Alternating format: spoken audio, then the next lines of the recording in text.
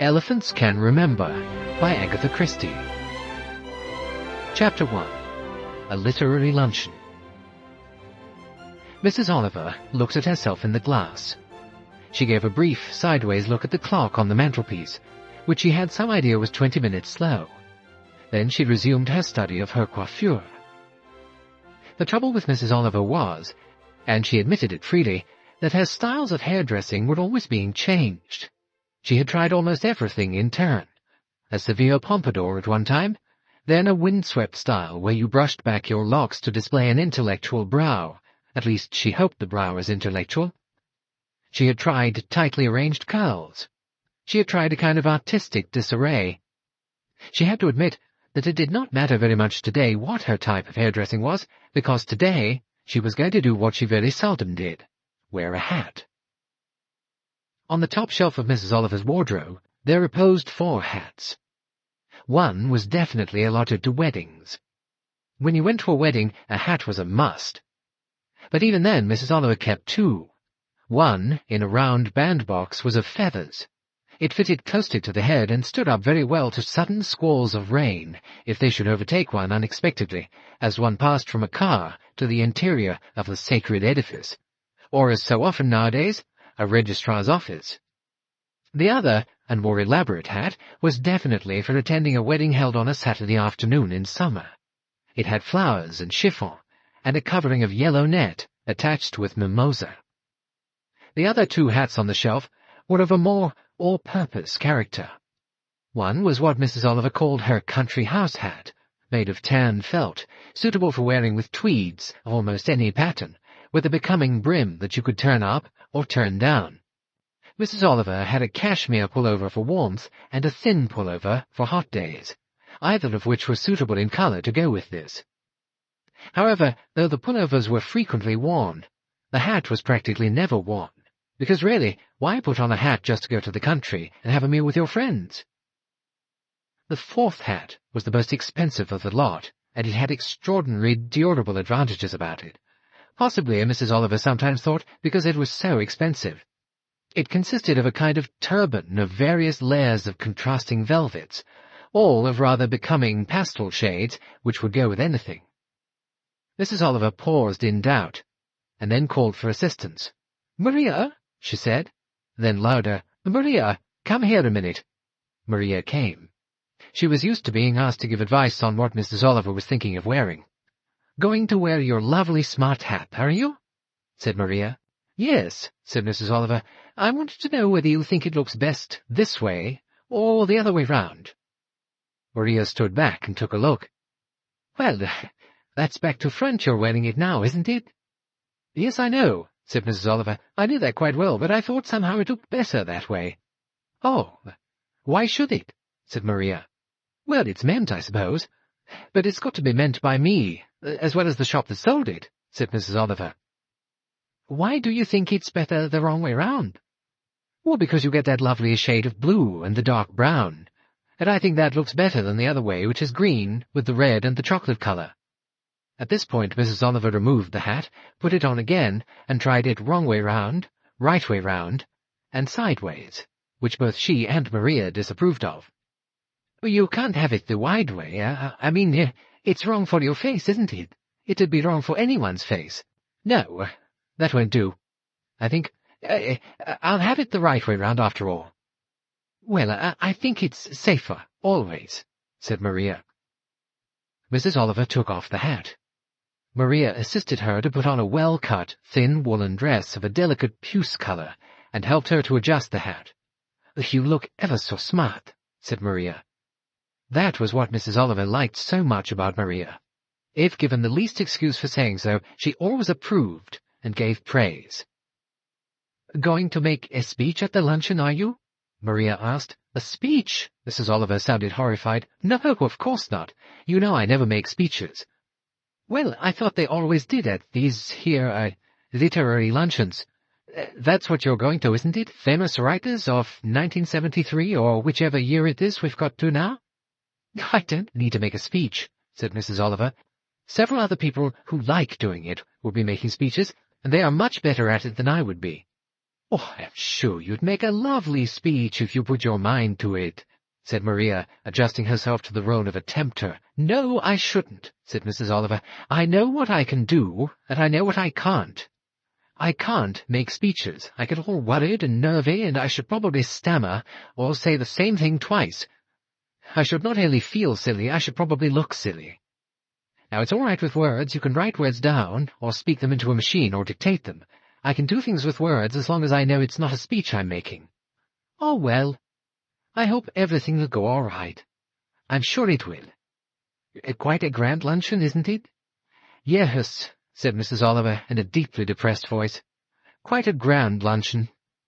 "And why," she thought, but did not say, "why on earth am I going to it?" She searched her mind for a bit, because she always really liked knowing what she was going to do, instead of doing it first and wondering why she had done it afterwards. "I suppose," she said, again to herself, and not to Maria, who had had to return rather hurriedly to the kitchen, summoned by a smell of overflowing jam which she happened to have on the stove, "I wanted to see what it felt like. I'm always being asked to go to literary lunches or something like that, and I never go." Mrs. Oliver arrived at the last course of the grand luncheon with a sigh of satisfaction, as she toyed with the remains of the meringue on her plate. She was particularly fond of meringues, and it was a delicious last course in a very delicious luncheon.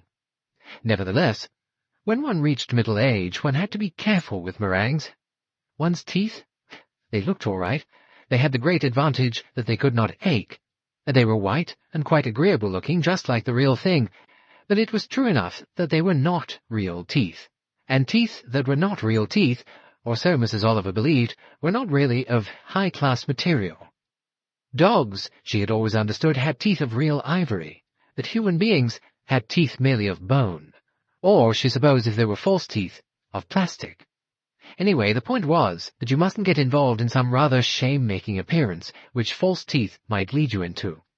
Lettuce was a difficulty, and salted almonds, and such things as chocolates with hard centres, clinging caramels, and the delicious stickiness and adherence of meringues. With a sigh of satisfaction, she dealt with the final mouthful. It had been a good lunch, a very good lunch.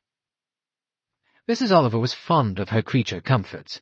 She had enjoyed the luncheon very much. She had enjoyed the company, too. The luncheon, which had been given to celebrated female writers, had fortunately not been confined to female writers only. There had been other writers and critics, and those who read books as well as those who wrote them. Mrs. Oliver had sat between two very charming members of the male sex, Edwin Auben, whose poetry she always enjoyed, an extremely entertaining person, who had had various entertaining experiences in his tours abroad and various literary and personal adventures. Also, he was interested in restaurants and food, and they had talked very happily about food, and left the subject of literature aside. Sir Wesley Kent, on her other side, had also been an agreeable luncheon companion. He had said very nice things about her books, and had had the tact to say things that did not make her feel embarrassed, which many people could do almost without trying. He had mentioned one or two reasons why he had liked one or other of her books, and they had been the right reasons, and therefore Mrs. Oliver had thought favourably of him for that reason. Praise from men, Mrs. Oliver thought to herself, is always acceptable. It was women who gushed. Some of the things that women wrote to her, really. And not always women, of course. Sometimes emotional young men from very far-away countries. Only last week she had received a fan letter beginning, "Reading your book, I feel what a noble woman you must be." After reading The Second Goldfish, he had then gone off into an intense kind of literary ecstasy, which was, Mrs. Oliver felt, completely unfitting. She was not unduly modest. She thought the detective stories she wrote were quite good of their kind. Some were not so good, and some were much better than others. But there was no reason, as far as she could see, to make anyone think that she was a noble woman. She was a lucky woman, who had established a happy knack of writing what quite a lot of people wanted to read. Wonderful luck that was, Mrs. Oliver thought to herself. Well, all things considered, she had got through this ordeal very well. She had quite enjoyed herself, talked to some nice people. Now they were moving to where coffee was being handed round, and where you could change partners and chat with other people. This was the moment of danger, as Mrs. Oliver knew well.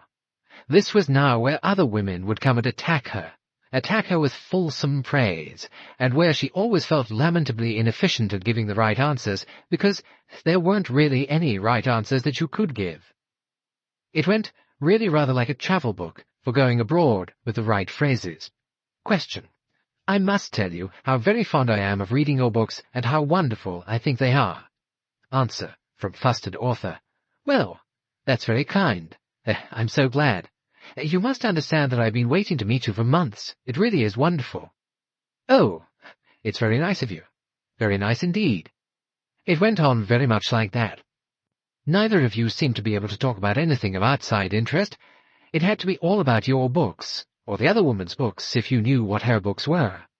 You were in the literary web, and you weren't good at this sort of stuff. Some people could do it, but Mrs. Oliver was bitterly aware of not having the proper capacity. A foreign friend of hers had once put her, when she was staying at an embassy abroad, through a kind of course. I listened to you, Albertina had said in her charming, low, foreign voice. I had listened to what you said to that young man who came from the newspaper to interview you. You have not got you have not got the pride you should have in your work. You should say, yes, I write well. I write better than anyone else who writes detective stories. But I don't, Mrs. Oliver had said at that moment. I'm not bad, but do not say I don't like that. You must say you do. Even if you do not think you do, you ought to say you do. I wish, Albertina, said Mrs. Oliver, that you could interview these journalists who come. You would do it so well. Can't you pretend to be me one day, and I'll listen behind the door? Yes, I suppose I could do it. It would be rather fun. But they would know that I was not you. They know your face.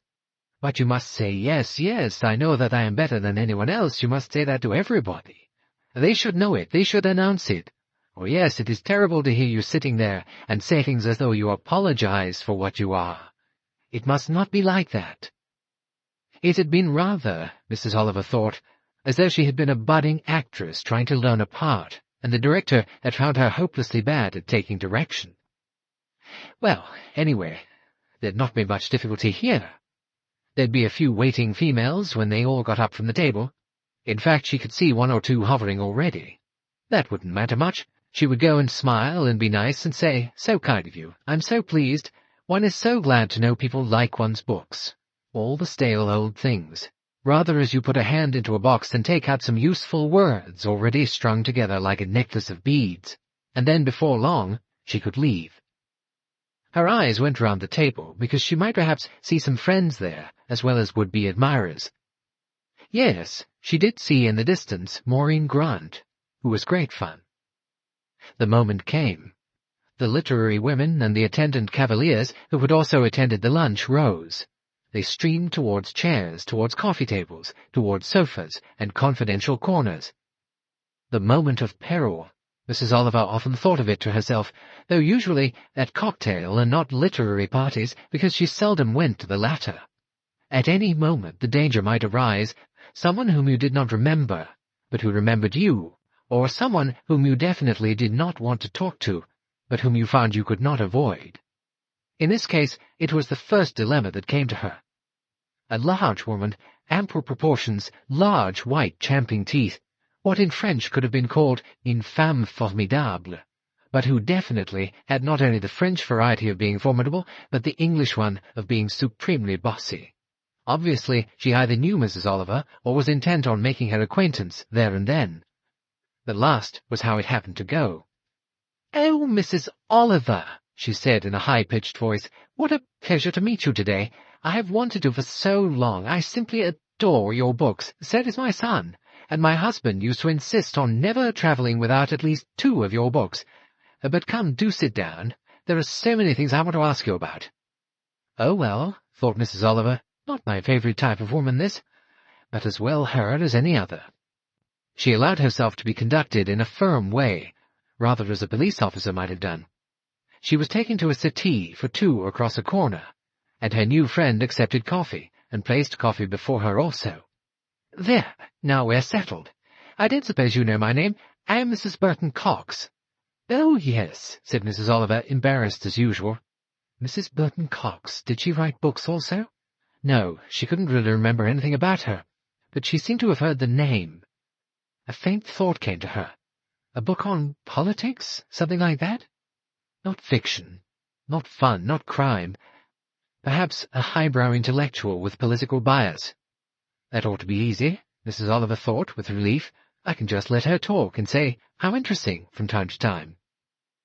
You will be very surprised, really, at what I am going to say, said Mrs. Burton-Cox, but I have felt, from reading your books, how sympathetic you are, how much you understand human nature, and I feel that if there is anyone who can give me an answer to the question I want to ask, you will be the one to do so. But I don't think really, said Mrs. Oliver, trying to think of suitable words to say that she felt very uncertain of being able to rise to the heights demanded of her. Mrs. Burton-Cox dipped a lump of sugar in her coffee and crunched it in a rather carnivorous way, as though it was a bone. Ivory teeth, perhaps, thought Mrs. Oliver vaguely. Ivory? Dogs had ivory. Walruses had ivory. And elephants had ivory, of course. Great big tusks of ivory. Mrs. Burton-Cox was saying, Now, the first thing I must ask you, I'm pretty sure I'm right, though. You have a goddaughter, haven't you? A goddaughter who's called Celia Ravenscroft? Oh, said Mrs. Oliver, rather pleasurably surprised. She felt she could deal, perhaps, with a goddaughter. She had a good many goddaughters, and godsons, for that matter. There were times, she had to admit, as the years were growing upon her, when she couldn't remember them all. She had done her duty in due course, one's duty being to send toys to your godchildren at Christmas in their early years, to visit them and their parents, or to have them visit you during the course of their upbringing, to take the boys out from school, perhaps, and the girls also, and then, when the crowning days came, either the 21st birthday, at which your godmother must do the right thing and let it be acknowledged to be done, and do it handsomely, or else marriage, which entailed the same type of gift and a financial or other blessing. After that, godchildren rather receded into the middle or far distance. They married, or went abroad to foreign countries, foreign embassies, or taught in foreign schools, or took up social projects. Anyway, they faded little by little out of your life. You were pleased to see them if they suddenly, as it were, floated up on the horizon again, but you had to remember to think when you had seen them last, whose daughters they were, what link had led to your being chosen as a godmother. Celia Ravenscroft, said Mrs. Oliver, doing her best. Yes, of course, yes, definitely. Not that any picture rose before her eyes of Celia Ravenscroft, not, that is, since a very early time, the christening. She'd gone to Celia's christening, and had found a very nice Queen Anne silver strainer as a christening present. Very nice, do nicely for straining milk, and would also be the sort of thing a goddaughter could always sell for a nice little sum if she wanted ready money at any time. Yes, she remembered the strainer very well indeed. Queen Anne. 1711 it had been.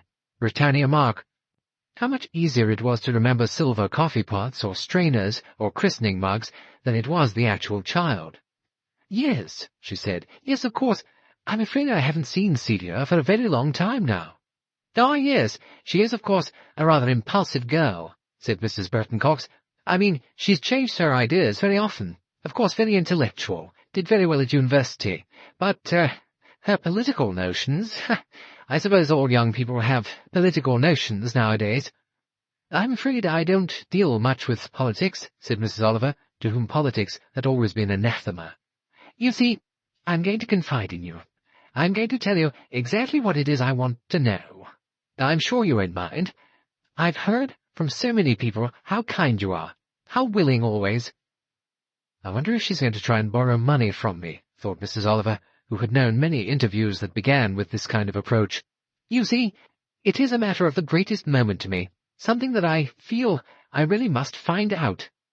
Celia, you see, is going to marry, or thinks she's going to marry, my son Desmond. Oh, indeed, said Mrs. Oliver. At least, that is their idea at present. Of course, one has to know about people, and there's something I want very much to know. It's an extraordinary thing to ask anyone, and I couldn't go, well, I mean, I couldn't very well go and ask a stranger, but I don't feel you are a stranger, dear Mrs. Oliver. Mrs. Oliver thought, I wish you did. She was getting nervous now. She wondered if Celia had had an illegitimate baby, or was going to have an illegitimate baby, and whether she, Mrs. Oliver, was supposed to know about it and give details. That would be very awkward. On the other hand, thought Mrs. Oliver, I haven't seen her now for 5 or 6 years, and she must be about 25 or 6, so it would be quite easy to say, I don't know anything. Mrs. Burton-Cox leaned forward and breathed hard. I want you to tell me, because I'm sure you must know, or perhaps have a very good idea how it all came about. Did her mother kill her father, or was it the father who killed the mother? Whatever Mrs. Oliver had expected, it was certainly not that. She stared at Mrs. Burton-Cox unbelievingly. But I don't— She stopped. I can't understand. I mean, what reason? Dear Mrs. Oliver, you must know. I mean, such a famous case. Of course, I know it's a long time ago now. Well, I suppose 10, 12 years at least. But it did cause a lot of attention at the time. I'm sure you'll remember. You must remember. Mrs. Oliver's brain was working desperately. Celia was her goddaughter, that was quite true.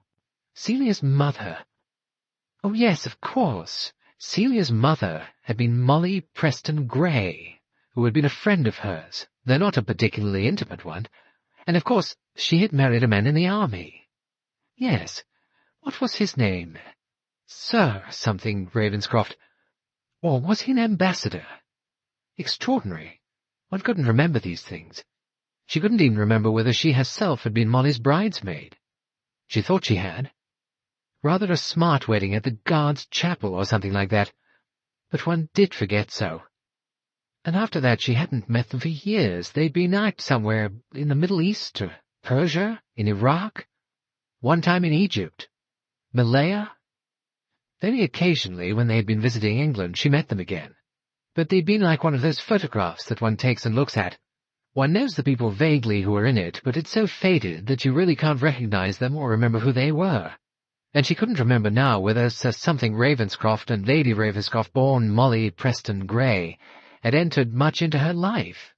She didn't think so, but then— Mrs. Burton-Cox was still looking at her as though disappointed in her lack of savoir-faire, her inability to remember what had evidently been a cause célèbre. Killed? You mean an accident? No, not an accident. In one of those houses by the sea, Cornwall, I think, somewhere where there were rocks. Anyway, they had a house down there, and they were both found on the cliff there, and they'd been shot, you know. But there was nothing really by which the police could tell whether the wife shot the husband and then shot herself, or whether the husband shot the wife and then shot himself. They went into the evidence of the, of the bullets and various things, but it was very difficult. They thought it might be a suicide pact, and I forget what the verdict was. Something— it could have been misadventure or something like that, but of course everyone knew it must have been meant. And there were a lot of stories that went about, of course, at the time. Probably all invented ones, said Mrs. Oliver hopefully, trying to remember even one of the stories if she could. Well, maybe. It's very hard to say, I know. There were tales of a quarrel either that day or before, or there was some talk of another man, and then, of course, there was the usual talk about some other woman, and one never knows which way it was about. I think things were hushed up a good deal because General Ravenscroft's position was rather a high one, and I think it was said that he'd been in a nursing home that year, and he'd been very run down or something, and that he really didn't know what he was doing.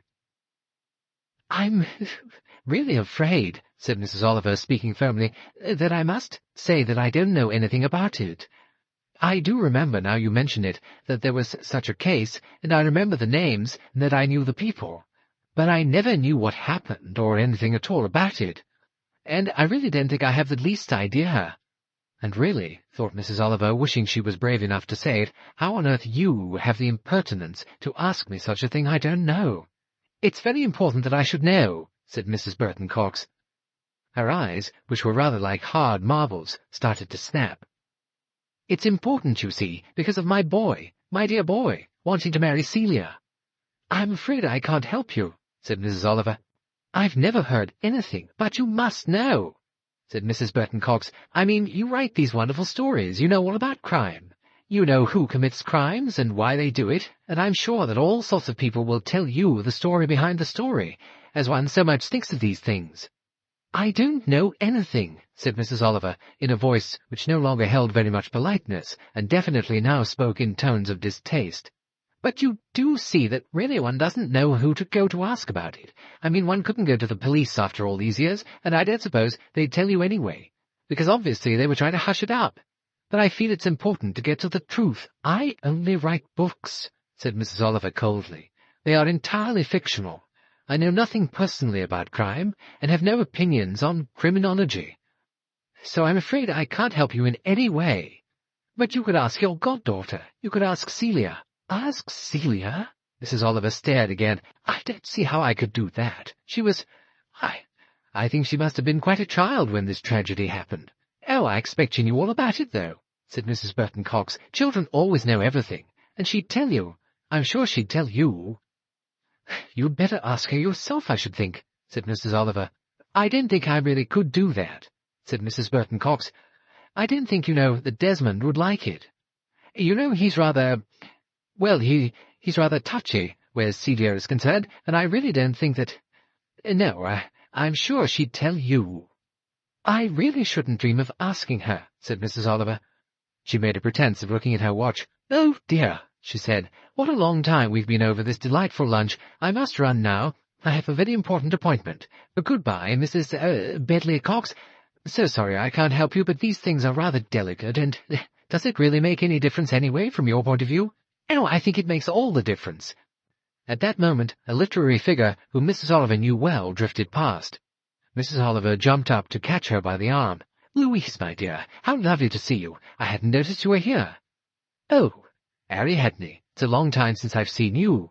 You've grown a lot thinner, haven't you? Oh, what nice things you always say to me," said Mrs. Oliver, engaging her friend by the arm and retreating from the settee. "I'm rushing away because I've got an appointment." "I suppose you got tied up with that awful woman, didn't you?" said her friend, looking over her shoulder at Mrs. Burton-Cox. "She was asking me the most extraordinary questions," said Mrs. Oliver. "Oh, didn't you know how to answer them?" "No, they weren't any of my business anyway. I didn't know anything about them.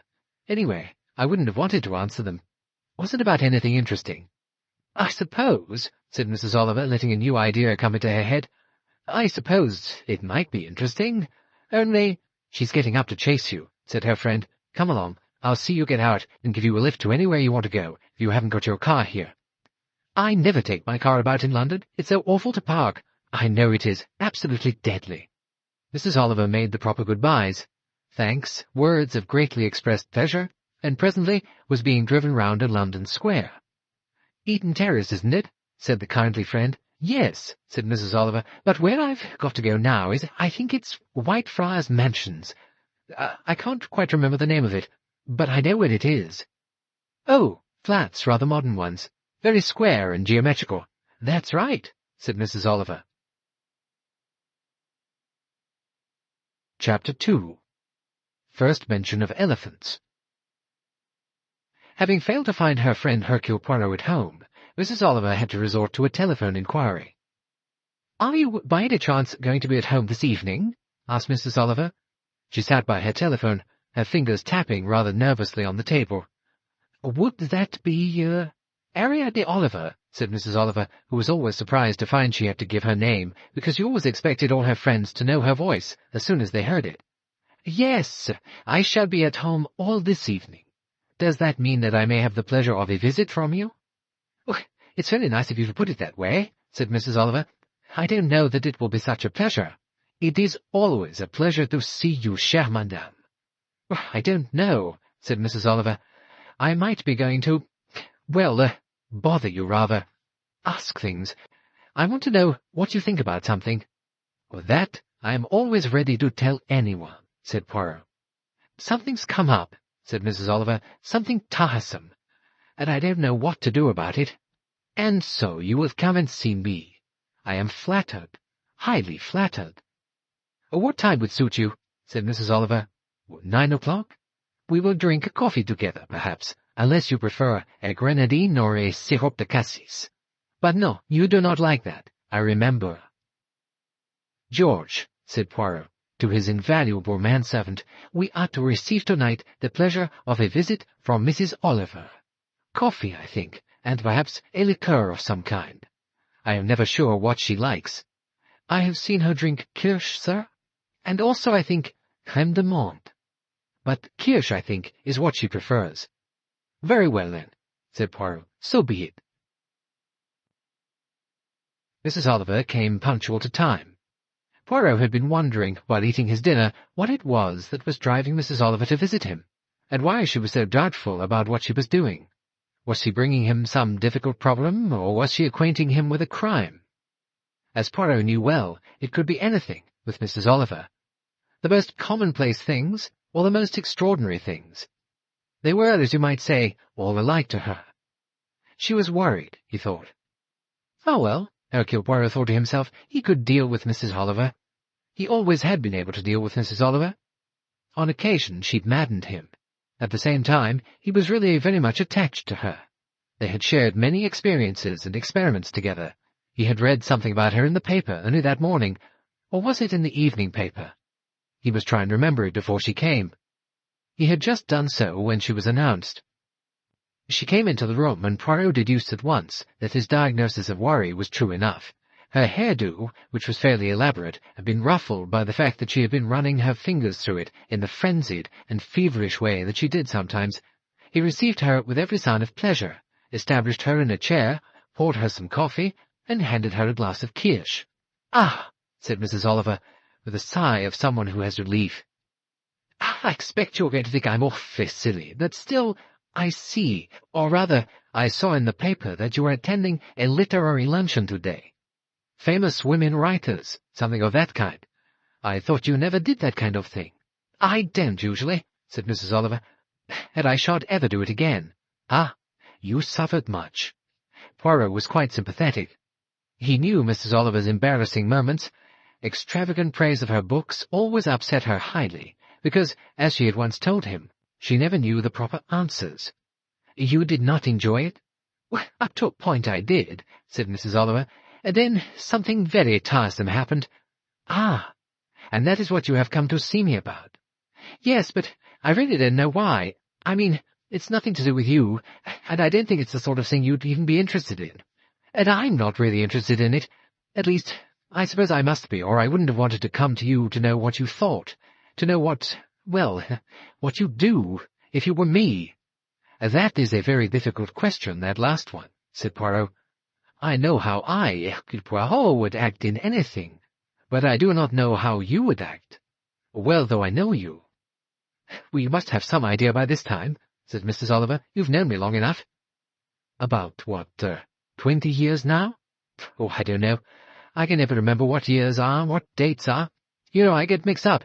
I know 1939, because that was when the war started, and I know other dates because of queer things here and there. Anyway, you went to your literary luncheon, and you did not enjoy it very much." "Oh, I enjoyed the lunch, but it was afterwards."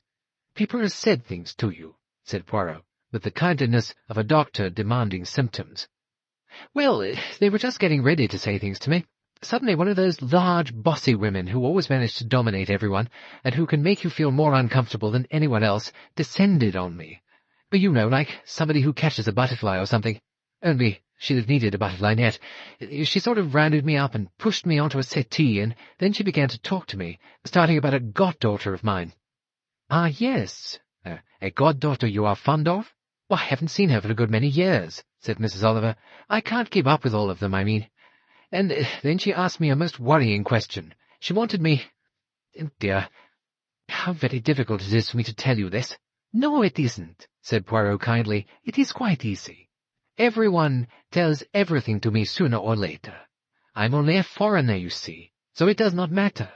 It is easy, because I am a foreigner." "Well, it is rather easy to say things to you," said Mrs. Oliver. "You see, she asked me about the girl's father and mother. She asked me whether her mother had killed her father, or her father had killed her mother." "I beg your pardon?" said Poirot. "Oh, I know it sounds mad. Well, I thought it was mad. Whether your goddaughter's mother had killed her father, or whether her father had killed her mother?" "That's right," said Mrs. Oliver. "But was that a matter of fact? Had her father killed her mother, or her mother killed her father?" "Well, they were both found shot," said Mrs. Oliver, "on the top of a cliff. I can't remember if it was in Cornwall or in Corsica, and something like that." "Then it was true, then, what she said?" "Oh, yes, that part of it was true. It happened years ago." "Well, but, I mean, why come to me?" "Or because you were a crime writer," said Poirot. "She no doubt said you knew all about crime." "This was a real thing that happened?" "Oh, yes, it wasn't something like, what would A do, or what would be the proper procedure if your mother had killed your father or your father had killed your mother. No, it was something that really happened. I suppose really I'd better tell you more about it. I mean, I can't remember all about it, but it was quite well known at the time. It was about, I should think it was about 12 years ago, at least. And as I say, I can remember the names of the people, because I did know them. The wife had been at school with me, and I'd known her quite well. We'd been friends. It was a well-known case, you know. It was in all the papers and things like that. Sir Alistair Ravenscroft and Lady Ravenscroft, a very happy couple, and he was a colonel or a general, and she'd been with him, and they'd been all over the world. Then they bought this house somewhere. I think it was abroad, but I can't remember. And then there were suddenly accounts of this case in the papers, whether somebody else had killed them, or whether they'd been assassinated or something, or whether they'd killed each other. I think it was a revolver that had been in the house for ages, and, well, I'd better tell you as much as I can remember." Pulling herself slightly together, Mrs. Oliver managed to give Poirot a more or less clear résumé of what she had been told. Poirot from time to time checked on a point here or there. "But why?" he said finally. "Why should this woman want to know this?" "Well, that's what I want to find out," said Mrs. Oliver. "I could get hold of Celia, I think. I mean, she still lives in London. Or perhaps it's Cambridge she lives in. Or Oxford. I think she's got a degree and either lectures here or teaches somewhere or does something like that. And very modern, you know. Goes about with long-haired people in queer clothes. I don't think she takes drugs. She's quite all right, and just very occasionally I hear from her. I mean, she sends a card at Christmas and things like that. Well, one doesn't think of one's godchildren all the time, and she's quite 25 or 6. Not married? No. Apparently she is going to marry, or that is the idea. Mrs. What's the name of that woman again? Oh, yes, Mrs. Burton-Cox's son. And Mrs. Burton-Cox does not want her son to marry this girl because her father killed her mother, or her mother killed her father. Well, I suppose so, said Mrs. Oliver. It's the only thing I can think. But what does it matter which? If one of your parents killed the other, would it really matter to the mother of the boy you were going to marry which way round it was? That is a thing one might have to think about, said Poirot. It is. Yes. You know, it is quite interesting. I do not mean it is very interesting about Sir Alistair Ravenscroft or Lady Ravenscroft. I seem to remember vaguely, some case like this one. Or it might not have been the same one. But it is very strange about Mrs. Burton-Cox. Perhaps she is a bit touched in the head. Is she very fond of her son? Probably, said Mrs. Oliver. Probably she doesn't want her to marry this girl at all. Because she may have inherited a predisposition to murder the man she marries, or something of that kind? How do I know? Said Mrs. Oliver. She seems to think that I can tell her. And she's really not told me enough, has she? But why, do you think? What's behind it all? What does it mean? It would be almost interesting to find out, said Poirot. Well, that's why I've come to you, said Mrs. Oliver. You like finding out things that you can't see the reason for at first. I mean, that nobody can see the reason for. Do you think Mrs. Burton-Cox has any preference? Said Poirot. You mean that she'd rather the husband kill the wife, or the wife kill the husband? I don't think so. Well, said Poirot, I see your dilemma. It is very intriguing. You come home from a party. You've been asked to do something that is very difficult, almost impossible. And you wonder what is the proper way to deal with such a thing. Well, what would you think is the proper way? Said Mrs. Oliver. It is not easy for me to say, said Poirot. I am not a woman whom you do not really know, whom you had met at a party, has put this problem to you, asked you to do it, giving no discernible reason. Right, said Mrs. Oliver. Now what does Ariadne do? What does A do, in other words, if you were reading this as a problem in a newspaper? Well, I suppose, said Poirot, there are 3 things that A could do. A could write a note to Mrs. Burton-Cox and say, I'm very sorry, but I really feel I cannot oblige you in this matter. whatever word you like to put. B. You get into touch with your goddaughter, and you tell her what has been asked of you by the mother of the boy, or the young man, or whatever he is, whom she is thinking of marrying. You will find out from her if she is really thinking of marrying this young man. If so, whether she has any idea, or whether the young man has said anything to her about what his mother has got in her head. And there will be other interesting points, like finding out what this girl thinks of the mother of the young man she wants to marry. The third thing you could do, said Poirot, and this is really what I firmly advise you to do, is— I know, said Mrs. Oliver. One word. Nothing, said Poirot. Exactly, said Mrs. Oliver. I know that is the simple and proper thing to do. Nothing. It's darned cheek to go and tell the girl who's my goddaughter what her future mother-in-law is going about saying and asking people, but— I know, said Poirot. It is human curiosity. I want to know why that odious woman came and said what she did to me, said Mrs. Oliver. Once I know that, I could relax and forget all about it. But until I know that— Yes, said Poirot, you won't sleep. You will wake up in the night, and if I know you, you will have the most extraordinary and extravagant ideas, which presently, probably, you will be able to make into a most attractive crime story, a whodunit, a thriller, all sorts of things. Well, I suppose I could if I thought of it that way, said Mrs. Oliver. Her eyes flashed slightly. Leave it alone, said Poirot. It will be a very difficult plot to undertake. It seems as though there could be no good reason for this. But I'd like to make sure that there is no good reason. Human curiosity, said Poirot. Such a very interesting thing. He sighed. To think what we owe to it throughout history. Curiosity. I don't know who invented curiosity. It is said to be usually associated with the cat. Curiosity killed the cat. But I should say really that the Greeks were the inventors of curiosity. They wanted to know. Before them, as far as I can see, nobody wanted to know much. They just wanted to know what the rules of the country they were living in were, and how they could avoid having their heads cut off, or being impaled on spikes, or something disagreeable happening to them. But they either obeyed or disobeyed. They didn't want to know why. But since then, a lot of people have wanted to know why, and all sorts of things have happened because of that. Boats, trains, flying machines, and atom bombs, and penicillin, and cures for various illnesses. A little boy watches his mother's kettle raising its lid because of the steam. And the next thing we know is we have railway trains, leading on in due course to railway strikes and all that, and so on, and so on. Just tell me, said Mrs. Oliver, do you think I'm a terrible nosy Parker? No, I do not, said Poirot. On the whole, I don't think you are a woman of great curiosity.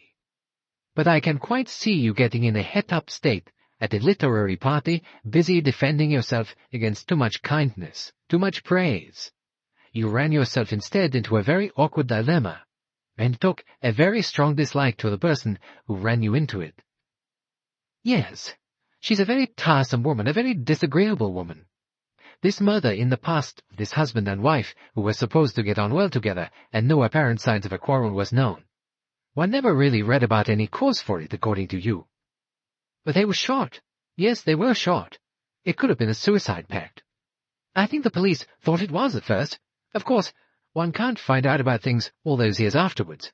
Oh, yes, said Poirot. I think I could find out something about it. You mean through the exciting friends you've got? Well, I wouldn't say the exciting friends, perhaps. Certainly there are knowledgeable friends, friends who could get certain records, look up the accounts that were given of the crime at the time, some access I could get to certain records. You could find out things, said Mrs. Oliver hopefully, and then tell me. Yes, said Poirot. I think I could help you to know at any rate the full facts of the case. It'll take a little time, though. I can see that if you do that, which is what I want you to do, I've got something to do myself. I'll have to see the girl. I've got to see whether she knows anything about all this. Ask her if she'd like me to give her mother-in-law to be a raspberry, or whether there is any other way in which I can help her. And I'd like to see the boy she's going to marry, too. Quite right, said Poirot. Excellent. And I suppose, said Mrs. Oliver, there might be people— She broke off, frowning. "I don't suppose people will be very much good," said Hercule Poirot. "This is an affair of the past. A cause célèbre, perhaps, at the time, but what is a cause célèbre when you come to think of it? Unless it comes to an astonishing denouement, which this one didn't, nobody remembers it." "No," said Mrs. Oliver, "that is quite true. There was a lot about it in the papers, and mentions of it for some time, and then it just faded out. Well, like things do now. Like that girl the other day, you know, who left her home and they couldn't find her anywhere. Well, I mean, that was 5 or 6 years ago, and then suddenly a little boy playing about in a sand heap or a gravel pit or something suddenly came across her dead body. 5 or 6 years later." "That is true," said Poirot. "And it is true that knowing from that body how long it is since death, and what happened on that particular day, and going back over various events of which there is a written record, one may in the end turn up a murderer. But it will be more difficult, in your problem, since it seems the answer must be one of two things: that the husband disliked his wife and wanted to get rid of her, or that the wife hated her husband, or else had a lover. Therefore, it might have been a passionate crime or something quite different. Anyway, there would be nothing, as it were, to find out about it. If the police could not find out at the time, then the motive must have been a difficult one, not easy to see. Therefore, it has remained a 9 days' wonder. That is all. I suppose I can go to the daughter. Perhaps that is what that odious woman was getting me to do. Wanted me to do. She thought the daughter knew. Well, the daughter might have known, said Mrs. Oliver. Children do, you know. They know the most extraordinary things. Have you any idea how old this goddaughter of yours would have been at the time? Well, I have if I reckon it up, but I can't say offhand. I think she might have been 9 or 10, but perhaps older, I don't know. I think that she was away at school at the time, but that may just be my fancy, remembering back what I read. But you think Mrs. Burton-Cox's wish was to make you get information from the daughter? Perhaps the daughter knows something. Perhaps she said something to the son, and the son said something to his mother. I expect Mrs. Burton-Cox tried to question the girl herself and got her rebuffed, but thought the famous Mrs. Oliver, being both a godmother and also full of criminal knowledge, might obtain information. Though why it should matter to her, I still don't see, said Poirot. And it does not seem to me that what you call vaguely people can help after all this time. He added, would anybody remember? Well, that's where I think they might, said Mrs. Oliver. You surprise me, said Poirot, looking at her with a somewhat puzzled face. Do people remember? Well, said Mrs. Oliver, I was really thinking of elephants. Elephants? As he had thought often before, Poirot thought that really Mrs. Oliver was the most unaccountable woman. Why suddenly elephants? I was thinking of elephants at the lunch yesterday, said Mrs. Oliver. Why were you thinking of elephants? Said Poirot, with some curiosity. Well, I was really thinking of teeth. You know, things one tries to eat. And if you've got some sort of false teeth, well, you can't do it very well. You know, you've got to know what you can eat, or what you can't. Ah, said Poirot, with a deep sigh. Yes, the dentists. They can do much for you. But not everything. Quite so. And then I thought of, you know, our teeth being only bone, and so not awfully good. And how nice it would be to be a dog who has real ivory teeth. And then I thought of anyone else who has ivory teeth, and I thought about walruses and, other things like that. And I thought about elephants. Of course, when you think of ivory, you do think of elephants, don't you? Great big elephant tusks. That is very true, said Poirot, still not seeing the point of what Mrs. Oliver was saying. So I thought that what we've really got to do is to get at the people who are like elephants, because elephants, so they say, don't forget. I have heard the phrase, yes, said Poirot. Elephants don't forget, said Mrs. Oliver. You know, a story children get brought up on, how someone, an Indian tailor, stuck a needle or something in an elephant's tusk. No, not a tusk, his trunk, of course, an elephant's trunk. And the next time the elephant came past, he had a great mouthful of water, and he splashed it out all over the tailor, though he hadn't seen him for several years. He hadn't forgotten. He remembered. That's the point, you see. Elephants remember. What I've got to do is, I've got to get in touch with some elephants. I don't know yet if I quite see what you mean, said Hercule Poirot. Who are you classifying as elephants? You sound as though you were going for information to the zoo. "Well, it's not exactly like that," said Mrs. Oliver. "Not elephants as elephants, but the way people up to a point would resemble elephants. There are some people who do remember. In fact, one does remember queer things. I mean, there are a lot of things that I remember very well. They happened. I remember a birthday party I had when I was 5, and a pink cake, a lovely pink cake. It had a sugar bird on it, and I remember the day my canary flew away, and I cried, and I remember another day when I went into a field, and there was a bull there, and somebody said it would gore me, and I was terrified, and wanted to run out of the field. Well, I remember that quite well. It was a Tuesday, too. I don't know why I should remember it was a Tuesday, but it was a Tuesday. And I remember a wonderful picnic with blackberries. I remember getting pricked terribly, but getting more blackberries than anyone else. It was wonderful. By that time I was 9, I think, but one needn't go back as far as that. I mean, I've been to hundreds of weddings in my life, but when I look back on a wedding, there are only 2 that I remember particularly. One where I was a bridesmaid. It took place in the New Forest, I remember, and I can't remember who was there, actually. I think it was a cousin of mine getting married. I didn't know her very well, but she wanted a good many bridesmaids, and, well, I came in handy, I suppose. But I know another wedding. That was a friend of mine in the Navy. He was nearly drowned in a submarine, and then he was saved, and then the girl he was engaged to, her people didn't want her to marry him. But then he did marry her after that, and I was one of her bridesmaids at the marriage. Well, I mean, there's always things you do remember. I see your point, said Poirot. I find it interesting. So, you will go à la recherche des éléphants. But that's right. I'd have to get the date right. There, said Poirot, I hope I may be able to help you. And then I think of people I knew at about that time, people that I may have known, who also knew the same friends that I did, who probably knew General Whatnot, people who may have known them abroad, but whom I also knew, although I mayn't have seen them for a good many years. You can look up people, you know, that you haven't seen for a long time, because people are always quite pleased to see someone coming up out of the past, even if they can't remember very much about you. And then you naturally will talk about the things that were happening at that date that you remember about. Very interesting, said Poirot. I think you are very well equipped for what you propose to do. People who knew the Ravenscrofts either well or not very well. People who lived in the same part of the world where the things happened, or who might have been staying there. More difficult, but I think one could get at it. And so, somehow or other, one would try different things, start a little talk going about what happened, what they think happened, what anyone else has ever told you about what might have happened, about any love affairs the husband or wife had, about any money that somebody might have inherited. I think you could scratch up a lot of things. Oh dear, said Mrs. Oliver, I'm afraid, really, I'm just a nosy Parker. You've been given an assignment, said Poirot, not by someone you like, not by someone you wish to oblige, but someone you entirely dislike. That does not matter.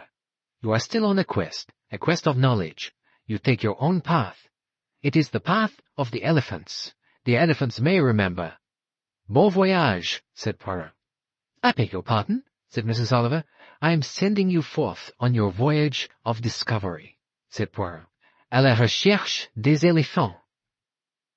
I expect I'm mad, said Mrs. Oliver sadly. She brushed her hands through her hair again so that she looked like the old picture books of Struwelpeter. I was just thinking of starting a story about a golden retriever, but it wasn't going well. I couldn't get started, if you know what I mean. All right. Abandon the golden retriever.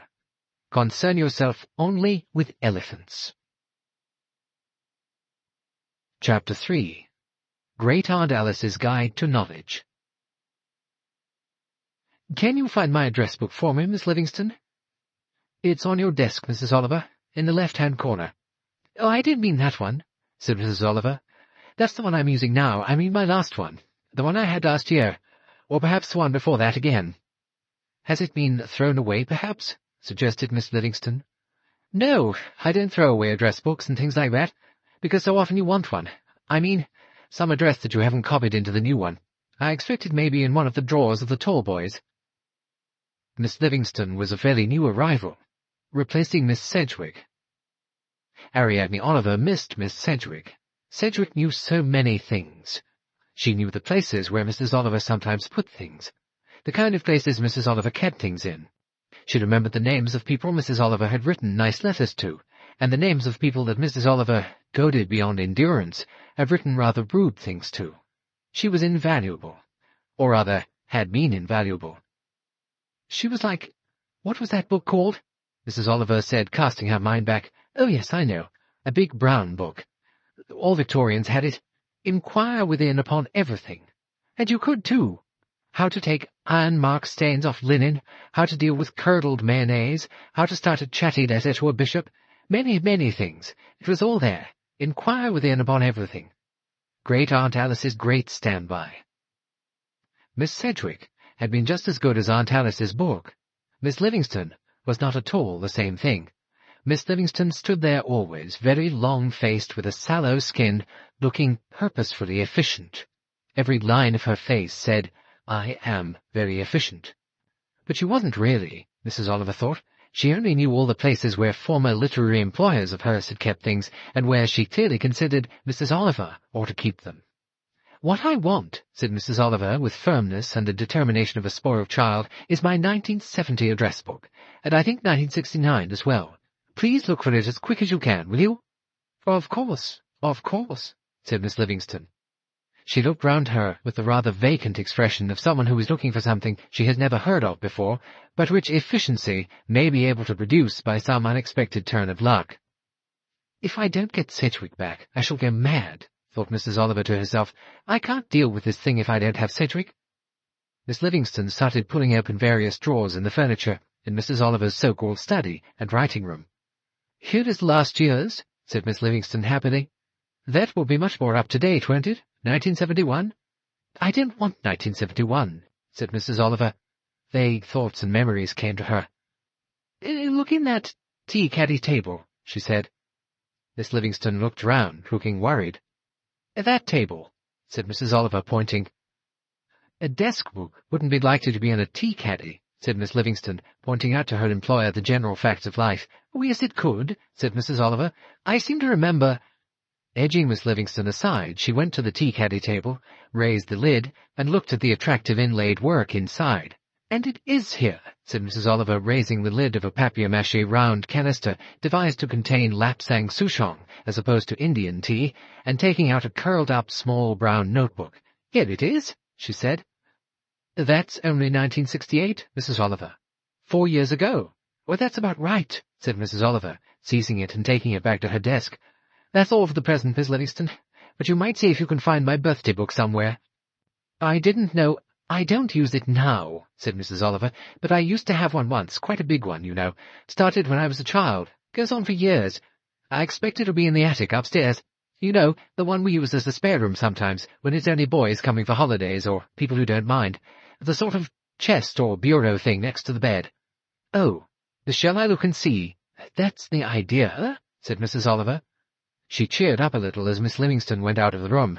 Mrs. Oliver shut the door firmly behind her, went back to the desk, and started looking down the addresses written in faded ink and smelling of tea. Ravenscroft, Celia Ravenscroft. Yes, 14 Fishacre Mews, SW3. That's the Chelsea address. She was living there then. But there was another one after that, somewhere like Strand on the Green, near Kew Bridge. She turned a few more pages. Oh, yes. This seems to be a later one. Mardyke Grove. That's off Fulham Road, I think. Somewhere like that. Has she got a telephone number? It's very abrupt out, but I think... Yes, I think that's right. Flaxman... Anyway, I'll try it. She went across to the telephone. The door opened, and Miss Livingston looked in. "Do you think that perhaps—" "I found the address I want," said Mrs. Oliver. "Go on looking for that birthday book. It's important." "Do you think you could have left it when you were in Seeley House?" "No, I don't," said Mrs. Oliver. "Go on looking." She murmured as the door closed, "Be as long as you like about it." She dialed the telephone number and waited, opening the door to call up the stairs. "You might try that Spanish chest, you know, the one that's bound with brass. I've forgotten where it is now. Under the table in the hall, I think." Mrs. Oliver's first dialing was not successful. She appeared to have connected herself to a Mrs. Smith Potter, who seemed both annoyed and unhelpful, and had no idea what the present telephone number might be of anyone who had lived in that particular flat before. Mrs. Oliver applied herself to an examination of the address book once more. She discovered 2 more addresses, which were hastily scrawled over the numbers, and did not seem wildly helpful. However, at the third attempt, a somewhat illegible Ravenscroft seemed to emerge from the crossings out and initials and addresses. A voice admitted to knowing Celia. "Oh dear, yes, but she hasn't lived here for years. I think she was in Newcastle when I last heard from her." "Oh dear," said Mrs. Oliver. "I'm afraid I haven't got that address." "No, I haven't got it either," said the kindly girl. "I think she went to be secretary to a veterinary surgeon." It did not sound very hopeful. Mrs. Oliver tried once or twice more. The addresses in the latest of her 2 address books were no use, so she went back a bit further. She struck oil, as you might put it, when she came to the last one, which was for the year 1967. "Oh, you mean Celia," said a voice. "Celia Ravenscroft, wasn't it? Or was it Finchwell?" Mrs. Oliver just prevented herself in time from saying, "No, and it wasn't Redbreast either." "A very competent girl," said the voice. "She worked for me for over a year and a half. Oh, yes, very competent. I would have been quite happy if she'd stayed longer. I think she went from here to somewhere in Harley Street. But I think I've got her address somewhere. Now let me see." There was a long pause while Mrs. X, name unknown, was seeing. "I've got one address here. It seems to be in Islington somewhere. Do you think that's possible?" Mrs. Oliver said that anything was possible, and thanked Mrs. X very much, and wrote it down. "So difficult, isn't it, trying to find people's addresses? They do send them to you usually, you know, a sort of postcard or something of that kind. Personally, I always seem to lose it." Mrs. Oliver said that she herself also suffered in this respect. She tried the Islington number. A heavy foreign voice replied to her. "You want, yes? You tell me what? Yes, who live here?" "A Miss Celia Ravenscroft." "Oh, yes, that's very true, yes. Yes, she lives here. She has a room on the 2nd floor. She is out now, and she not come home." "Will she be in later this evening?" "Oh, she be home very soon now, I think, 'cause she come home to dress for party and go out." Mrs. Oliver thanked her for the information and rang off. "Really," said Mrs. Oliver to herself, with some annoyance, "girls." She tried to think how long it was since she had last seen her goddaughter Celia. One lost touch. That was the whole point. Celia, she thought, was in London now. If her boyfriend was in London, or if the mother of her boyfriend was in London, all of it went together. "Oh dear," thought Mrs. Oliver, "this really makes my head ache." "Yes, Miss Livingston?" She turned her head. Miss Livingston, looking rather unlike herself and decorated with a good many cobwebs and a general coating of dust, stood looking annoyed in the doorway, holding a pile of dusty volumes. "I don't know whether any of these will be of any use to you, Mrs. Oliver. They seem to go back for a great many years." She was disapproving. "Bound to," said Mrs. Oliver. "I don't know if there is anything particular you want me to search for." "I don't think so," said Mrs. Oliver. "If you will just put them on the corner of the sofa there, I can look at them this evening." Miss Livingston, looking more disapproving every moment, said, "Very good, Mrs. Oliver. I think I will just dust them first." "That will be very kind of you," said Mrs. Oliver, just stopping herself in time from saying, "And for goodness sake, dust yourself as well. You've got 6 cobwebs in your left ear." She glanced at her watch, and rang the Islington number again. The voice that answered this time was purely Anglo-Saxon, and had a crisp sharpness about it that Mrs. Oliver felt was rather satisfactory. "Miss Ravenscroft? Celia Ravenscroft?" "Yes, this is Celia Ravenscroft." "Well, I don't expect you'll remember me very well. I'm Mrs. Oliver, Ariadne Oliver. We haven't seen each other for a long time, but actually, I'm your godmother." "Oh, yes, of course. I know that. No, we haven't seen each other for a long time." "I wonder very much if I could see you. If you could come and see me, or whatever you like. Would you like to come to a meal, or—" "Well, it's rather difficult at present, where I'm working. I could come round this evening if you like. About 7:30 or 8. I've got a date later, but if you do that I shall be very, very pleased," said Mrs. Oliver. "Well, of course I will. I'll give you the address." Mrs. Oliver gave it. "Good. I'll be there. Yes, I know where that is. Quite well."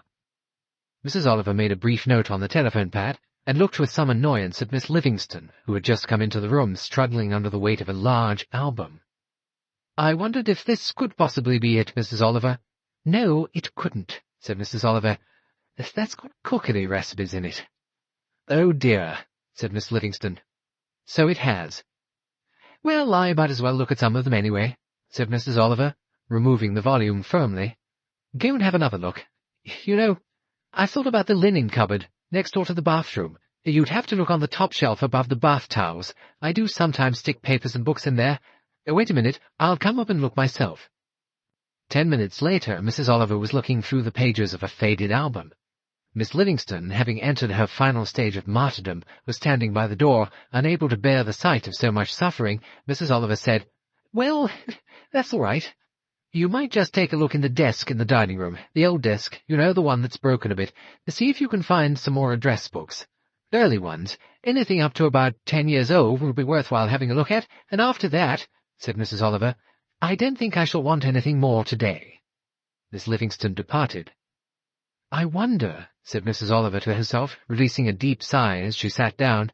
She looked through the pages of the birthday book. "Who's better pleased, she to go, or I to see her go? After Celia has come and gone, I shall have to have a busy evening." Taking a new exercise book from the pile she kept on the small table by her desk, she entered various dates, possible addresses and names, looked up one or two more things in the telephone book, and then proceeded to ring up Monsieur Hercule Poirot. "Ah, is that you, Monsieur Poirot?" "Yes, madame, it is I myself." "Have you done anything?" said Mrs. Oliver. "I beg your pardon? Have I done what?" "Anything," said Mrs. Oliver. "What I asked you about yesterday. Oh, yes, certainly. I have put things in motion. I have arranged to make certain inquiries." "But you haven't made them yet," said Mrs. Oliver, who had a poor view of what the male view was of doing something. "And you, chère madame?" "I have been very busy," said Mrs. Oliver. "Ah, and what have you been doing, madame?" "Assembling elephants," said Mrs. Oliver. "If that means anything to you?" "I think I can understand what you mean, yes." "It's not very easy looking into the past," said Mrs. Oliver. "It is astonishing, really, how many people one does remember when one comes to look up names. My word, the silly things they write in birthday books sometimes, too. I can't think why, when I was about 16 or 17, or even 30, I wanted people to write in my birthday book. There's a sort of quotation from a poet for every particular day of the year. Some of them are terribly silly." "You are encouraged in your search?" "Not quite encouraged," said Mrs. Oliver, "but I still think I'm on the right lines. I've run up my goddaughter." "Ah, and you are going to see her?" "Yes, she's coming to see me tonight between 7 and 8. If she doesn't run out on me, one never knows. Young people are very unreliable." "She appeared pleased that you had rung her up?" "I don't know," said Mrs. Oliver. "Not particularly pleased. She's got a very incisive voice, and I remember now, the last time I saw her, that must be about 6 years ago, I thought then that she was rather frightening." "Frightening? In what way?" "What I mean is that she was more likely to bully me than I would be to bully her. That may be a good thing, and not a bad thing." "Oh, do you think so?" "If people have made up their minds that they do not wish to like you, that they are quite sure they do not like you, they will get more pleasure out of making you aware of the fact, and in that way will release more information to you than they would have done if they were trying to be amiable and agreeable." "Sucking up to me, you mean?" "Yes, you have something there. You mean, then they tell you things that they thought would please you. And the other way, they'd be annoyed with you, and they'd say things that they'd hope would annoy you. I wonder if Celia's like that. I really remember her much better when she was 5 years old than at any other age. She had a nursery governess, and she used to throw her boots at her." "The governess at the child, or the child at the governess?" "Oh, the child at the governess, of course," said Mrs. Oliver. She replaced the receiver and went over to the sofa to examine the various piled-up memories of the past. She murmured names under her breath. "Mariana Josephine Pontarlier. Of course, yes. I haven't thought of her for years. I thought she was dead. Anna Braceby. Yes, she lived in that part of the world. I wonder now." Continuing all this, time passed. She was quite surprised when the bell rang. She went out herself to open the door. Chapter 4. Celia. A tall girl was standing on the mat outside. Just for a moment Mrs. Oliver was startled, looking at her. So this was Celia. The impression of vitality and of life was really very strong. Mrs. Oliver had the feeling which one does not often get. Here, she thought, was someone who meant something. Aggressive, perhaps, Could be difficult, could be almost dangerous, perhaps. One of those girls who had a mission in life, who was dedicated to violence, perhaps, who went in for causes. But interesting. Definitely interesting. "Oh, come in, Celia," she said. "It's such a long time since I saw you. The last time, as far as I remember, was at a wedding. You were a bridesmaid. You wore apricot chiffon, I remember, and large bunches of, I can't remember what it was. Something that looked like goldenrod." "Probably was goldenrod," said Celia Ravenscroft. "We sneezed a lot with hay fever. It was a terrible wedding." "I know. Martha Leghorn, wasn't it? Ugliest bridesmaids' dresses I've ever seen. Certainly the ugliest I've ever worn." "Yes, they weren't very becoming to anybody. You looked better than most, if I may say so." "Well, it's nice of you to say that," said Celia. "I didn't feel my best." Mrs. Oliver indicated a chair and manipulated a couple of decanters. "Like sherry or something else?" "No, I'd like sherry." "There you are, then." "I suppose it seems rather odd to you," said Mrs. Oliver, "my ringing you up suddenly like this." "Oh, no. I don't know that it does particularly. I'm not a very conscientious godmother, I'm afraid." "Why should you be, at my age?" "Oh, you're right there," said Mrs. Oliver. "One's duties, one feels, end at a certain time. Not that I ever really fulfilled mine. I did remember coming to your confirmation. I believe the duty of the godmother is to make you learn your catechism and a few things like that, isn't it?" "Renounce the devil and all his works in my name," said Celia. A faint, humorous smile came to her lips. She was being very amiable, but all the same, thought Mrs. Oliver, she's rather a dangerous girl in some ways. "Well, I'll tell you why I've been trying to get hold of you," said Mrs. Oliver. "The whole thing is rather peculiar. I don't often go out to literary parties, but as it happened, I did go out to one the day before yesterday." "Yes, I know," said Celia. "I saw a mention of it in the paper. And you had your name in it, too. Mrs. Ariadne Oliver. And I rather wondered, because I know you don't usually go to that sort of thing." "No," said Mrs. Oliver. "I rather wish I hadn't gone to that one. Didn't you enjoy it?" "Well, yes, I did in a way, because I hadn't been to one before. And so, well, the first time, there's always something that amuses you. But," she added, "there's usually something that annoys you as well." "And something happened to annoy you?" "Yes, and it's connected in an odd sort of way with you. And I thought, well, I thought I ought to tell you about it, because I didn't like what happened. I didn't like it at all." "Sounds intriguing," said Celia, and sipped her sherry. "There was a woman there who came and spoke to me. I didn't know her, and she didn't know me." "Still, I suppose that often happens to you," said Celia. "Yes, invariably," said Mrs. Oliver. "It's one of the hazards of literary life. People come up to you and say, 'I do love your book so much, and I'm so pleased to be able to meet you.' That sort of thing. I was secretary to a writer once. I do know about that sort of thing and how difficult it is." "Yes, well, there was some of that, too. But that I was prepared for. And then this woman came up to me, and she said, 'I believe you have a goddaughter called Celia Ravenscroft.'" "Oh, that was a bit odd," said Celia, "just coming up to you and saying that. It seems to me she ought to have led into it more gradually. You know, talking about your books first and how much she'd enjoyed the last one, or something like that, and then sliding into me. What had she got against me?" "As far as I know, she hadn't got anything against you," said Mrs. Oliver. "Was she a friend of mine?" "I don't know," said Mrs. Oliver. There was a silence. Celia sipped some more sherry, and looked very searchingly at Mrs. Oliver.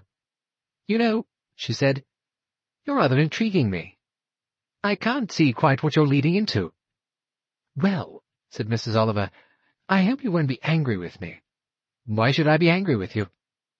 "Well, because I'm going to tell you something, or repeat something, and you might say it's no business of mine, or I ought to keep quiet about it and not mention it." "You've aroused my curiosity," said Celia. "Her name, she mentioned to me. She was a Mrs. Burton-Cox." "Oh!" Celia's "oh" was rather distinctive. "Oh! You know her?" "Yes, I know her," said Celia. "Well, I thought you must, because—" "Because of what?" "Because of something she said." "What? About me? That she knew me? She said that she thought her son might be going to marry you." Celia's expression changed. Her eyebrows went up, came down again. She looked very hard at Mrs. Oliver. "You want to know if that's so or not?" "No," said Mrs. Oliver. "I didn't particularly want to know. I merely mentioned that because it's one of the first things she said to me. She said, because you were my goddaughter, I might be able to ask you to give me some information. I presume that she meant that if the information was given to me, I was to pass it on to her." "What information?" "Well, I don't suppose you'll like what I'm going to say now," said Mrs. Oliver. "I didn't like it myself. In fact, it gives me a very nasty feeling all down my spine, because I think it was, well, such awful cheek, awful bad manners, absolutely unpardonable. She said, 'Can you find out if her father murdered her mother, or if her mother murdered her father?' She said that to you? Asked you to do that?" "Yes. And she didn't know you. I mean, apart from being an authoress and being at the party, she didn't know me at all. She'd never met me. I'd never met her. Didn't you find that extraordinary?" "I don't know that I'd find anything extraordinary that woman said. She struck me," said Mrs. Oliver, "if I may say so, as a particularly odious woman." "Oh, yes, she is a particularly odious woman." "And are you going to marry her son?" "Well, we've considered the question. I don't know." "You knew what she was talking about?" "Well, I know what I suppose anyone would know who was acquainted with your family. That my father and mother, after he had retired from the army, bought a house in the country, that they went out one day for a walk together, a walk along the cliff path, that they were found there, both of them shot. There was a revolver lying there. It belonged to my father. He had 2 revolvers in the house, it seems. There was nothing to say whether it was a suicide pact, or whether my father killed my mother and then shot himself, or my mother shot my father and then killed herself. But perhaps you know all this already." "I know it after a fashion," said Mrs. Oliver. "It happened, I think, about 12 years ago." "About that, yes." "And you were about 12 or 14 at the time?" "Yes." "I don't know much about it," said Mrs. Oliver. "I wasn't even in England myself. At the time I was on a lecture tour in America. I simply read it in the paper. It was given a lot of space in the press because it was difficult to know the real fact. There did not seem to be any motive. Your father and mother had always been happy together and lived on good terms. I remember that being mentioned. I was interested because I had known your father and mother when we were all much younger, especially your mother. I was at school with her. After that our ways led apart. I married and went somewhere, and she married and went out, as far as I remember, to Malaya, or some place like that, with her soldier husband. But she did ask me to be godmother to one of her children. You. Since your mother and father were living abroad, I saw very little of them for many years. I saw you occasionally." "Yes, you used to take me out from school. I remember that. Gave me some specially good feeds, too. Lovely food you gave me. You were an unusual child. You liked caviar." "I still do," said Celia, "though I don't get it offered to me very often." I was shocked to read this mention of things in the paper. Very little was said. I gathered it was a kind of open verdict. No particular motive. Nothing to show. No accounts of a quarrel. There was no suggestion of there having been an attack from outside. "I was shocked by it," said Mrs. Oliver, "and then I forgot it. I wondered once or twice what could have led to it. But as I was not in the country, I was doing a tour at the time in America, as I've said, the whole thing passed out of my mind. It was some years later when I next saw you, and naturally I did not speak of it to you." "No," said Celia, "I appreciate that. All through life," Mrs. Oliver said, "one comes across very curious things that happen to friends or to acquaintances. With friends, of course, very often you have some idea of what led to whatever the incident might be. But if it's a long time since you've heard them discussed or talked to them, you are quite in the dark, and there is nobody you can show too much curiosity to about the occasion." "You were always very nice to me," said Celia. "You sent me nice presents. A particularly nice present when I was 21, I remember." "Well, that's the time when girls need some extra cash in hand," said Mrs. Oliver, "because there are so many things they want to do and have just then." "Yes, I always thought you were an understanding person, and not, well, you know what some people are like. Always questioning and asking things and wanting to know all about you.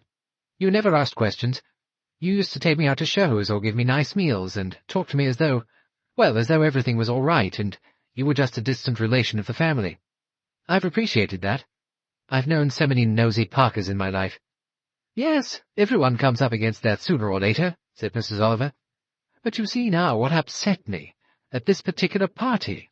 It seems an extraordinary thing to be asked to do by a complete stranger like Mrs. Burton-Cox. I couldn't imagine why she'd want to know.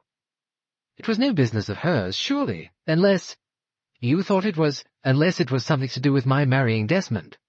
Desmond is her son. Yes, I suppose it could have been, but I couldn't see how or what business it was of hers. Everything's her business. She's nosy. In fact, she's what you said she was, an odious woman. But I gather Desmond isn't odious. No, I'm very fond of Desmond, and Desmond is fond of me. I don't like his mother. Does he like his mother? I don't really know, said Celia. I suppose he might like her. Anything's possible, isn't it? Anyway, I don't want to get married at present. I don't feel like it. And there are a lot of— oh well, difficulties, you know. There are a lot of fors and againsts. It must have made you feel rather curious, said Celia. I mean, why Mrs. Nosy Cox should have asked you to try and worm things out of me and then run along and spill it all to her. Are you asking me that particular question, by the way? You mean, am I asking you whether you think or know that your mother killed your father or your father killed your mother, or whether it was a double suicide? Is that what you mean? Well, I suppose it is in a way. But I think I have to ask you also, if you were wanting to ask me that, whether you were doing so with the idea of giving Mrs. Burton-Cox the information you obtained, in case you did receive any information from me. No, said Mrs. Oliver, quite decidedly no. I shouldn't dream of telling the odious woman anything of the sort. I shall tell her quite firmly that it is not any business of hers or of mine, and that I have no intention of obtaining information from you and retailing it to her. Well, that's what I thought, said Celia. I thought I could trust you to that extent. I don't mind telling you what I do know, such as it is. Oh, you needn't. I'm not asking you for it. No, I can quite see that, but I'll give you the answer all the same. The answer is— nothing. Nothing, said Mrs. Oliver thoughtfully. No. I wasn't there at the time. I mean, I wasn't in the house at the time. I can't remember now quite where I was. I think I was at school in Switzerland, or else I was staying with a school friend during the school holidays. You see, it's all rather mixed up in my mind by now. I suppose, said Mrs. Oliver doubtfully, it wouldn't be likely that you would know, considering your age at the time. I'd be interested, said Celia, to know just what you feel about that. Do you think it would be likely for me to know all about it, or not to know? Well, you said you weren't in the house. If you'd been in the house at the time, then yes, I think it would be quite likely that you might know something. Children do. Teenagers do. People of that age know a lot, they see a lot. They don't talk about it very often, but they do know things that the outside world wouldn't know, and they do know things that they wouldn't be willing, shall we say, to tell to police inquirers. No, you're being quite sensible. I wouldn't have known. I don't think I did know. I don't think I had any idea. What did the police think? You don't mind my asking you that, I hope, because I should be interested. You see, I never read any account of the inquest or anything like that, or the inquiry into it. I think they thought it was a double suicide, but I don't think they ever had any inkling as to the reason for it. Do you want to know what I think? Not if you don't want me to know, said Mrs. Oliver. But I expect you're interested. After all, you write crime stories about people who kill themselves or kill each other, or who have reasons for things. I should think you would be interested. Oh, yes, I'd admit that, said Mrs. Oliver, but the last thing I want to do is to offend you by seeking for information which is no business of mine to know. Well, I wondered, said Celia. I've often wondered from time to time why, and how. But I knew very little about things. I mean about how things were going on at home. The holidays before that I had been away on exchange on the continent, so I hadn't seen my mother and father really very recently. I mean, they'd come out to Switzerland and taken me out from school once or twice, but that was all. They seemed much as usual. But they seemed older. My father, I think, was ailing. I mean, getting feebler. I don't know if it was heart or what it was. One doesn't really think about that. My mother, too, she was going rather nervy. Not hypochondriac, but a little inclined to fuss over her health. They were on good terms, quite friendly. There wasn't anything that I noticed. Only sometimes one would, well, Sometimes one gets ideas. One doesn't think they're true or necessarily right at all, but one just wonders if— "I don't think we'd better talk about it any more," said Mrs. Oliver. "We don't need to know or find out. The whole thing's over and done with. The verdict was quite satisfactory. No means to show or motive or anything like that, but there was no question of your father having deliberately killed your mother, or of your mother having deliberately killed your father." "If I thought which was most likely," said Celia, "I would think my father killed my mother. Because, you see, it's more natural for a man to shoot anyone, I think. To shoot a woman, for whatever reason it was. I don't think a woman, or a woman like my mother, would be so likely to shoot my father. If she wanted him dead, I should think she might have chosen some other method. But I don't think either of them wanted the other one dead. So it could have been an outsider." "Yes. But what does one mean by an outsider?" said Celia. "Who else was there living in the house?" "A housekeeper, elderly, rather blind, and rather deaf. A foreign girl, an au pair girl. She'd been my governess once. She was awfully nice. She came back to look after my mother, who had been in hospital. And there was an aunt, whom I never loved much. I don't think any of them could have been likely to have any grudge against my parents. There was nobody who profited by their deaths, except, I suppose, myself and my brother Edward, who was 4 years younger than I was. We inherited what money there was, but it wasn't very much. My father had his pension, of course. My mother had a small income of her own. No, there was nothing there of any importance." "I'm sorry," said Mrs. Oliver. "I'm sorry if I've distressed you by asking all this." "You haven't distressed me. You brought it up in my mind a little, and it has interested me. Because, you see, I am of an age now that I wish I did know. I knew and was fond of them, as one is fond of parents. Not passionately, just normally. But I realize I don't know what they were really like. What their life was like, what mattered to them. I don't know anything about it at all. I wish I did know. It's like a burr, something sticking into you, and you can't leave it alone. Yes, I would like to know. Because then, you see, I shouldn't have to think about it any more."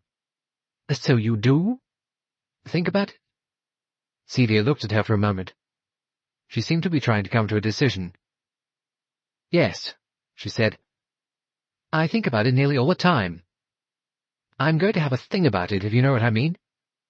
And Desmond feels the same."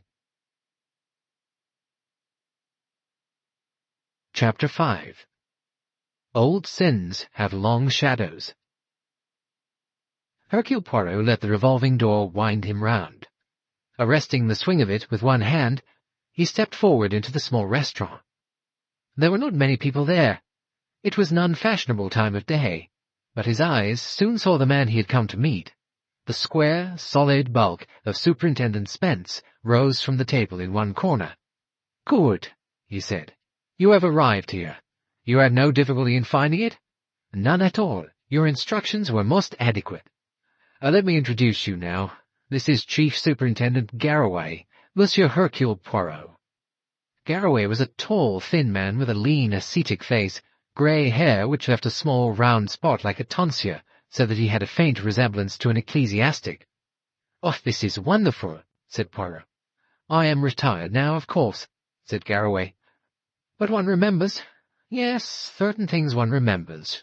Although they are past and gone, and the general public probably remembers nothing about them, but, yes." Hercule Poirot very nearly said, "Elephants do remember," but checked himself in time. That phrase was so associated in his mind now with Mrs. Ariadne Oliver that he found it difficult to restrain it from his tongue in many clearly unsuitable categories. "I hope you have not been getting impatient," said Superintendent Spence. He pulled forward a chair, and the three men sat down. A menu was brought. Superintendent Spence, who was clearly addicted to this particular restaurant, offered tentative words of advice. Garraway and Poirot made their choice. Then, leaning back a little in their chairs and sipping glasses of sherry, they contemplated each other for some minutes in silence before speaking.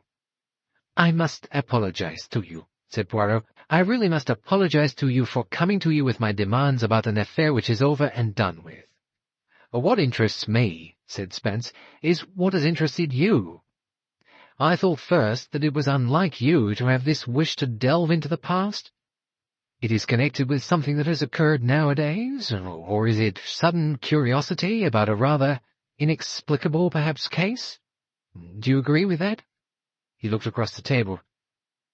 "Inspector Garraway," he said, as he was at that time, was the officer in charge of the investigations into the Ravenscroft shooting. He was an old friend of mine, and so I had no difficulty in getting in touch with him. "And he was kind enough to come here today," said Poirot, "simply because I must admit to a curiosity which I am sure I have no right to feel about an affair that is past and done with." "Well, I wouldn't say that," said Garraway. "We all have interests in certain cases that are past. Did Lizzie Borden really kill her father and mother with an axe? There are people who still do not think so. Who killed Charles Bravo and why? There are several different ideas, mostly not very well founded, but still people try to find alternative explanations." His keen, shrewd eyes looked across at Poirot. "And Monsieur Poirot, if I am not mistaken, has occasionally shown a leaning towards looking into cases going back, shall we say, for murder, back into the past twice, perhaps 3 times? 3 times, certainly," said Superintendent Spence. "Once, I think I'm right, by request of a Canadian girl." "That is so," said Poirot. "A Canadian girl, very vehement, very passionate, very forceful, who had come here to investigate a murder for which her mother had been condemned to death, although she died before sentence was carried out. Her daughter was convinced that her mother had been innocent." "And you agreed?" said Garraway. "I did not agree," said Poirot, "when she first told me of the matter, but she was very vehement and very sure. It was natural for a daughter to wish her mother to have been innocent, and to try to prove against all appearances that she was innocent," said Spence. "It was just a little more than that," said Poirot. "She convinced me of the type of woman her mother was.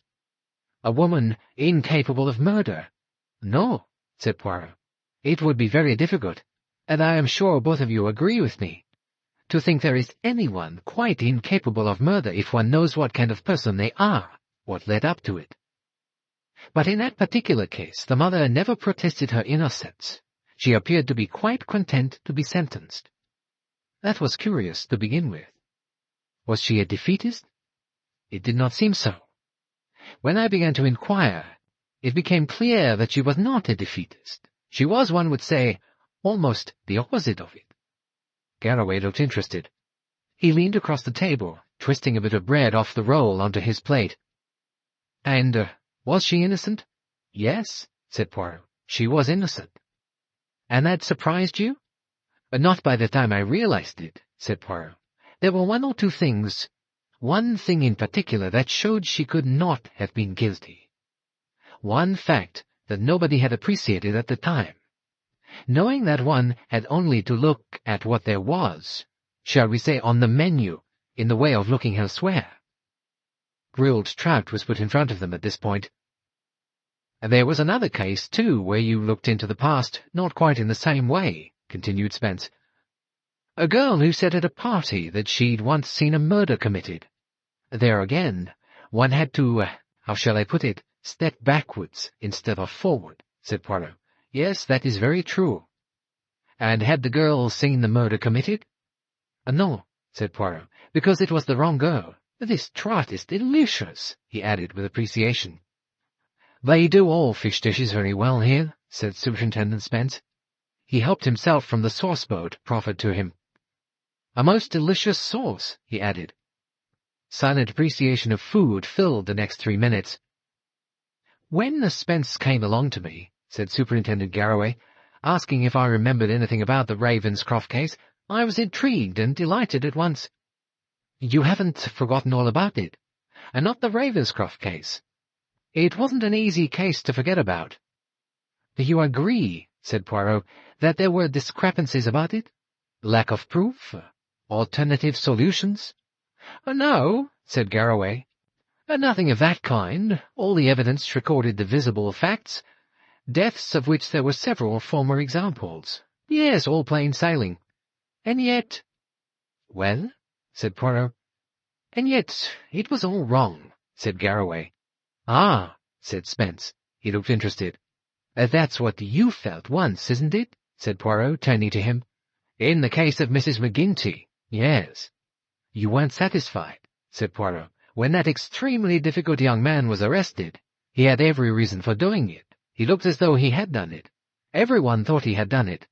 But you knew he hadn't done it. You were so sure of it that you came to me and told me to go along to see what I could find out. See if you could help. And you did help, didn't you? Said Spence. Poirot sighed. Fortunately, yes. But what a tiresome young man he was. If ever a young man deserved to be hanged, not because he had done a murder, but because he wouldn't help anyone to prove that he hadn't. Now we have the Ravenscroft case. Did you say, Superintendent Garraway, something was wrong? Yes. I felt quite sure of it, you understand what I mean? I do understand, said Poirot, and so does Spence. One does come across these things sometimes. The proofs are there. The motive, the opportunity, the clues, the mise en scène, it is all there. A complete blueprint, as you might say. But all the same, those whose profession it is know. They know that it is all wrong. Just like a critic in the artistic world knows when a picture is all wrong, knows when it is a fake and not the real thing. Well, there wasn't anything I could do about it either, said Superintendent Garraway. I looked into it, around it, up above it, and down below it, as you might say. I talked to the people. There was nothing there. It looked like a suicide pact. It had all the marks of the suicide pact. Alternatively, of course, it could be a husband who shot a wife and then himself, or a wife who shot her husband and then herself. All those three things happen. When one comes across them, one knows they have happened. But in most cases, one has some idea of why. There wasn't any real idea of why in this case, was that it? Said Poirot. Yes, that's it. You see, the moment you begin to inquire into a case, to inquire about people and things, you get a very good picture, as a rule, of what their lives have been like. This was a couple, aging, the husband with a good record, a wife affectionate, pleasant, on good terms together. That's a thing one soon finds out about. They were happy living together. They went for walks. They played piquet and poker patience with each other in the evenings. They had children who caused them no particular anxiety. A boy in school in England and a girl in a pensionnat in Switzerland. There was nothing wrong with their lives, as far as one could tell. From such medical evidence as one could obtain, there was nothing definitely wrong with their health. The husband had suffered from high blood pressure at one time, but was in good condition by the taking of suitable medicaments, which kept him on an even keel. His wife was slightly deaf, and he had a little minor heart trouble, nothing to be worried about. Of course it could be, as does happen sometimes, that one or other of them had fears for their health. There are a lot of people who are in good health but are quite convinced they have cancer, or quite sure that they won't live another year. Sometimes that leads to them taking their own life. The Ravenscrofts didn't seem that kind of person. They seemed well-balanced and placid. So what do you really think? Said Poirot. Well, the trouble is that I couldn't think. Looking back, I said to myself it was suicide. It could only have been suicide. For some reason or other, they decided that life was unbearable to them. Not through financial trouble, not through health difficulties, not because of unhappiness. And there, you see, I came to a full stop. It had all the marks of suicide. I can't see any other thing that could have happened except suicide. They went for a walk. In that walk, they took a revolver with them. The revolver lay between the two bodies. There were blurred fingerprints of both of them. Both of them, in fact, had handled it. But there was nothing to show who had fired it last. One tends to think the husband perhaps shot his wife, and then himself. That is only because it seems more likely. Well, why? A great many years have passed. When something reminds me now and again, something I read in the papers of bodies, husbands' and wives' bodies somewhere lying dead, having taken their own lives apparently, I think back. And then I wonder again what happened in the Ravenscroft case. 12 years ago, or 14, and I still remember the Ravenscroft case, and wonder, well, just the one word, I think, why? Why? Did the wife really hate her husband and want to get rid of him? Did they go on hating each other until they could bear it no longer? Garraway broke off another piece of bread and chewed at it. You got some idea, Monsieur Poirot? Has somebody come to you and told you something that has awakened your interest particularly? Do you know something that might explain the why? No. All the same, said Poirot, you must have had a theory. Come now, you had a theory. Well, you're quite right, of course. One does have theories. One expects them all, or at one of them at least, to work out. But they don't usually. I think that my theory was in the end that you couldn't look for the cause because one didn't know enough. What did I know about them? General Ravenscroft was close on 60. His wife was 35. All I knew of them, strictly speaking, was the last 5 or 6 years of their lives. The general had retired on a pension. They'd come back to England from abroad, and all the evidence that came to me, all the knowledge, was of a brief period during which they had first a house at Bournemouth, and then moved to where they lived in the home where the tragedy took place. They lived there peacefully, happily. Their children came home there for the school holidays. It was a peaceful period, I should say, at the end of what one presumed was a peaceful life. I knew of their life after retirement in England, of their family. There was no financial motive, no motive of hatred, no motive of sexual involvement, of intrusive love affairs. No. But there was a period before that. What did I know about that? What I knew was a life spent mostly abroad with occasional visits home, a good record for the man, pleasant remembrances of her from friends of the wife's. There was no outstanding tragedy, dispute, nothing that one knew of. But then I mightn't have known. One doesn't know. There was a period of, say, 20, 30 years, from childhood to the time they married, the time they lived abroad in Malaya and other places. Perhaps the root of the tragedy was there. There is a proverb my grandmother used to repeat. Old sins have long shadows. Was the cause of death some long shadow? A shadow from the past? That's not an easy thing to find out about. You find out about a man's record, what friends or acquaintances say, but you don't know any inner details. Well, I think little by little the theory grew up in my mind that would have been the place to look, if I could have looked. Something that had happened then in another country perhaps, something that had been thought to be forgotten, to have passed out of existence, but which still perhaps existed. A grudge from the past, some happening that nobody knew about, that had happened elsewhere, not in their life in England, but which may have been there, if one had known where to look for it. And not the sort of thing, you mean, said Poirot, that anybody would remember. I mean, remember nowadays. Something that no friends of theirs in England perhaps would have known about. Well, their friends in England seem to have been mostly made since retirement.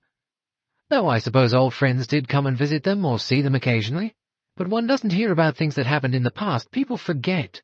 Yes, said Poirot thoughtfully, people forget.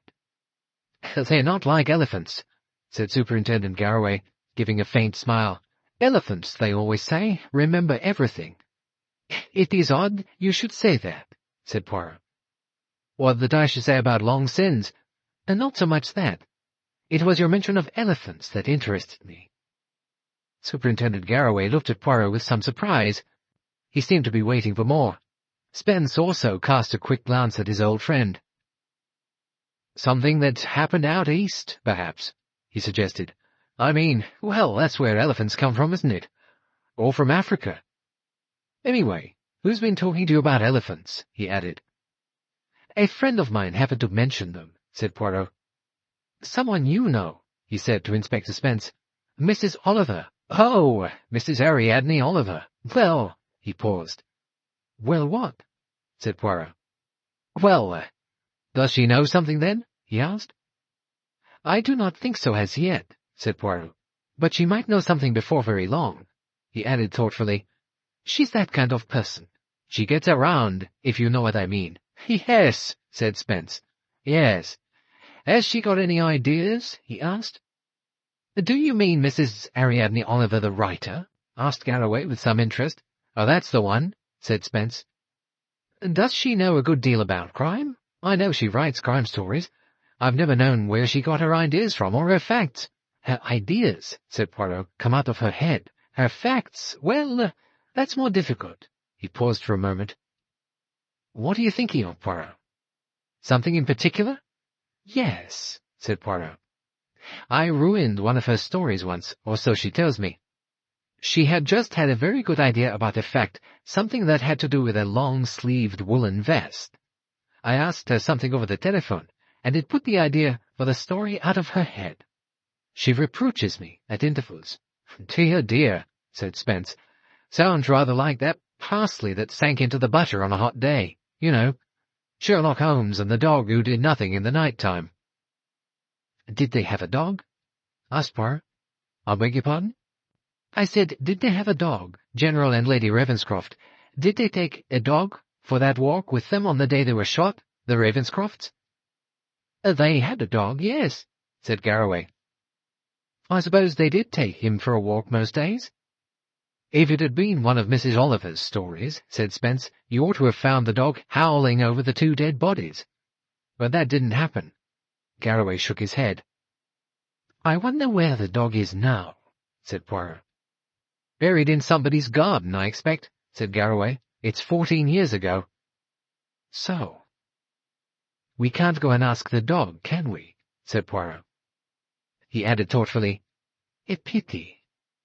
It's astonishing, you know, what dogs can know. Who was there exactly in the house? I mean on the day when the crime happened. I brought you a list, said Superintendent Garraway, in case you'd like to consult it. Mrs. Whittaker, the elderly cook-housekeeper. It was her day out, so we couldn't get much from her that was helpful.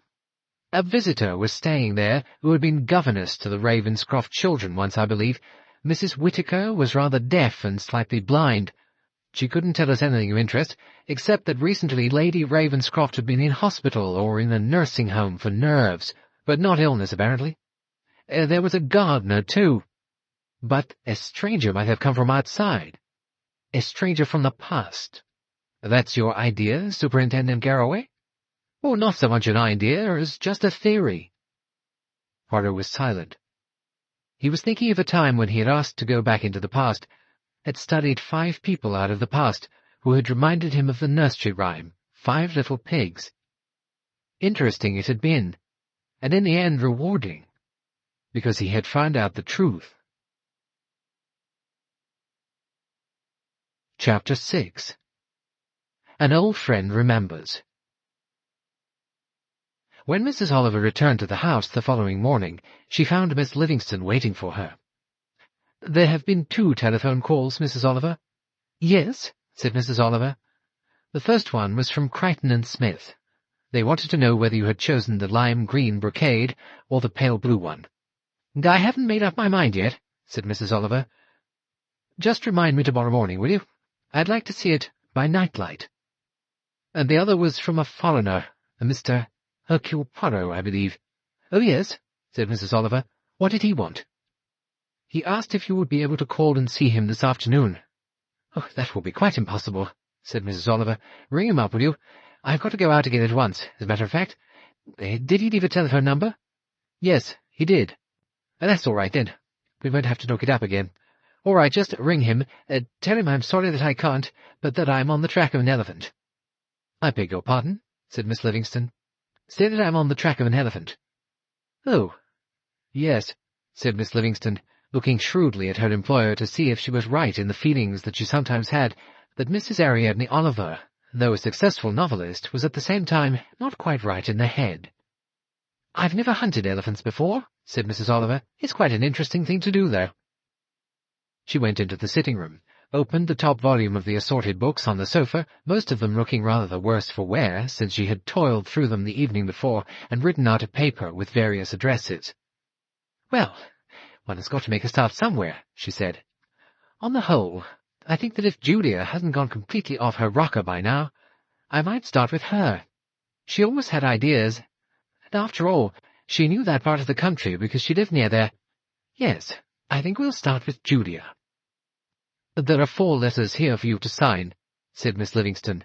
I can't be bothered now, said Mrs. Oliver. I really can't spare a moment. I've got to go down to Hampton Court, and it's quite a long ride. The Honourable Julia Carstairs, struggling with some slight difficulty out of her armchair, the difficulty that those over the age of 70 have when rising to their feet after prolonged rest, even a possible nap, stepped forward, peering a little to see who it was who had just been announced by the faithful retainer who shared the apartment which she occupied in her status of a member of Homes for the Privileged. Being slightly deaf, The name had not come clearly to her. Mrs. Gulliver, was that it? But she didn't remember a Mrs. Gulliver. She advanced on slightly shaky knees, still peering forward. I don't expect you'll remember me. It's so many years since we met. Like many elderly people, Mrs. Carstairs could remember voices better than she did faces. "Why," she exclaimed, dear me, it's Ariadne. My dear, how very nice to see you." Greetings passed. "I just happened to be in this part of the world," explained Mrs. Oliver. "I had to come down to see someone not far from here, and then I remembered that looking in my address book last night I had seen that this was quite near where you had your apartment. Delightful, isn't it?" she added, looking round. Not too bad," said Mrs. Carstairs. "Not quite all it's written up to be, you know, but it has many advantages. One brings one's own furniture and things like that, and there is a central restaurant where you can have a meal, or you can have your own things, of course. Oh, yes, it's very good, really. The grounds are charming and well kept up. But sit down, Ariadne. Do sit down. Oh, you look very well. I saw you were at a literary lunch the other day, in the paper. How odd it is that one just sees something in the paper, and almost the next day one meets the person. Quite extraordinary." "I know," said Mrs. Oliver, taking the chair that was offered her. "Things do go like that, don't they? You are still living in London?" Mrs. Oliver said yes, she was still living in London. She then entered into what she thought of in her own mind, with vague memories of going to dancing class as a child, as the first figure of the Lancers.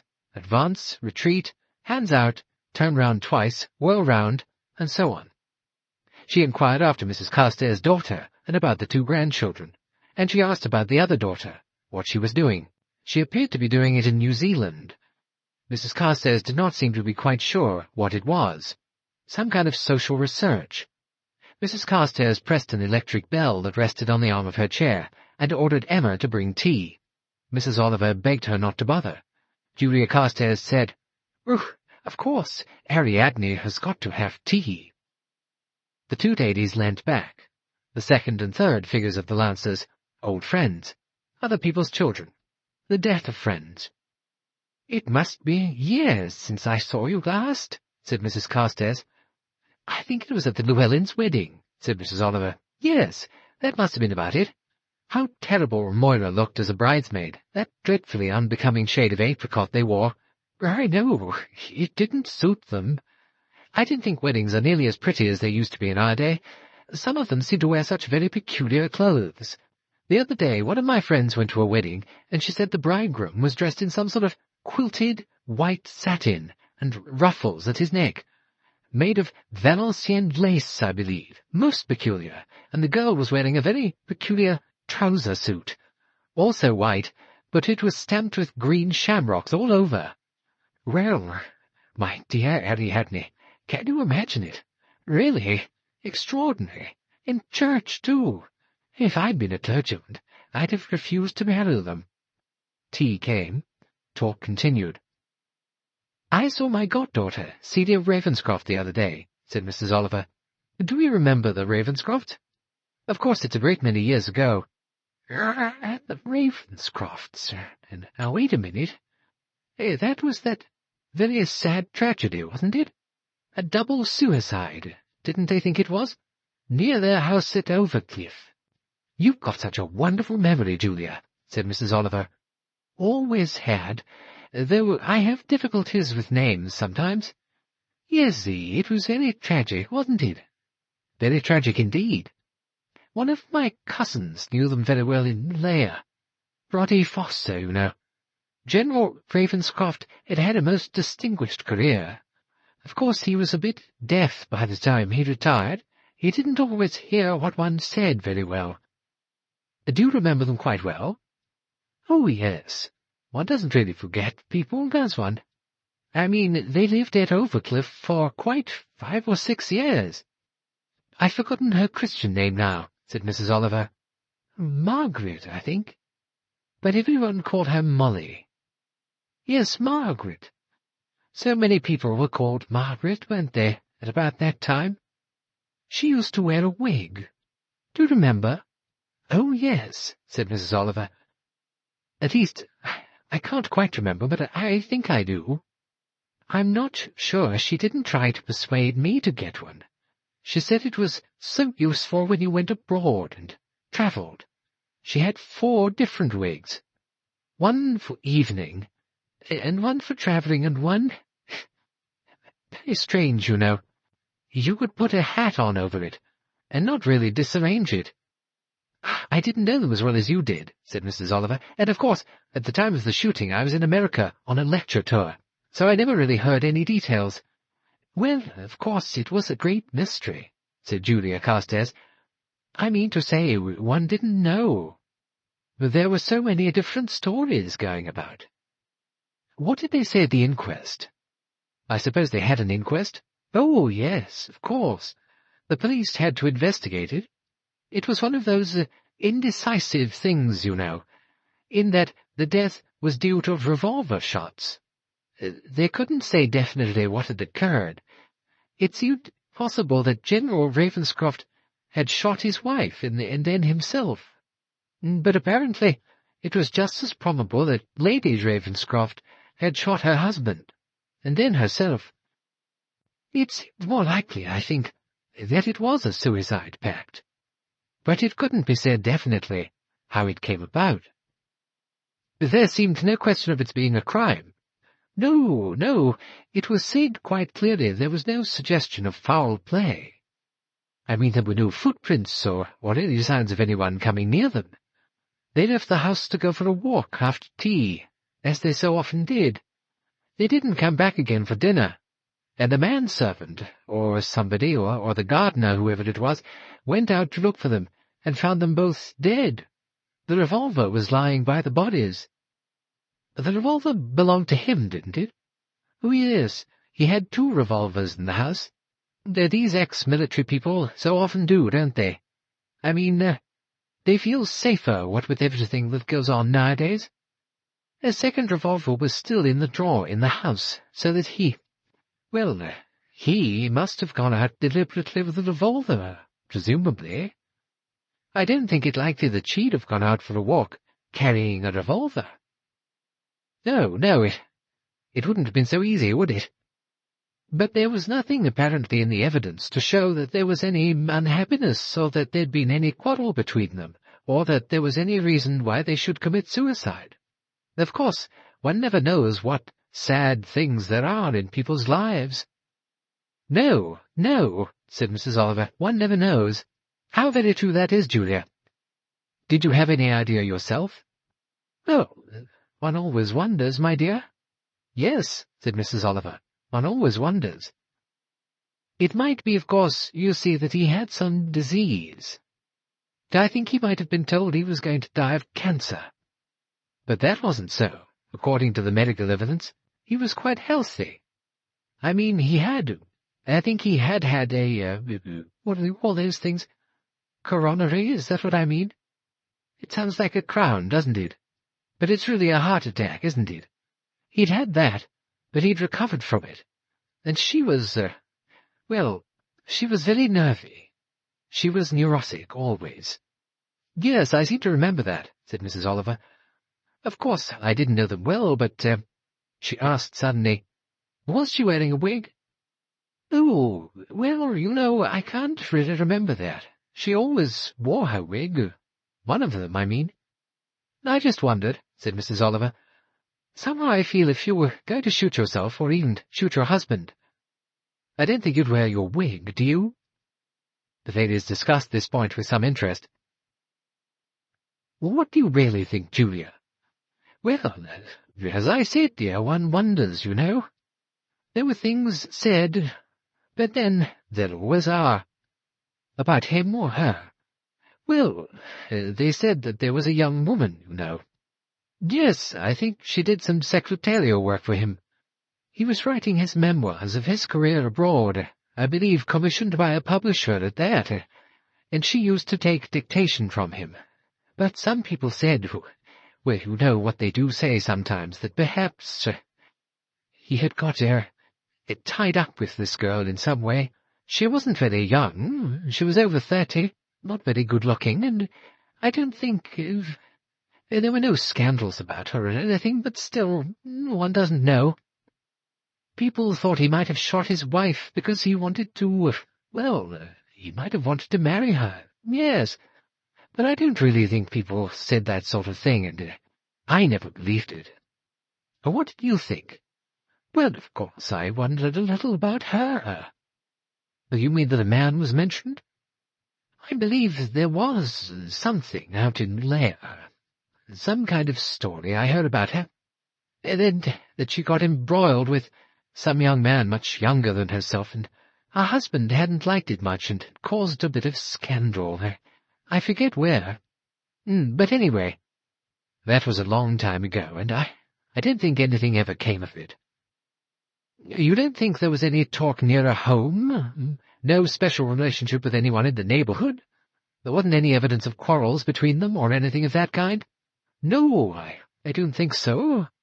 Of course, I read everything about it at the time. One did discuss it, of course, because one couldn't help feeling there might be some really very tragic love story connected with it. But there wasn't, you think? They had children, didn't they? There was my goddaughter, of course. Oh, yes, and there was a son. I think he was quite young. At school somewhere. The girl was only 12. No, older than that. She was with a family in Switzerland. There was no, mental trouble, I suppose, in the family? Oh, you mean the boy? Yes, might be, of course. You do hear very strange things. There was that boy who shot his father. That was somewhere near Newcastle, I think. For some years before that, you know. He'd been very depressed, and at first I think they said he tried to hang himself when he was at the university. Then he came and shot his father. But nobody quite knew why. Anyway, there wasn't anything of that sort with the Ravenscrofts. No, I don't think so. In fact, I'm pretty sure of it. I can't help thinking in some ways... Yes, Julia? I can't help thinking that there might have been a man. You know? You mean that she... Yes, well, one thinks it rather likely, you know. There was the wigs, for one thing. But I don't quite see how the wigs come into it. Well, wanting to improve her appearance. She was 35, I think. More. 36, I think, and, well, I know she showed me the wigs one day, and one or two of them really made her look quite attractive. And she used a good deal of makeup. And that had all started just after they had come to live there, I think. She was a rather good-looking woman. You mean she might have met someone, some man? Well, that's what I've always thought, said Mrs. Carstairs. You see, if a man's getting off with a girl, people notice it, usually, because men aren't so good at hiding their tracks. But a woman, it might be, well, I mean, like someone she'd met and nobody knew much about it. Oh, do you really think so, Julia? No, I don't really think so, said Julia, because, I mean, people always do know, don't they? I mean, you know, servants know, or gardeners, or bus drivers, or somebody in the neighborhood. And they know, and they talk. But still, there could have been something like that, and either he found out about it, you mean it was a crime of jealousy? I think so, yes. So you think it's more likely that he shot her, than himself, than that she shot him, and then herself? Well, I should think so, because I think if she were trying to get rid of him, well, I don't think they'd have gone for a walk together.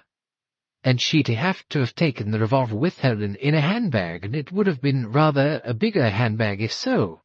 One has to think of the practical side of things. I know, said Mrs. Oliver. One does. It's very interesting. It must be interesting to you, dear, because you write those crime stories. So, I expect you really would have better ideas. You know more what's likely to happen. "Oh, I don't know what's likely to happen," said Mrs. Oliver, "because, you see, in all the crimes that I write, I've invented the crimes. I mean, what I want to happen happens in my stories. It's not something that actually has happened, or that could happen. So I'm really the worst person to talk about it. I'm interested to know what you think, because you know people very well, Julia, and you knew them well. And I think she might have said something to you one day, or he might." "Yes, yes. Now, wait a minute. When you say that, that seems to bring something back to me." Mrs. Carstairs leaned back in her chair, shook her head doubtfully, half-closed her eyes, and went into a kind of coma. Mrs. Oliver remained silent, with a look on her face which women are apt to wear when they are waiting for the first signs of a kettle coming to the boil. "She did say something once, I remember, and I wonder what she meant by it," said Mrs. Carstairs. "Something about starting a new life. In connection, I think, with St. Teresa. St. Teresa of Avila." Mrs. Oliver looked slightly startled. "But, how did St. Teresa of Avila come into it?" "Well, I don't know, really. I think she must have been reading a life of her. Anyway, she said that it was wonderful how women get a sort of second wind. That's not quite the term she used, but something like that, you know? When they are 40 or 50 or that sort of age, and they suddenly want to begin a new life. Teresa of Avila did. She hadn't done anything special up to then except being a nun.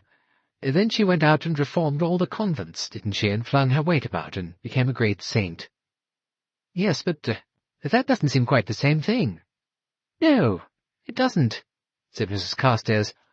"But women do talk in a very silly way, you know, when they're referring to love affairs, when they get on in life, about how it's never too late." Chapter 7. Back to the nursery. Mrs. Oliver looked rather doubtfully at the 3 steps and the front door of a small, rather dilapidated-looking cottage in the side street. Below the windows, some bulbs were growing, mainly tulips. Mrs. Oliver paused, opened the little address book in her hand, verified that she was in the place she thought she was, and rapped gently with the knocker, after having tried to press a bell-push of possible electrical significance, but which did not seem to yield any satisfactory bell-ringing inside, or anything of that kind. Presently, not getting any response, she knocked again. This time there were sounds from inside, a shuffling sound of feet, some asthmatic breathing, and hands apparently trying to manage the opening of the door. With this noise there came a few vague echoes in the letterbox. "Oh, drat it! Drat it! Stuck again, you brute, you!" Finally, success met these inward industries, and the door, making a creaky and rather doubtful noise, was slowly pulled open. A very old woman with a wrinkled face, humped shoulders, and a general arthritic appearance looked at her visitor. Her face was unwelcoming. It held no sign of fear, merely of distaste for those who came and knocked at the home of an Englishwoman's castle. She might have been 70 or 80, but she was still a valiant defender of her home. "I don't know what you've come about, and I—" She stopped. "Why?" she said. "It's Miss Ariadne." "Well, I never now. It's Miss Ariadne." "I think you're wonderful to know me," said Mrs. Oliver. "How are you, Mrs. Matcham?" "Miss Ariadne. Just think of that now." It was, Mrs. Ariadne Oliver thought, a long time ago since she had been addressed as Miss Ariadne, but the intonation of the voice, cracked with age though it was, rang a familiar note. "Coming, me dear," said the old dame. "Coming now. You're looking well, you are. I don't know how many years it is since I've seen you. 15 at least." It was a good deal more than 15, but Mrs. Oliver made no corrections. She came in. Mrs. Matcham was shaking hands. Her hands were rather unwilling to obey their owner's orders. She managed to shut the door, and shuffling her feet and limping, entered a small room which was obviously one that was kept for the reception of any likely or unlikely visitors whom Mrs. Matcham was prepared to admit to her home. There were large numbers of photographs, some of babies, some of adults, some in nice leather frames which were slowly drooping, but had not quite fallen to pieces yet. One in a silver frame, by now rather tarnished, representing a young woman in presentation court dress, with feathers rising up on her head. 2 naval officers, 2 military gentlemen, some photographs of naked babies sprawling on rugs. There was a sofa and 2 chairs. As bidden, Mrs. Oliver sat in the chair.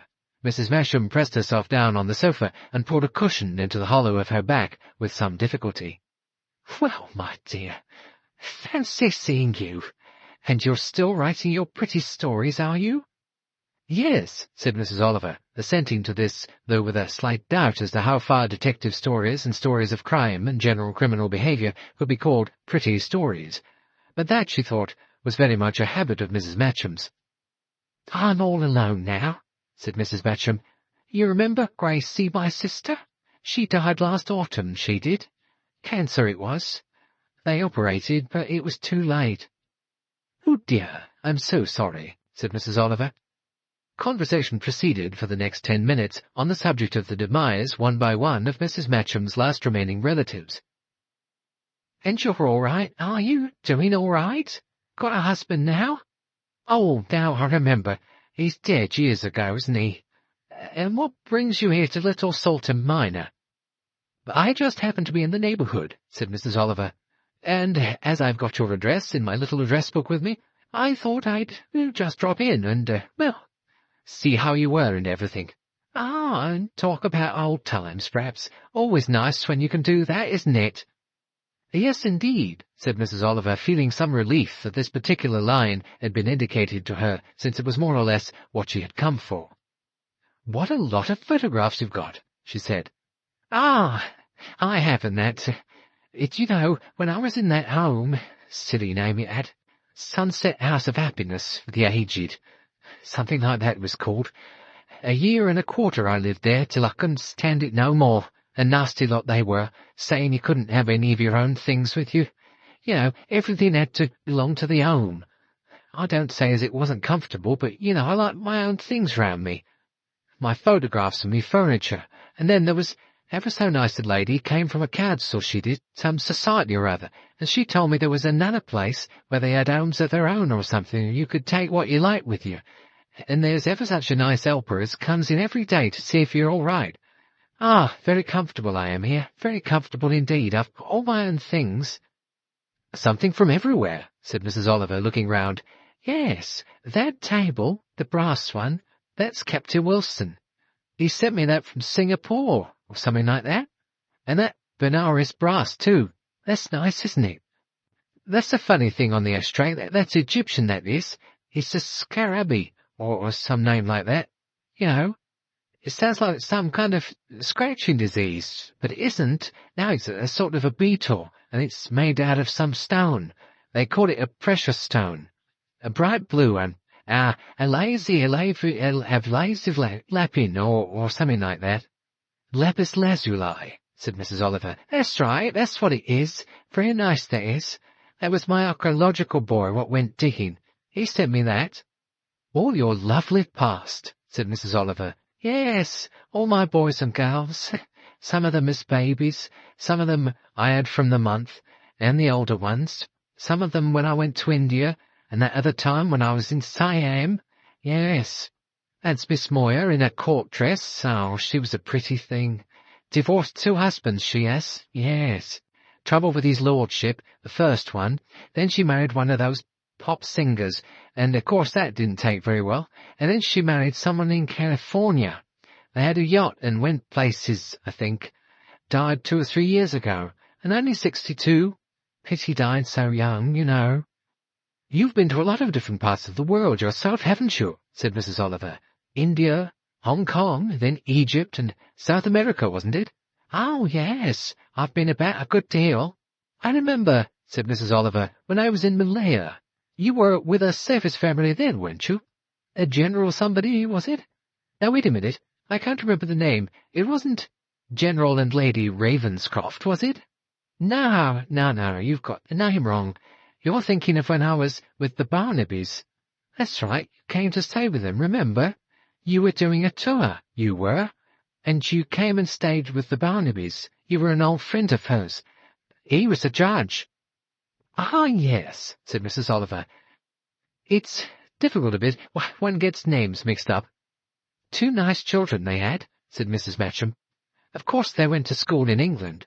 The boy went to Harrow, and the little girl went to Rodine, I think it was, and so I moved on to another family after that. Things have changed nowadays. Not so many Amars even as there used to be. Mind you, the Amars used to be a bit of trouble now and then. I got on with our one very well, when I was with the Barnabys, I mean. Who was it you spoke of? The Ravenscrofts. Well, I remember them. Yes. I forget the name of the place where they live now. Not far from us. The families were acquainted, you know. Oh, yes, it's a long time ago, but I remember it all. I was still out there with the Barnabys, you know. I stayed on when the children went to school to look after Mrs. Barnaby. Look after her things, you know, and mend them and all that. Oh, yes, I was there when that awful thing happened. Oh, I don't mean to Barnabys, I mean to the Ravenscrofts. Yes, I shall never forget that. Hearing about it, I mean. Naturally, I wasn't mixed up in it myself, but it was a terrible thing to happen, wasn't it? I should think it must have been, said Mrs. Oliver. It was after you'd gone back to England. Good long time after that, I think. A nice couple they were. Very nice couple, and it was a shock to them. I don't really remember now, said Mrs. Oliver. I know, one forgets things. I don't myself. But they said she'd always been queer, you know, ever since the time she was a child. Some early story there was. She took a baby out the pram and threw it in the river. Jealousy, they said. Other people said she wanted the baby to go to heaven and not wait. Is it Lady Ravenscroft, you mean?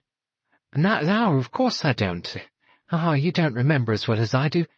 It was the sister. Her sister? I'm not sure whether it was her sister or his sister. They said she'd been in a kind of mental place for a long time, you know, ever since she was about 11 or 12 years old. They kept her there, and then they said she was all right again, and she came out, and she married someone in the army, and then there was trouble. And the next thing they heard, I believe, was that she'd been put back again in one of them loony bin places. They treat you very well, you know. They have a suite, nice rooms and all that. And they used to go and see her, I believe. I mean, the General did, or his wife. The children were brought up by someone else, I think, because they were afraid like. However, they said she was all right in the end, so she came back to live with her husband, and then he died or something. Blood pressure, I think it was, or heart. Anyway, she was very upset, and she came out to stay with her brother or her sister, whichever it was. She seemed quite happy there and everything, and ever so fond of children she was. It wasn't the little boy. I think he was at school. It was the little girl, and another little girl who'd come to play with her that afternoon. Oh, well, I can't remember the details now. It's so long ago. There was a lot of talk about it. There were some who said, you know, that it wasn't her at all. They thought it was the Amar that had done it, but the Amar loved them, and she was very, very upset. She wanted to take them away from the house. She said they weren't safe there, and all sorts of things like that. But of course the others didn't believe in it, and then this came about. I gather they think it must have been whatever her name was. I can't remember it now. Anyway, there it was. And what happened to this sister, either of General or Lady Ravenscroft? Well, I think, you know, as she was taken away by a doctor and put in some place and went back to England, I believe, in the end. I don't know if she went to the same place as before, but she was well looked after somewhere. There was plenty of money, I think, you know. Plenty of money in the husband's family. Maybe she got all right again. But, well, I haven't thought of it for years, not till you came here asking me stories about General and Lady Ravenscroft. I wonder where they are now. They must have retired before now, long ago. Well, it was rather sad, said Mrs. Oliver. Perhaps you read about it in the papers. Read what? Well, they bought a house in England, and then... Ah, now it's coming back to me. I remember reading something about that in the paper. Yes, and thinking then that I knew the name Ravenscroft.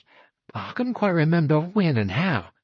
They fell over a cliff, didn't they? Something of that kind? Yes, said Mrs. Oliver. Something of that kind. Now look here, dearie. It's so nice to see you. You must let me give you a cup of tea. Really, said Mrs. Oliver, I don't need any tea. Really, I don't want it. Of course you want some tea.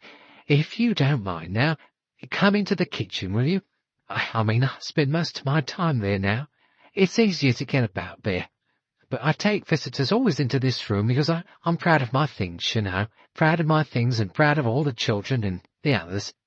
I think, said Mrs. Oliver, that people like you must have had a wonderful life with all the children you've looked after. Yes, I remember when you were a little girl. You liked to listen to the stories I told you. There was one about a tiger, I remember, and one about monkeys in a tree. Yes, said Mrs. Oliver, I remember those. It was a very long time ago. Her mind swept back to herself, a child of 6 or 7 walking in button boots that were rather too tight on a road in England, and listening to a story of India and Egypt from an attendant nanny. And this was Nanny. Mrs. Matcham was Nanny. She looked round the room as she followed her hostess out, at the pictures of girls, of schoolboys, of children, and various middle-aged people, all mainly photographed in their best clothes and sent in nice frames or other things because they hadn't forgotten Nanny.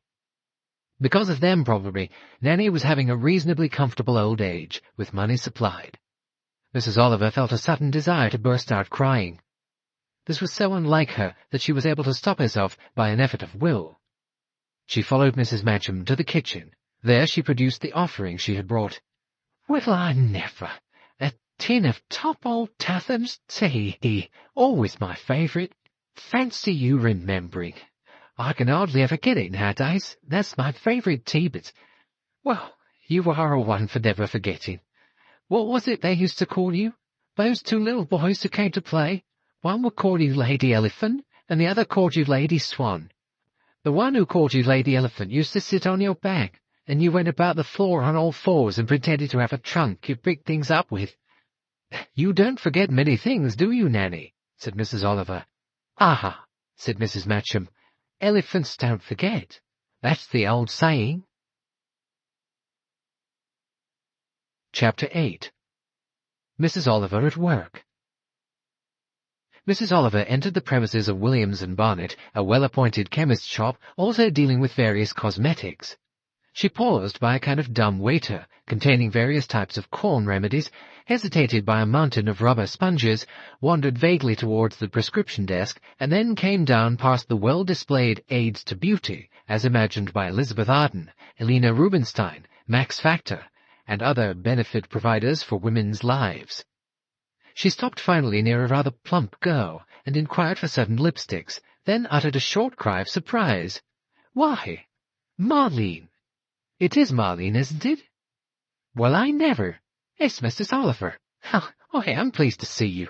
It's wonderful, isn't it? All the girls will be very excited when I tell them you've been in to buy things here. No need to tell them, said Mrs. Oliver. Oh, now, I'm sure they'll be bringing out their autograph books. I'd rather they didn't, said Mrs. Oliver. And how are you, Marlene? Oh, getting along, said Marlene. I didn't know whether you would be working here still. Well, it's as good as any other place, I think. And they treat you very well here, you know. I had a rise in salary last year, and I'm more or less in charge of this cosmetics counter now. And your mother? Is she well? Oh, yes. Mum will be pleased to hear I've met you. Is she still living in her same house, down the road past the hospital? Oh, yes, we're still there. Dad's not been so well. He's been in hospital for a while, but Mum keeps along very well indeed. Oh, she will be pleased to hear I've seen you. Are you staying here by any chance? Not really, said Mrs. Oliver. I'm just passing through, as a matter of fact. I've been to see an old friend, and I wonder now... She looked at her wristwatch. Would your mother be at home now, Marlene? I could just call in and see her. Have a few words before I have to get on. Oh, do that, said Marlene. She'd be ever so pleased. I'm sorry I can't leave here and come with you, but I don't think... Well, it wouldn't be viewed very well. You know, I can't get off for another hour and a half. Oh, well, some other time, said Mrs. Oliver. Anyway, I can't quite remember. Was it number 17, or... Has it got a name? It's called Laurel Cottage. Oh, yes, of course. How stupid of me. Well, nice to have seen you. She hurried out, plus one unwanted lipstick in her bag, and drove her car down the main street of Chipping Bartram, and turned, after passing a garage and a hospital building, down a rather narrow road which had quite pleasant small houses on either side of it. She left the car outside Laurel Cottage and went in. A thin, energetic woman with grey hair of about 50 years of age opened the door and displayed instant signs of recognition. "Why, so it's you, Mrs. Oliver. Ah, well now, not seen you for years and years, I haven't. Oh, it's a very long time. Well, come in then, come in. Can I make you a nice cup of tea?" "I'm afraid not," said Mrs. Oliver, "because I've had tea already with a friend, and I've got to get back to London. As it happened, I went into the chemist for something I wanted, and I saw Marlene there. Yes, she's got a very good job there. They think a lot of her in that place. They say she's got a lot of enterprise. Well, that's very nice. And how are you, Mrs. Buckle? You look very well. Hardly older than when I saw you last. Oh, I wouldn't like to say that. Grey hairs, and I've lost a lot of weight. This seems to be a day when I meet a lot of friends I knew formerly," said Mrs. Oliver, going into the house and being led into a small, rather over-cluttered sitting room. "I don't know if you remember Mrs. Carstairs, Mrs. Julia Carstairs?" "Oh, of course I do. Yes, rather. She must be getting on." "Oh, yes, she is, really. But we talked over a few old days, you know. In fact, we went as far as talking about that tragedy that occurred. I was in America at the time, so I didn't know much about it. People called Ravenscroft. Oh, I remember that well. You worked for them, didn't you, at one time, Mrs. Buckle?" "Yes, I used to go in 3 mornings a week. Very nice people they were, you know. Real military lady and gentleman, as you might say, the old school. It was a very tragic thing to happen. Yes, it was indeed. Were you still working for them at that time?" "No. As a matter of fact, I'd given up going there. I had my old Aunt Emma come to live with me, and she was rather blind, not very well, and I couldn't really spare the time any more to go out doing things for people. But I'd been with them up to about a month or 2 before that." "It seemed such a terrible thing to happen," said Mrs. Oliver. "I understand that they thought it was a suicide pact."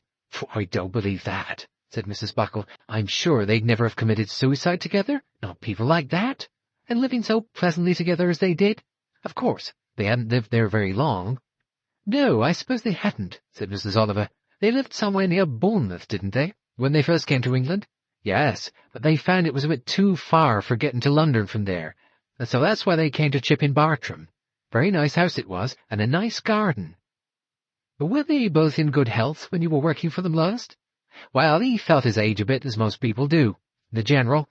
He'd had some kind of heart trouble or a slight stroke. Something of that kind, you know. They'd take pills, you know, and lie up a bit from time to time." "And Lady Ravenscroft?" "Well, I think she missed the life she'd had abroad, you know. They didn't know so very many people there, although they got to know a good many families, of course, being the sort of class they were. But I suppose it wasn't like Malaya or those places, you know, where you have a lot of servants. I suppose gay parties, that sort of thing." "You think she missed her gay parties?" "Well, I don't know that exactly. Somebody told me she'd taken to wearing a wig." "Oh, yes, she got several wigs," said Mrs. Buckle, smiling slightly. "Very smart ones, and very expensive. You know, from time to time, she'd send one back to the place she'd got it from in London, and they'd redress it for her again and send it. There were all kinds, you know. There was one with auburn hair, and one with little grey curls all over her head. Really, she looked very nice in that one. And two, well, not so attractive really, but useful for, you know, windy days when you wanted something to put on when it might be raining. Thought a lot about her appearance, you know, and spent a lot of her money on clothes."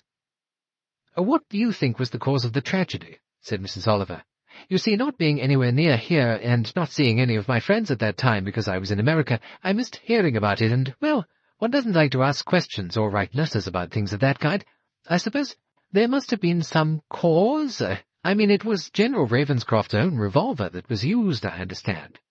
"Oh, yes. He had 2 of those in the house because he said that no house was safe without." "Perhaps he was right there, you know." "Not that they'd had any trouble beforehand, as far as I know. One afternoon, a rather nasty sort of fellow came along to the door. Didn't like the look of him, I didn't. Wanted to see the General. Said he'd been in the General's regiment when he was a young fella. The General asked him a few questions, and I think thought as how he didn't... Well, he thought he wasn't very reliable. So he sent him off." "You think, then, that it was someone outside that did it?" "Well, I think it must have been, because I can't see any other thing. Mind you, I didn't like the man who came and did the gardening for them very much.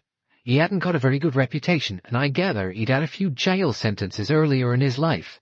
But of course the General took up his references, and he wanted to give him a chance. So you think the gardener might have killed them? Well, I always thought that, but then I'm probably wrong.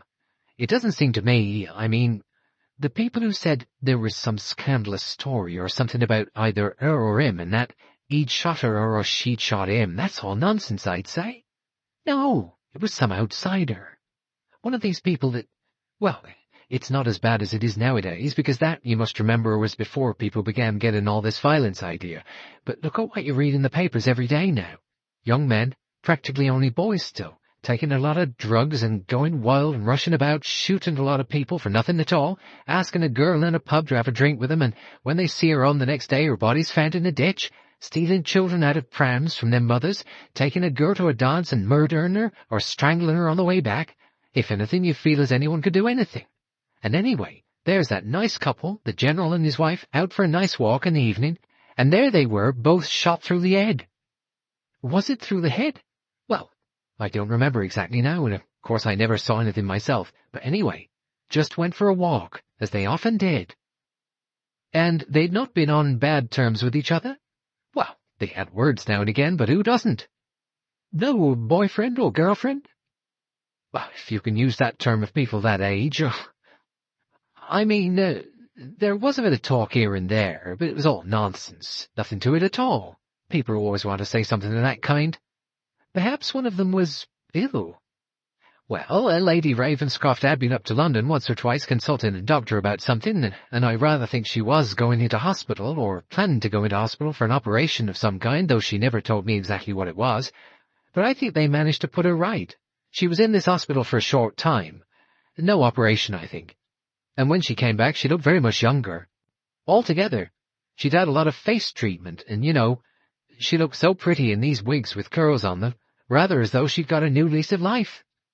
And General Ravenscroft? He was a very nice gentleman, and I never heard or knew of any scandal about him, and I don't think there was any. People say things, but then they want to say something when there's been a tragedy of any kind. It seems to me perhaps as he might have had a blow on the head in Malaya or something like that. I had an uncle or a great-uncle, who fell off his horse there once. It is on a cannon or something, and he was very queer afterwards. All right for about 6 months, then they had to put him into an asylum because he wanted to take his wife's life the whole time. He said she was persecuting him and following him, and that she was a spy for another nation. There's no saying what things happen or can happen in families. Anyway, you didn't think that there was any truth in some of the stories about them that I have happened to hear of, bad feeling between them so that one of them shot the other and then shot him or herself? Oh, no, I don't. Were her children at home at the time? No. What was her name now? Rosie? No, Penelope. Celia, said Mrs. Oliver. She's my goddaughter. Oh, of course she is. Yes, I know that now. I remember you coming and taking her out once. She was a high-spirited girl, rather bad-tempered in some ways, but she was very fond of her father and mother, I think. No, she was away at school in Switzerland when it happened. I'm glad to say, because it would have been a terrible shock to her if she'd been at home, and the one who saw them. And there was a boy, too, wasn't there? Oh, yes, Master Edward. His father was a bit worried about him, I think. He looked as though he disliked his father. Oh, there's nothing in that. Boys go through that stage. Was he very devoted to his mother? Well, she fussed over him a bit too much, I think, which he found tiresome. They don't like a mother fussing over them, telling them to wear thicker vests or put on an extra pullover. His father, he didn't like the way he wore his hair. It was, well, they weren't wearing hair like the way they do nowadays, but they were beginning to, if you know what I mean. But the boy wasn't at home at the time of the tragedy. No. I suppose it was a shock to him. Well, it must have been. Of course, I wasn't going to the house any more at that time, so I didn't hear so much, if you ask me. I didn't like that gardener. What was his name now? Fred, I think. Fred Wiesel. Something like that. Seems to me, if he'd done a bit of cheating or something like that, and the General had found him out and was going to sack him, I wouldn't put it past him. To shoot the husband and wife? Well, I'd have thought it more likely he'd just have shot the General. If he shot the General, and the wife came along, then he'd have had to shoot her too. You read things like that in books. Yes, said Mrs. Oliver thoughtfully, one does read all sorts of things in books. There was the tutor. I didn't like him much. What tutor? Well, there was a tutor for the boy earlier. You know, he couldn't pass an exam and things at the earlier school he was at, prep school or something, so they had a tutor for him. He was there for about a year, I think. Lady Ravenscroft liked him very much. She was musical, you know, and so was this tutor. Mr. Edmonds, I think his name was. Rather a namby-pamby sort of young man, I thought myself, and it's my opinion that General Ravenscroft didn't care much for him. But Lady Ravenscroft did. Oh, they had a lot in common, I think. And I think she was the one that chose him rather more than the General. Mind you, he had very nice manners, and spoke to everyone nicely and all that. And did, what's his name? Edward? Oh yes, he liked him all right, I think. Almost a bit of hero worship. Anyway, don't you believe any stories you hear about scandals in the family, or her having an affair with anyone, or General Ravenscroft with that rather pie-faced girl who did fighting work for him and all that sort of thing. No. Whoever that wicked murderer was, it's one who came from outside. The police never got on to anyone. A car was seen near there, but there was nothing in it, and they never got any further. But all the same, I think one ought to look about for somebody perhaps who'd known them in Malaya, or abroad, or somewhere else, or even when they were first living at Bournemouth. One never knows. What did your husband think about it? Said Mrs. Oliver. He wouldn't have known as much about them as you would, of course, but still he might have heard a lot. Oh, he heard a lot of talk, of course, in the Georgian flag, of an evening, you know. People say all sorts of things, said as she drank, and that cases of empty bottles had been taken out of the house. Absolutely untrue that was, I know for a fact. And there was a nephew as used to come and see them sometimes. Got into trouble with the police in some way, he did. But I don't think there was anything in that. The police didn't either. Anyway, it wasn't at that time. There was no one else really living in the house, was there, except the General and Lady Ravenscroft? Well, she had a sister as used to come sometimes. Lady Ravenscroft did. She was a half-sister, I think. Something like that. Looked rather like Lady Ravenscroft. She made a bit of trouble between them, I always used to think, when she came for a visit. She was one of those who liked stirring things up, if you know what I mean. Just said things to annoy people. Was Lady Ravenscroft fond of her? Well, if you ask me, I don't think she was, really. I think the sister more or less wished herself onto them sometimes, and she didn't like not to have her. But I think she found it pretty trying to have her there. The General quite liked her because she played cards well, played chess and things with him, and he enjoyed that, and she was an amusing woman in a way. Mrs. Sherryboy, or something like that her name was. She was a widow, I think. Used to borrow money from them, I think, too. Did you like her? Well, if you don't mind me saying so, ma'am. No, I didn't like her. I disliked her very much. I thought she was one of those troublemakers, you know. But she hadn't been down for some time before the tragedy happened. I don't really remember very much what she was like. She had a son as came with her once or twice. Didn't like him very much. Shifty, I thought. Well, said Mrs. Oliver, I suppose nobody will really ever know the truth. Not now, not after all this time. I saw my goddaughter the other day. But did you now, ma'am? I'd be interested to hear about Miss Celia. How is she, all right? Yes, she seems quite all right. I think she's thinking perhaps of getting married. At any rate, she's got a quite steady boyfriend, has she? Said Mrs. Buckle. Ah, well, we've all got that. Not that we all marry the first one we settle on. Just as well if you don't, 9 times out of 10. You don't know a Mrs. Burton-Cox, do you? Asked Mrs. Oliver. Burton-Cox. I seem to know that name. No, I don't think so. Wasn't living down here, or come to stay with them or anything? No, not that I remember. Yet I did hear something. Some old friend of General Ravenscroft, I think, which he'd known in Malaya. But I don't know. She shook her head. Well, said Mrs. Oliver, I mustn't stay gossiping with you any longer. It's been so nice to see you and Marlene. Chapter 9. Results of Elephantine Research. The telephone call for you, said Hercule Poirot's manservant George, from Mrs. Oliver. Ah, yes, Georges. And what had she to say? She wondered if she could come and see you this evening, sir, after dinner. That would be admirable, said Poirot.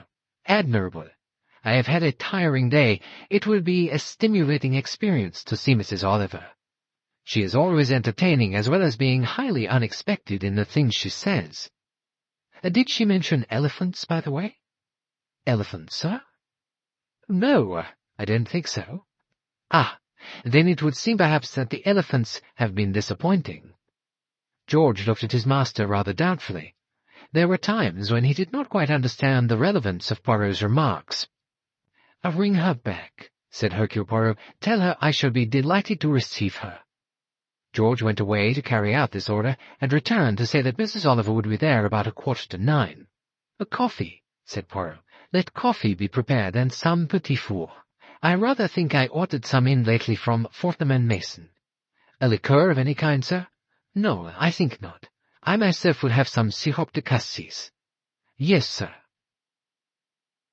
Mrs. Oliver arrived exactly on time. Poirot greeted her with every sign of pleasure. "And how are you, chère madame?" "Exhausted," said Mrs. Oliver. She sank down into the armchair that Poirot indicated, completely exhausted. "Ah, qui va à la chasse? Oh, I cannot remember the saying." "I remember it," said Mrs. Oliver. "I learnt it as a child. Qui va à la chasse perd sa place." "That, I am sure, is not applicable to the chase you have been conducting. I am referring to the pursuit of elephants, unless that was merely a figure of speech." "Not at all," said Mrs. Oliver. "I have been pursuing elephants madly, here, there, and everywhere. The amount of petrol I have used, the amount of trains I have taken, the amount of letters I've written, the amount of telegrams I've sent, you wouldn't believe how exhausting it all is. Then repose yourself. Have some coffee. Nice, strong, black coffee, yes, I will. Just what I want." "Did you, may I ask, get any results?" "Plenty of results," said Mrs. Oliver. "The trouble is, I don't know whether any of them are any use." "You learned facts, however?" "No, not really. I learnt things that people told me were facts, but I strongly doubt myself whether any of them were facts." "They were hearsay?" "No, they were what I said they would be. They were memories. Lots of people who had memories. The trouble is, when you remember things, you don't always remember them right, do you?" "No, but they are still what you might describe perhaps as results. Is not that so?" "And what have you done?" said Mrs. Oliver. "You are always so stern, madame," said Poirot. "You demand that I run about, that I also do things. Well, have you run about?" "I have not run about, but I have had a few consultations with others of my own profession." "It sounds far more peaceful than what I have been doing," said Mrs. Oliver. "Oh, this coffee is nice. It's really strong. You wouldn't believe how tired I am, and how muddled." "Come, come. Let us have good expectancy. You have got things. You have got something, I think." "I have got a lot of different suggestions and stories. I don't know whether any of them are true." "They could be not true, but still of use," said Poirot. "Well, I know what you mean," said Mrs. Oliver, "and that's what I think, too. I mean, that's what I thought when I went about it.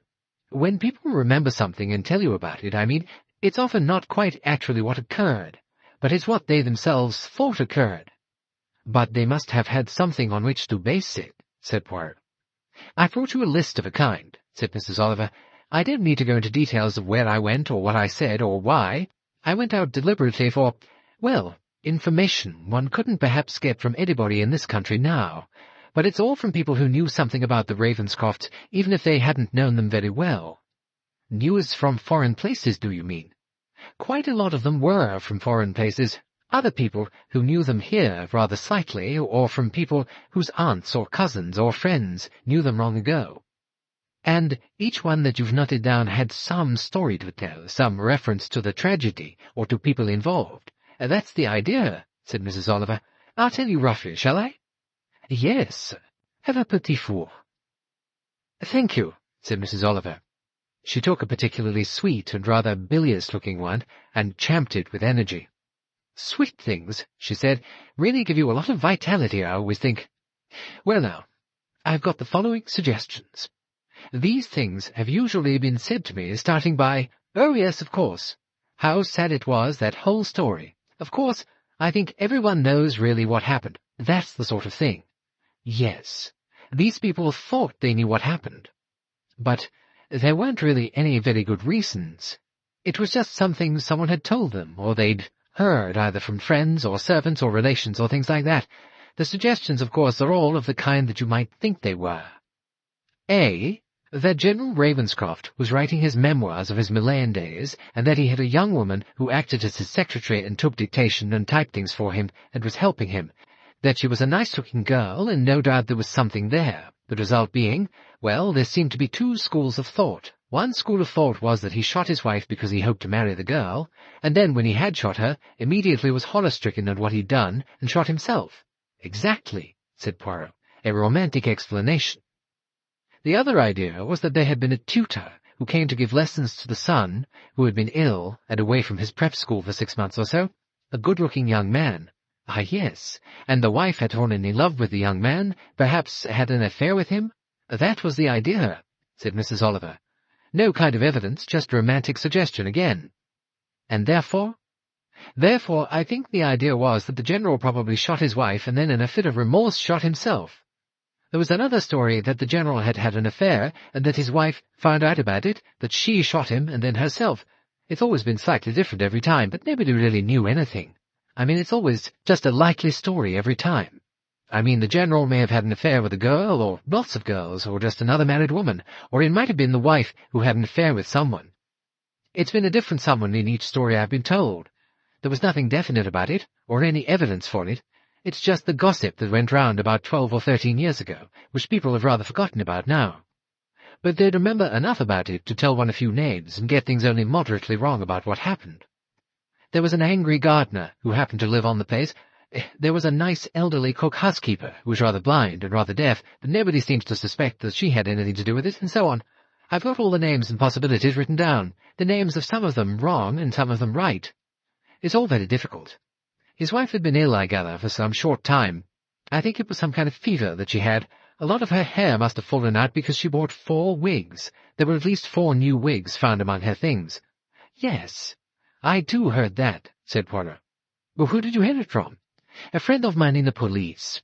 He went back over the accounts of the inquest and the various things in the house. 4 wigs. I would like to have your opinion on that, madame.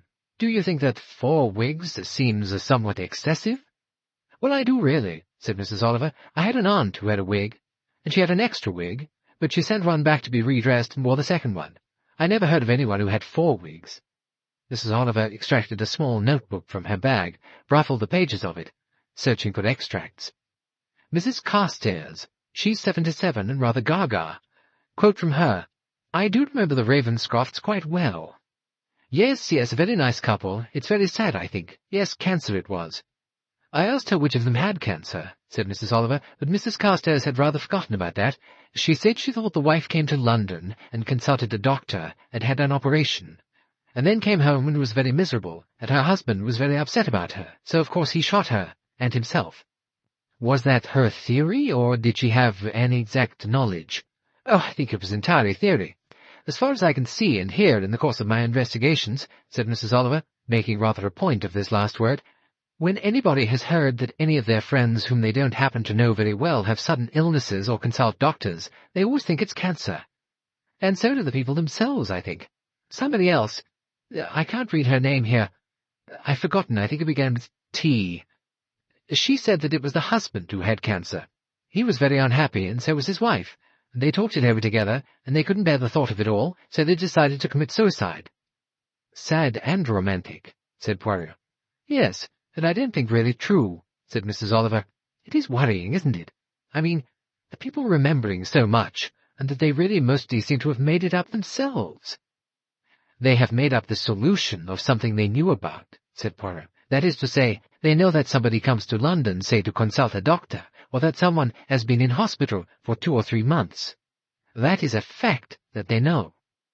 Yes, said Mrs. Oliver, and then, when they come to talk about it a long time afterwards, they've got the solution for it, which they made up themselves. That isn't awfully helpful, is it? It is helpful, said Poirot. You are quite right, you know, in what you said to me. About elephants, said Mrs. Oliver, rather doubtfully. About elephants, said Poirot.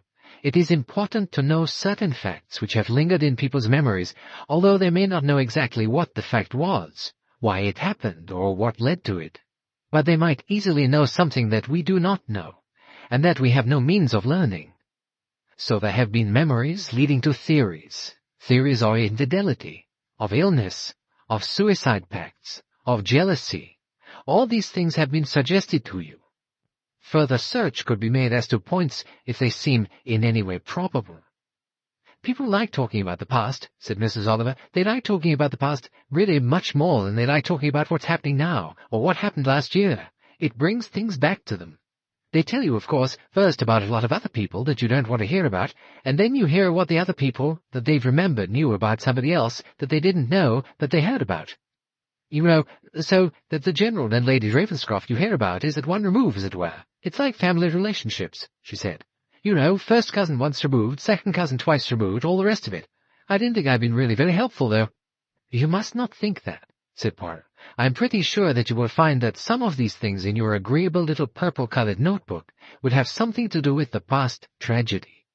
I can tell you from my own inquiries into the official accounts of these two deaths that they have remained a mystery. That is, from the police point of view. They were an affectionate couple. There was no gossip or hearsay much about them of any sex trouble. There was no illness discovered, such as would have caused anyone to take their own lives. I talk now only of the time, you understand, immediately preceding the tragedy. But there was a time before that, further back. I know what you mean, said Mrs. Oliver, and I've got something about that from an old nanny. An old nanny who is now, I don't know, she might be 100, but I think she's only about 80. I remember her from my childhood days. She used to tell me stories about people in the services abroad, India, Egypt, Siam, and Hong Kong, and the rest. Anything that interested you? Yes, said Mrs. Oliver. There was some tragedy that she talked about. She seemed a bit uncertain about what it was. I'm not sure that it had anything to do with the Ravenscrofts. It might have been to do with some other people out there, because she doesn't remember surnames and things very well. It was a mental case in one family, someone's sister-in-law. Either General whoever it was his sister, or Mrs. whoever it was his sister. Somebody who'd been in a mental home for years. I gathered she'd killed her own children, or tried to kill her own children long ago, and then she'd been supposed to be cured or paroled or something, and come out to Egypt, or Malaya, or whatever it was. She came out to stay with the people. And then, it seems, there was some other tragedy, connected again, I think, with children, or something of that kind. Anyway, it was something that was hushed up. But I wondered, if there was something mental in the family, either Lady Ravenscroft's family or General Ravenscroft's family. I don't think it need have been as near as a sister. It could have been a cousin or something like that. But, well, it seemed to me a possible line of inquiry. Yes, said Poirot. There's always possibility in something that waits for many years and then comes home to roost from somewhere in the past. That is what someone said to me. Old sins have long shadows. It seemed to me, said Mrs. Oliver, and not that it was likely, or even that old Nanny Matcham remembered it right, or even really about it being the people she thought it was, but it might have fitted in with what that awful woman at the literary luncheon said to me. You mean when she wanted to know? Yes, when she wanted me to find out from the daughter, my godchild, whether her mother had killed her father, or whether her father had killed her mother. And she thought the girl might know. Well, it's likely enough that the girl would know. Not at the time. It might have been shielded from her, but she might know things about it which would make her be aware what the circumstances were in their lives, and who was likely to have killed whom, though she would probably never mention it or say anything about it or talk to anyone about it. And you say that this woman, this Mrs. Yes, I've forgotten her name now, Mrs. Burton something? A name like that. But she said something about her son had this girlfriend, and that they were thinking of getting married. And I can quite see that you might want to know, if so, whether her mother or father had criminal relations in their family, or a loony strain. She probably thought that if it was the mother who killed the father, it would be very unwise for the boy to marry her, whereas if the father had killed the mother, she probably wouldn't mind as much, said Mrs. Oliver. You mean that she would think that the inheritance would go in the female line? Well, she wasn't a very clever type of woman. Bossy, said Mrs. Oliver, thinks she knows a lot, but no, I think you might think that way if you were a woman.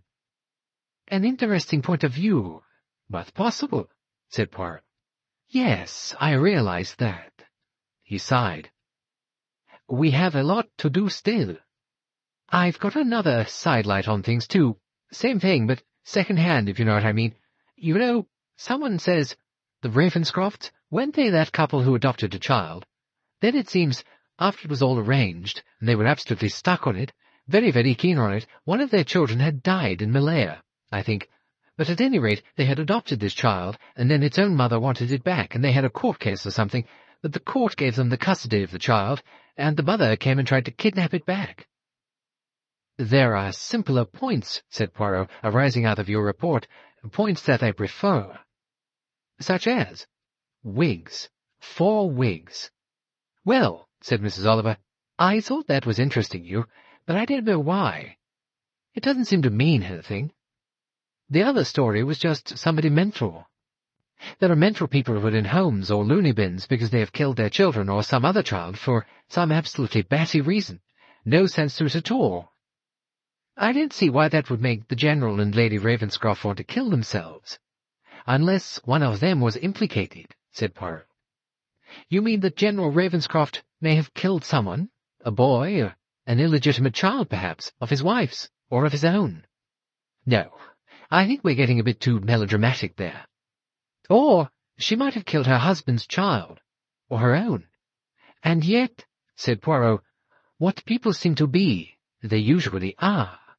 You mean, they seemed an affectionate couple, a couple who lived together happily without disputes. They seem to have had no case history of illness beyond the suggestion of an operation, of someone coming to London to consult some medical authority, a possibility of cancer, of leukemia, something of that kind, some future that they could not face. And yet, somehow we do not seem to get at something beyond what is possible, but not yet what is probable. If there was anyone else in the house, anyone else at the time, the police, my friends, that is to say, who have known the investigation at the time, say that nothing told was really compatible with anything else but with the facts. For some reason, those two didn't want to go on living. Why? I knew a couple, said Mrs. Oliver, in the war, the Second War, I mean. They thought that the Germans would land in England, and they had decided if that happened, they would kill themselves. I said it was very stupid. They said it would be impossible to go on living. It still seems to me stupid. You've got to have enough courage to live through something. I mean, it's not as though your death was going to do any good to anybody else. I wonder— Yes, what do you wonder? Well, when I said that, I wondered suddenly if General and Lady Ravenscroft's deaths did any good to anyone else. You mean somebody inherited money from them? Yes, or not quite as blatant as that. Perhaps somebody would have a better chance of doing well in life.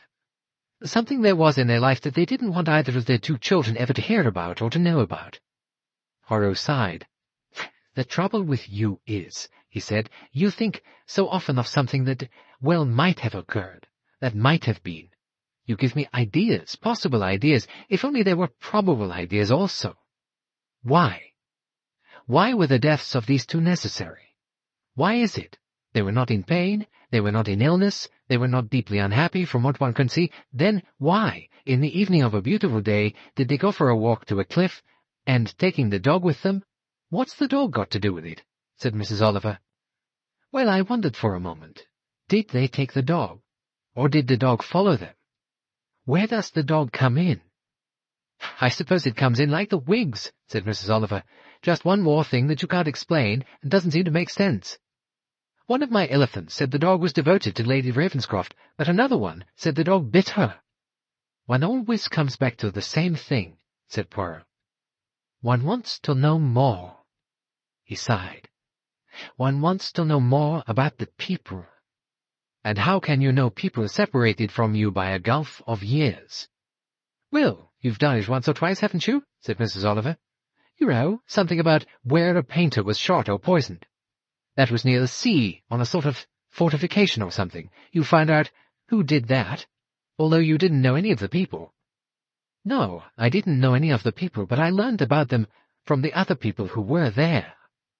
Well, that's what I'm trying to do, said Mrs. Oliver, only I can't get near enough. I can't get to anyone who really knew anything, who was really involved. Do you think really we ought to give it up? I think it would be very wise to give it up, said Poirot. But there is a moment when one no longer wants to be wise. One wants to find out more. I have an interest now in that couple of kindly people with 2 nice children. I presume they are nice children? Well, I don't know the boy, said Mrs. Oliver. I don't think I've ever met him. Do you want to see my goddaughter? I could send her to see you if you like. Yes, I think I would like to see her. Meet her some way. Perhaps she would not wish to come and see me, but a meeting could be brought about. It might, I think, be interesting. And there is someone else I would like to see. Oh, who is that? The woman at the party. The bossy woman.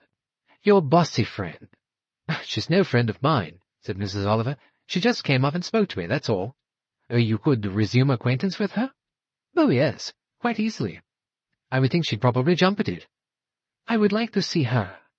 I would like to know why she wants to know these things. Yes, I suppose that might be useful. Anyway, Mrs. Oliver sighed, I shall be glad to have a rest from elephants. Nanny, you know the old Nanny I talked about, she mentioned elephants, and that elephants don't forget. That sort of silly sentence is beginning to haunt me. Ah, well, you must look for more elephants. It's your turn. And what about you? Perhaps I could look for swans. Mon Dieu, where do swans come in? It is only what I remember, which Nanny reminded me of, that there were little boys I used to play with, and one used to call me Lady Elephant, and the other one used to call me Lady Swan. When I was Lady Swan, I pretended to be swimming about on the floor. When I was Lady Elephant, they rode on my back. There are no swans in this. That is a good thing, said Poirot. Elephants are quite enough. Chapter 10. Desmond. 2 days later, as Hercule Poirot drank his morning chocolate, he read at the same time a letter that had been among his correspondence that morning. He was reading it now for the second time. The handwriting was a moderately good one, though it hardly bore the stamp of maturity. Dear Monsieur Poirot, I am afraid you will find this letter of mine somewhat peculiar, but I believe it would help if I mentioned a friend of yours. I tried to get in touch with her to ask her if she would arrange for me to come and see you, but apparently she had left home. Her secretary, I am referring to Mrs. Ariadne Oliver, the novelist, her secretary seemed to say something about her having gone on a safari in East Africa. If so, I can see she may not return for some time, but I am sure she would help me. I would indeed like to see you so much. I am badly in need of advice of some kind. Mrs. Oliver, I understand, is acquainted with my mother, who met her at a literary luncheon party. If you could give me an appointment to visit you one day, I should be very grateful. I can suit my time to anything you suggest. I don't know if it is helpful at all, but Mrs. Oliver's secretary did mention the word elephants. I presume this has something to do with Mrs. Oliver's travels in East Africa. The secretary spoke as though it was some kind of password. I don't really understand this, but perhaps you will. I am in a great state of worry and anxiety, and I would be very grateful if you could see me. Yours truly, Desmond Burton-Cox. Nom d'un petit bonhomme, said Hercule Poirot. I beg your pardon, sir, said George. A mere ejaculation, said Hercule Poirot. There are some things, once they have invaded your life, which you find very difficult to get rid of again. With me, it seems to be a question of elephants. He left the breakfast table, summoned his faithful secretary, Miss Lemon, handed her the letter from Desmond Cox, and gave her directions to arrange an appointment with the writer of the letter. I am not too occupied at the present time, he said. Tomorrow will be quite suitable. Miss Lemon reminded him of 2 appointments which he already had, but agreed that that left plenty of hours vacant, and she would arrange something as he wished. Something to do with the zoological gardens? She inquired. Hardly, said Poirot. No, do not mention elephants in your letter. There can be too much of anything. Elephants are large animals. They occupy a great deal of the horizon. Yes, we can leave elephants. They will no doubt arise in the course of the conversation I propose to hold with Desmond Burton-Cox. Mr. Desmond Burton-Cox, announced George, ushering in the expected guest. Poirot had risen to his feet and was standing beside the mantelpiece. He remained for a moment or two without speaking. Then he advanced, having summed up his own impression. A somewhat nervous and energetic personality. Quite naturally so, Poirot thought, a little ill at ease, but managing to mask it very successfully. He said, extending a hand, Monsieur Hercule Poirot? That is right, said Poirot. And your name is Desmond Burton-Cox. Pray sit down. and tell me what I can do for you. The reasons why you have come to see me." "It's all going to be rather difficult to explain," said Desmond Burton-Cox. "So many things are difficult to explain," said Hercule Poirot. "But we have plenty of time. Sit down." Desmond looked rather doubtfully at the figure confronting him. Really, a very comic personality, he thought. The egg-shaped head, the big moustaches. Not somehow very imposing. Not quite, in fact, what he had expected to encounter. You're a detective, aren't you?" he said. "I mean, you find out things. People come to you to find out, or to ask you to find out things for them." "Yes," said Poirot. "That is one of my tasks in life." "I don't suppose that you know what I've come about, or that you know anything much about me." "I know something," said Poirot. "Oh, you mean Mrs. Oliver, your friend Mrs. Oliver. She's told you something?" "She told me that she had had an interview with a goddaughter of hers, a Miss Celia Ravenscroft. That is right, is it not?" Yes, Celia told me. This Mrs. Oliver, does she also know my mother? Know her well, I mean?" "No, I do not think that they know each other well. According to Mrs. Oliver, she met her at a literary luncheon recently and had a few words with her. Your mother, I understand, made a certain request to Mrs. Oliver." "She'd no business to do so," said the boy. His eyebrows came down over his nose. He looked angry now. Angry, almost revengeful. "Really," he said, "mothers, I mean—" "I understand," said Poirot. "There is much feeling these days. Indeed, perhaps there always has been. Mothers are continually doing things which their children would much rather they did not. Am I right?" "Oh, you're right enough. But my mother, I mean, she interferes in things in which she really has no concern. You and Celia Ravenscroft, I understand, are close friends. Mrs. Oliver understood from your mother that there was some question of marriage. Perhaps in the near future?" "Yes, but my mother really doesn't need to ask questions and worry about things which are, well, no concern of hers." "But mothers are like that," said Poirot. He smiled faintly. He added, "You are perhaps very much attached to your mother?" "I wouldn't say that," said Desmond. "No, I certainly wouldn't say that. You see, well, I'd better tell you straight away. She's not really my mother." "Oh, indeed. I had not understood that." "I'm adopted," said Desmond. "She had a son, a little boy who died, and then she wanted to adopt a child, so I was adopted, and she brought me up as her son. She always speaks of me as her son and thinks of me as her son, but I'm not really. We're not a bit alike. We don't look at things the same way." "Very understandable," said Poirot. "I don't seem to be getting on," said Desmond, "with what I wanted to ask you." "You want me to do something to find out something, to cover a certain line of interrogation. I suppose that does cover it. I don't know how much you know about, well, what the trouble is all about."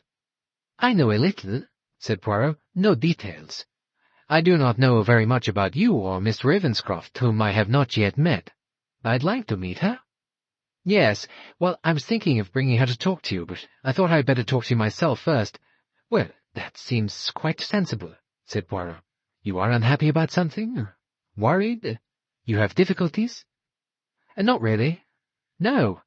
No, there shouldn't be any difficulties. There aren't any.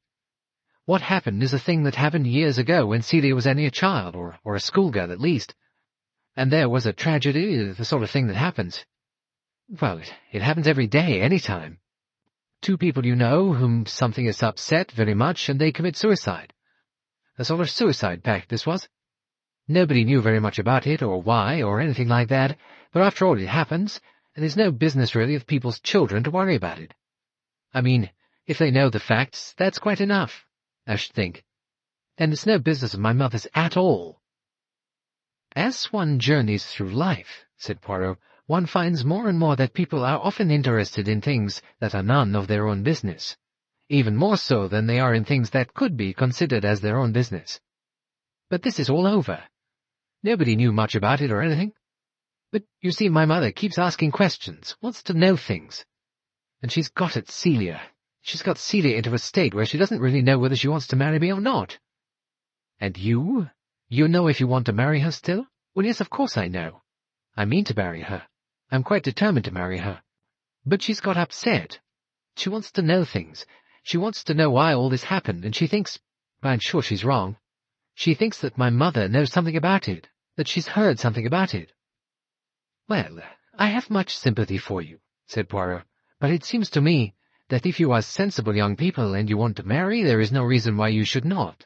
I may say that I have been given some information at my request about this sad tragedy. As you say, it is a matter that happened years ago. There was no full explanation of it. There never has been. But in life one cannot have explanations of all the sad things that happen." "It was a suicide pact," said the boy.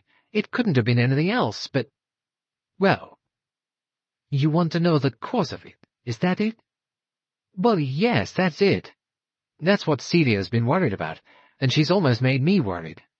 Certainly my mother is worried, though as I've said, it's absolutely no business of hers. I don't think any fault is attached to anyone. I mean, there wasn't a row or anything. The trouble is, of course, that we don't know. Well, I mean, I shouldn't know anyway, because I wasn't there." "You didn't know General and Lady Ravenscroft or Celia?" "I've known Celia more or less all my life. You see, the people I went to for holidays and her people lived next door to each other when we were very young.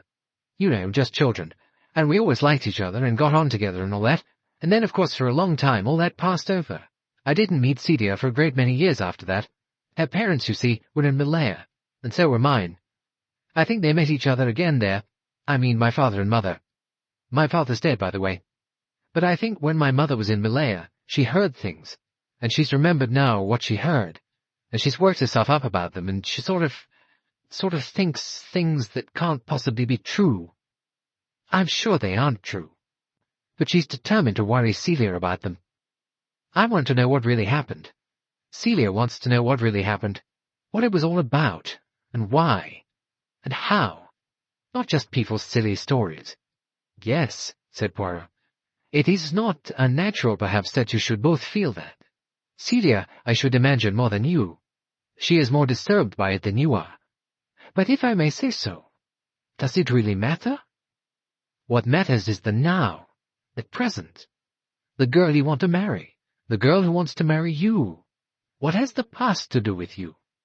Does it matter whether her parents had a suicide pact, or whether they died in an aeroplane accident, or one of them was killed in an accident, and the other one later committed suicide? Whether there were love affairs which came into their lives and made for unhappiness? Yes," said Desmond Burton-Cox. "Yes, I think what you say is sensible, and quite right, but— well, things have been built up in such a way that I've got to make sure that Celia is satisfied. She's a person who minds about things, although she doesn't talk about them much." "Has it not occurred to you," said Hercule Poirot, "that it may be very difficult, if not impossible, to find out what really happened?" "Oh, you mean, which of them killed the other, or why, or that one shot the other and then himself?" "Not unless there had been something. Yes, but that something would have been in the past, so why does it matter now? It oughtn't to matter. It wouldn't matter but for my mother interfering, poking about in things. It wouldn't have mattered. I don't suppose that, well, Celia's ever thought much about it.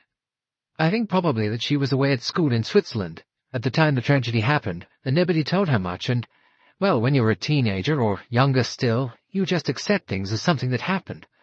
But that's not anything to do with you, really." "Then, don't you think that perhaps you're wanting the impossible?" "I want you to find out," said Desmond.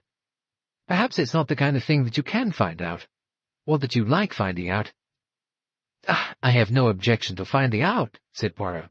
"In fact, one has even a certain curiosity, shall I say.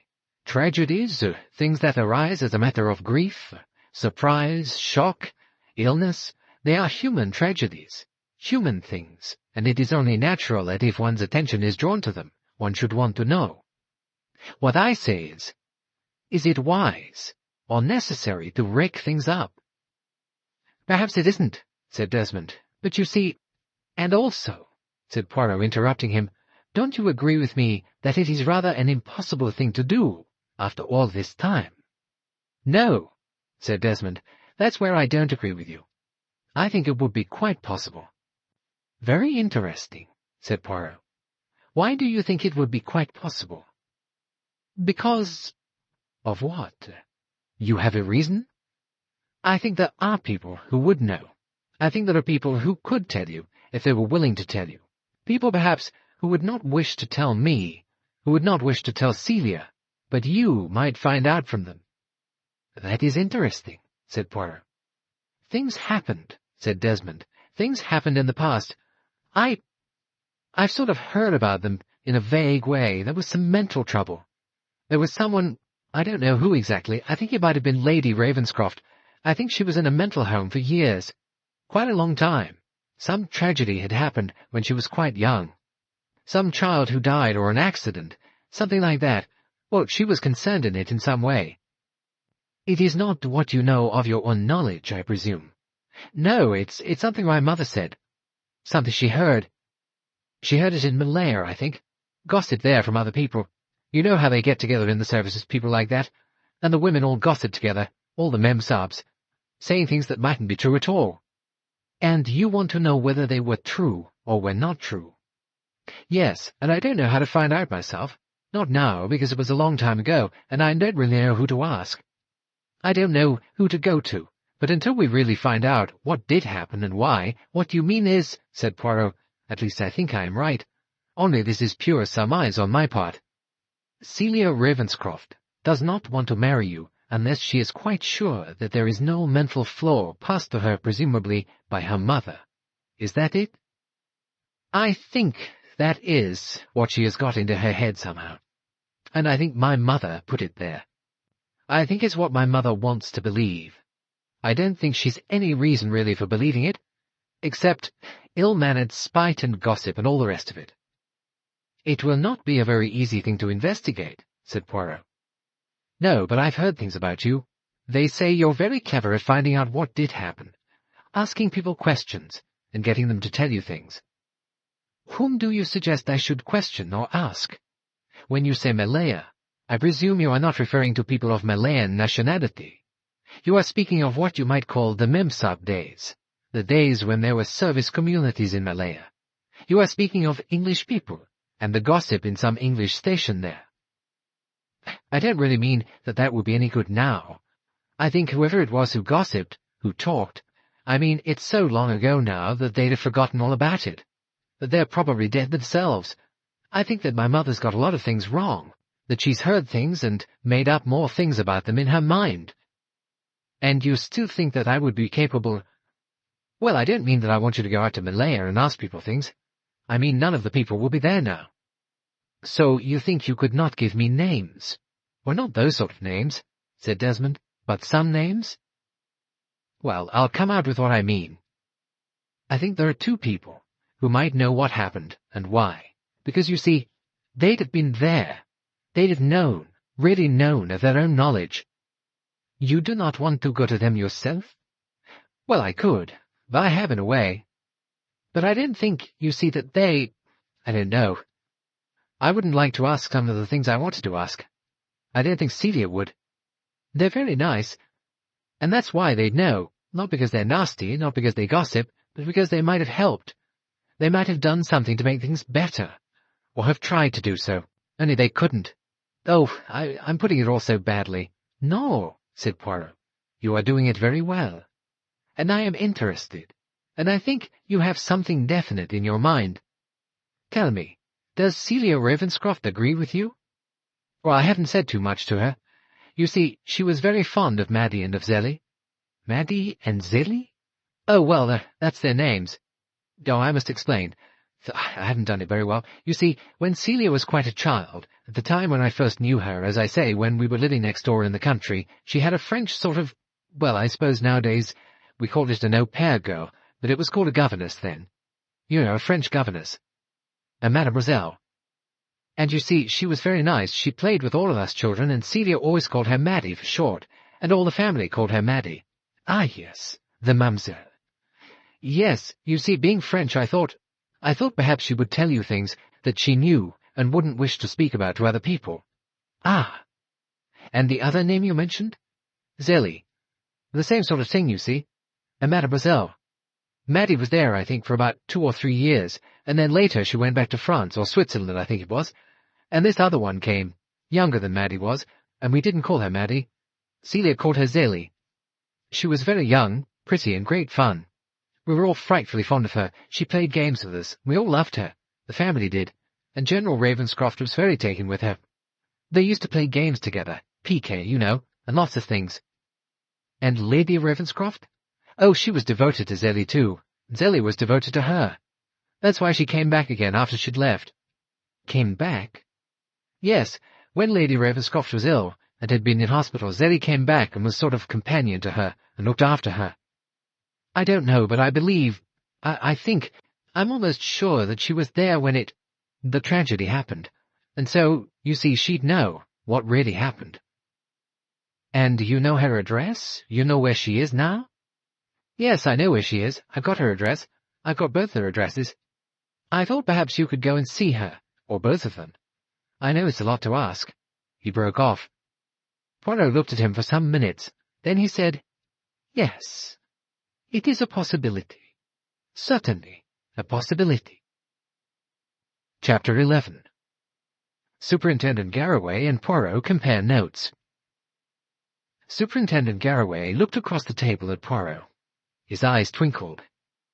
At his side, George delivered a whisky and soda.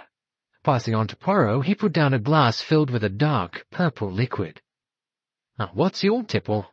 Said Superintendent Garraway with some interest. A syrup of black currant, said Poirot. Well, well, said Superintendent Garraway. Everyone to their own taste. What was it Spence told me? He told me you used to drink something called a tisane, wasn't it? What's that, a variant of French piano or something? No, said Poirot. It's useful for reducing fevers. Invalid dope of some kind. He drank from his glass. Well, he said, here's to suicide. It was suicide? Poirot asked. Or what else can it be? Said Superintendent Garraway. The things you wanted to know. He shook his head. His smile grew more pronounced. I am sorry, said Poirot, to have troubled you so much. I am like the animal or the child in one of your stories by Mr. Kipling. I suffer from insatiable curiosity. Insatiable curiosity, said Superintendent Garraway. Nice stories he wrote, Kipling. Knew his stuff, too. They told me once that man could go for one short tour round a destroyer and know more about it than one of the top engineers in the Royal Navy. Alas, said Hercule Poirot, I do not know everything. Therefore, you see, I have to ask questions. I am afraid that I sent you rather a long list of questions. What intrigued me, said Superintendent Garraway, is the way you jump from one thing to another. Psychiatrists, doctors' reports, how money was left, who had money, who got money, who expected money and didn't get any money, particulars of ladies' hairdressing, wigs, names of suppliers of wigs, charming rose-coloured cardboard boxes they came in by the way. You knew all of these things, said Poirot. That has amazed me, I can assure you. Well, it was a puzzling case, and of course we made full notes on the subject.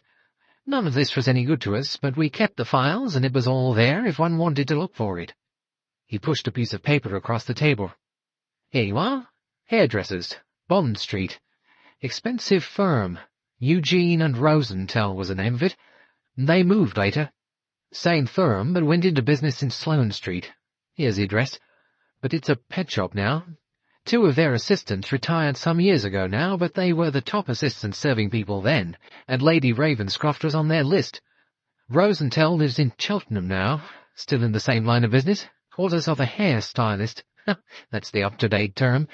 And you add beautician. Same man, different hat, as one used to say in my young days. Aha, said Poirot. Why, aha? Asked Garraway. I am immensely obliged to you, said Hercule Poirot. You have presented me with an idea. How strange it is the way ideas arrive into one's head. You've too many ideas in your head already, said the superintendent. That's one of your troubles. You don't need any more. Now then, I've checked up as well as I could on the family history. There's nothing much there. Alistair Ravenscroft was of Scottish extraction. Father was a clergyman, 2 uncles in the army, both quite distinguished. Married Margaret Preston Grey. Well-born girl, presented at court and all the rest of it. No family scandals. You were quite right about her being one of twin sisters.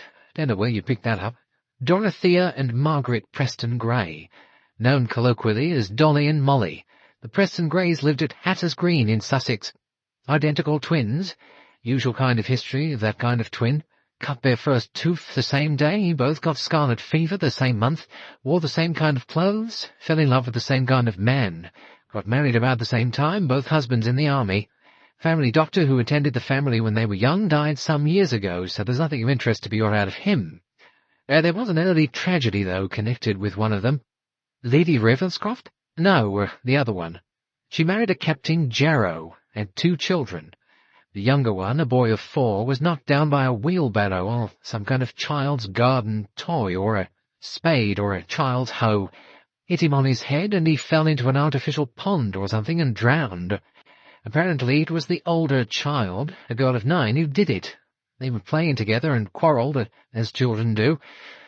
Doesn't seem much doubt, but there was. Another story. Someone said the mother did it, got angry and hit him.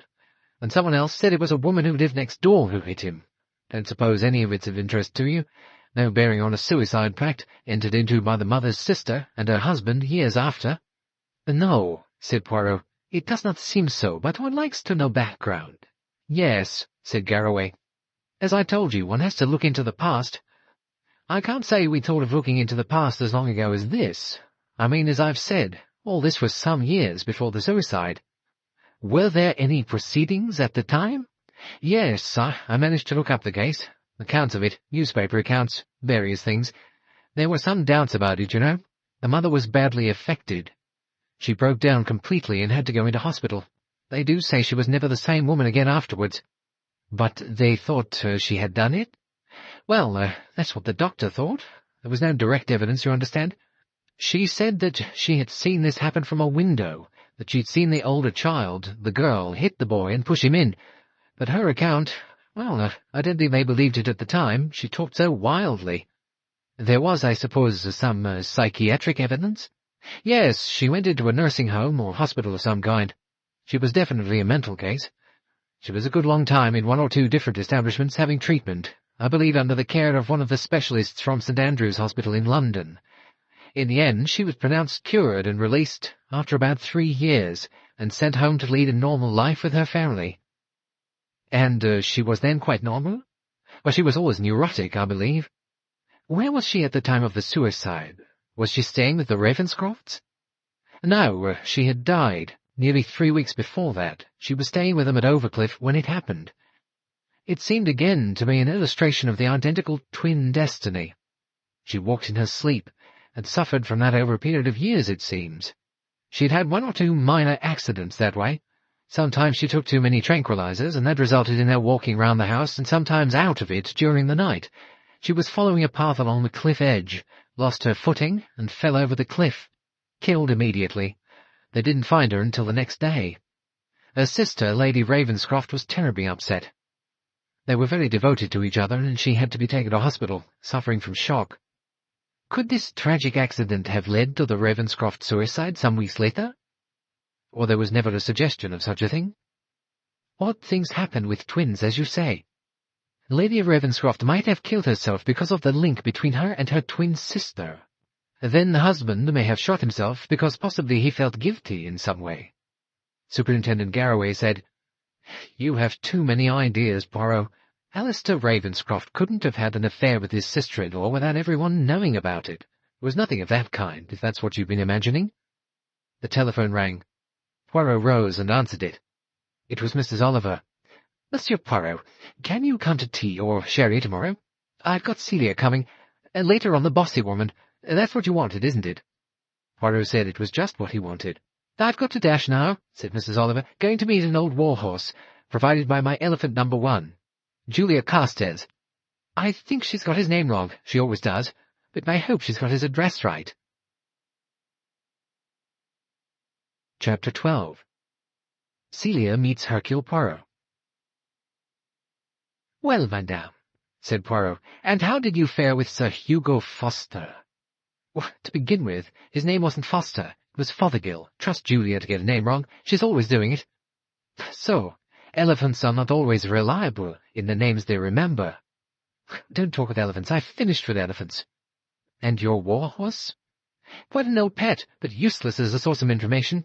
Obsessed by some people called Barnet, who did have a child killed in an accident in Malaya, nothing to do with the Ravenscrofts. I tell you, I've finished with elephants. Madame, you have been most persevering, most noble.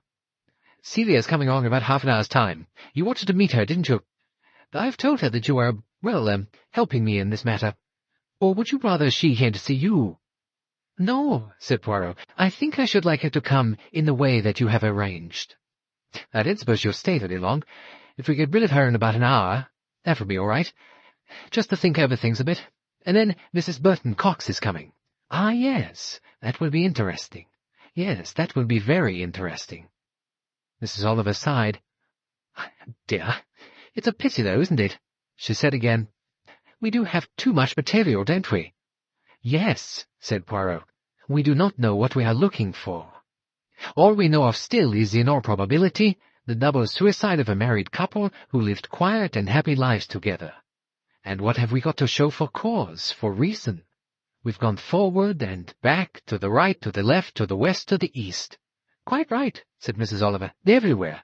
We hadn't been to the North Pole yet, she added. Nor to the South Pole, said Poirot. So what is there, when it all comes to it?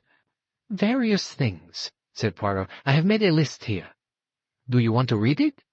Mrs. Oliver came over and sat beside him and looked over his shoulder. Wigs, she said, pointing to the first item. Why wigs first? 4 wigs, said Poirot. Seem to be interesting. Interesting, and rather difficult to solve. I believe the shop she got her wigs from has gone out of the trade now. People go to quite different places for wigs, and they're not wearing as many as they did just then. People used to wear wigs to go abroad, you know, because it saves bother in travelling. Yes, said Poirot. We will do what we can with wigs. Anyway, that is one thing that interests me. And then there are other stories. Stories of mental disturbance in the family. Stories of a twin sister who was mentally disturbed and spent a good many years of her life in a mental home. Well, it doesn't seem to lead anywhere, said Mrs. Oliver. I mean to say, I suppose she could have come and shot the 2 of them, but I don't really see why. No, said Poirot. The fingerprints on the revolver were definitely only the fingerprints of General Ravenscroft and his wife, I understand. Then there are stories of a child. A child in Malaya was murdered or attacked, possibly by this twin sister of Lady Ravenscroft, possibly by some quite different woman, possibly by an amah or a servant. Point 2. You know a little more about money. Where does money come into it? Said Mrs. Oliver in some surprise. It does not come into it, said Poirot. That is what is so interesting. Money usually comes in. Money someone got as a result of that suicide. Money lost as a result of it. Money somewhere causing difficulties, causing trouble, causing covetousness and desire. It is difficult to see. There does not seem to have been any large amount of money anywhere. There are various stories of love affairs, women who were attractive to the husband, men who were attractive to the wife, and the affair on one side or the other could have led to suicide or to murder. It very often does. Then we come to what at the moment inclines me to the most interest. That is why I am so anxious to meet Mrs. Burton-Cox. Ugh, that awful woman. I don't see why you think she's important. All she did was to be a nosy Parker, wanted me to find out things. Yes, but why did you want you to find out things? It seems to me very odd that. It seems to me that that is something that one has to find out about. She is the link, you see. The link? Yes. We do not know what the link was, where it was, how it was. All we know is that she wants desperately to learn more about this suicide. Being a link, she connects both with your godchild, Celia Ravenscroft, and with the son, who is not her son. What do you mean, not her son? He is an adopted son, said Poirot. A son she adopted because her own son died. How did her own child die? Why? When? All these things I ask myself. She could be a link of emotion, a wish for revenge through hatred, through some love affair. At any rate, I must see her. I must make up my mind about her. Yes, I cannot help but think that is very important. There was a ring at the bell, and Mrs. Oliver went out of the room to answer it. This, I think, could be Celia, she said. You're sure it's all right? By me, yes, said Poirot. By her also, I hope. Mrs. Oliver came back a few minutes later. Celia Ravenscroft was with her. She had a doubtful, suspicious look. "I don't know," she said. She stopped, staring at Hercule Poirot. "I want to introduce you," said Mrs. Oliver, "to someone who is helping me, and I hope is also helping you. That is, helping you in what you want to know and find out. This is Monsieur Hercule Poirot. He has special genius in finding out things." "Oh," said Celia. She looked very doubtfully at the egg-shaped head, the monstrous moustaches, and the small stature. "I think," she said rather doubtfully, "that I have heard of him." Hercule Poirot stopped himself with a slight effort from saying firmly, "Most people have heard of me." It was not quite as true as it used to be, because many people who had heard of Hercule Poirot and known him were now reposing with suitable memorial stones over them in churchyards. He said, "Sit down, mademoiselle. I will tell you this much about myself, that when I start an investigation, I pursue it to the end. I will bring to light the truth, and if it is, shall we say truly the truth that you want, then I will deliver that knowledge to you. But it may be that you want reassuring. That is not the same thing as the truth. I can find various aspects that might reassure you. Will that be enough? If so, do not ask for more." Celia sat down in the chair he had pushed towards her, and looked at him rather earnestly. Then she said, "You don't think I'd care for the truth, is that it?" "I think," said Poirot, "that the truth might be a shock, a sorrow, and it might be that you would have said, 'Why did I not leave all this behind? Why did I ask for knowledge? It is painful knowledge, about which I can do nothing helpful or hopeful. It is a double suicide, by a father and a mother, that we'll admit it, that I loved. It is not a disadvantage to love a mother and father." "It seems to be considered so nowadays, occasionally," said Mrs. Oliver. "New article of belief, shall we say." "That's the way I've been living," said Celia. "Beginning to wonder, you know. Catching on to odd things that people said sometimes. People who looked at me rather pityingly. But more than that, with curiosity as well. One begins to find out, you know, things about people, I mean. People you meet, people you know, people who used to know your family. I don't want this life. I want... You think I don't really want it, but I do. I want truth. I'm able to deal with truth. Just tell me something." It was not a continuation of the conversation. Celia had turned on Poirot with a separate question, something which had replaced what had been in her mind just previously. "You saw Desmond, didn't you?" she said. "He went to see you. He told me he had." "Yes, he came to see me." "Did you not want him to do so?" "He didn't ask me. If he had asked you?" "I don't know. I don't know whether I should have forbidden him to do so, told him on no account to do such a thing, or whether I should have encouraged it. I would like to ask you one question, mademoiselle. I want to know if there is one clear thing in your mind that matters to you, that could matter to you more than anything else." "Well, what is that?" "As you say, Desmond Burton-Cox came to see me. A very attractive and likable young man, and very much in earnest over what he came to say. Now that is the really important thing. The important thing is if you and he really wish to marry. Because that is serious. That is, though young people do not always think so nowadays, that is a link together for life. Do you want to enter into that state? It matters. What difference can it make to you or to Desmond whether the death of two people was a double suicide or something quite different? You think it is something quite different. Or it was. I do not know as yet," said Poirot. "I have reason to believe that it might be. There are certain things that do not accord with a double suicide. But as far as I can go on the opinion of the police, and the police are very reliable, Mademoiselle Celia, very reliable, they put together all the evidence, and they thought very definitely that it could be nothing else but a double suicide." "But they never knew the cause of it. That's what you mean?" "Yes," said Poirot, "that is what I mean." "And don't you know the cause of it either? I mean from looking into things, or thinking about them, or whatever you do?" "No, I am not sure about it," said Poirot. "I think there might be something very painful to learn, and I am asking you whether you would be wise enough to say, 'The past is the past. Here is a young man whom I care for, and who cares for me. This is the future we are spending together, not the past.'" "Did he tell you he was an adopted child?" asked Celia. Yes, he did. You see, what business is it really of hers? Why should she come worrying Mrs. Oliver here to make Mrs. Oliver ask me questions, find out things? She's not his own mother. Does he care for her? No, said Celia. I'd say on the whole he dislikes her. I think he always has. She's spent money on him, schooling, and on clothes, and on all sorts of different things. And you think she cares for him? I don't know. I don't think so. She wanted, I suppose, a child to replace her own child. She'd had a child who died in an accident. That was why she wanted to adopt someone. And her husband had died quite recently. All these dates are so difficult. I know. I would like perhaps to know one thing. About her or about him? Is he provided for, financially? I don't know quite what you mean by that. He'll be able to support me, to support a wife. I gather some money was settled on him when he was adopted. A sufficient sum, that is. I didn't mean a fortune or anything like that. There is nothing that she could withhold. What, you mean that she'd cut off the money supplies if he married me? I don't think she's ever threatened to do that, or indeed that she could do it. I think it was all fixed up by lawyers, or whoever arranges adoptions. I mean, they make a lot of fuss, these adoption societies, from all I hear. I would ask you something else which you might know, but nobody else does. Presumably Mrs. Burton-Cox knows it. Do you know who his actual mother was? You think that might have been one of the reasons for her being so nosy and all that?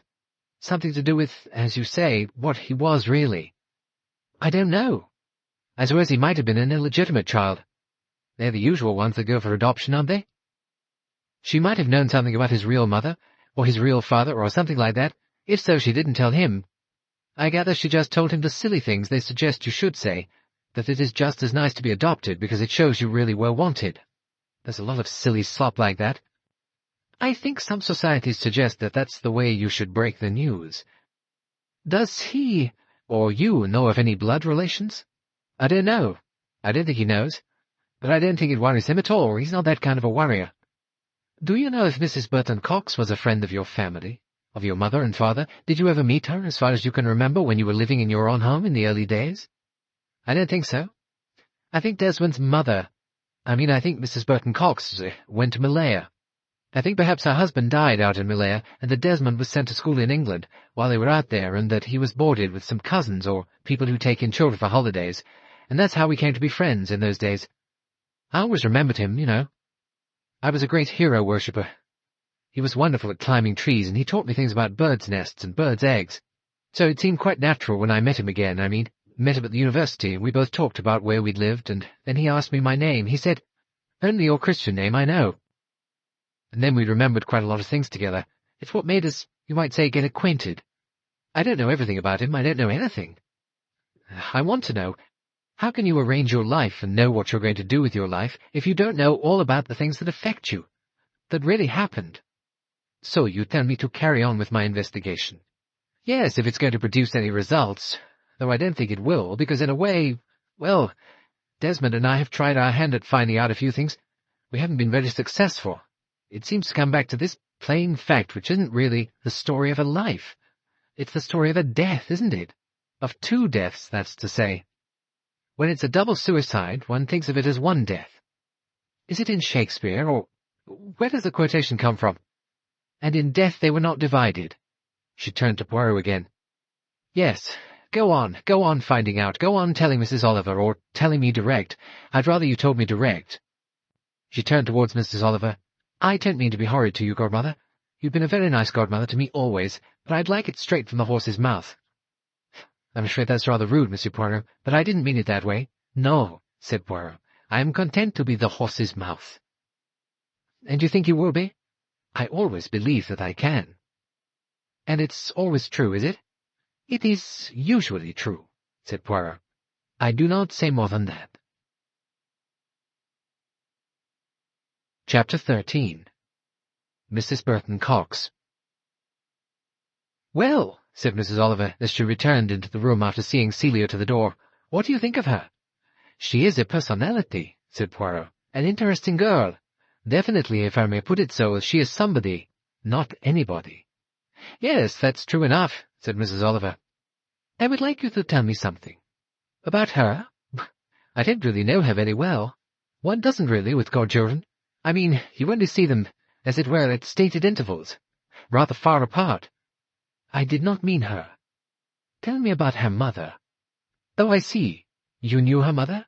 Yes, we were in a sort of pensionnat in Paris together. People used to send girls to Paris then to be finished, said Mrs. Oliver. That sounds more like an introduction to a cemetery than an introduction into society. What do you want to know about her? You remember her? You remember what she was like? Yes, as I tell you, one doesn't entirely forget things, or people, because they're in the past.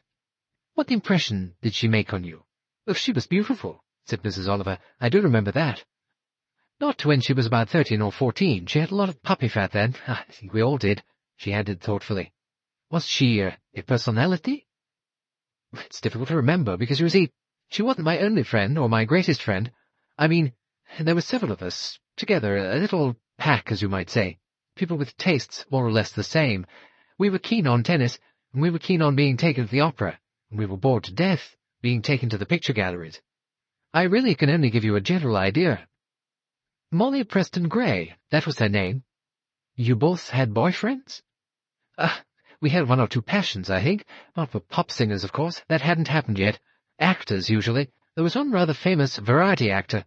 A girl, one of the girls, had him pinned up over her bed, and Mademoiselle Giron, the French mistress, on no account allowed that actor to be pinned up there. Ce n'est pas convenable, she said. The girl didn't tell her that he was her father. We laughed, added Mrs. Oliver. Yes, we laughed a good deal. Well, tell me more about Molly, or Margaret Preston Gray. Does this girl remind you of her? No, I don't think she does. No, they're not alike. I think Molly was more emotional than this girl. There was a twin sister, I understand. Was she at the same pensionnat? No, she wasn't. She might have been, since they were the same age, but no.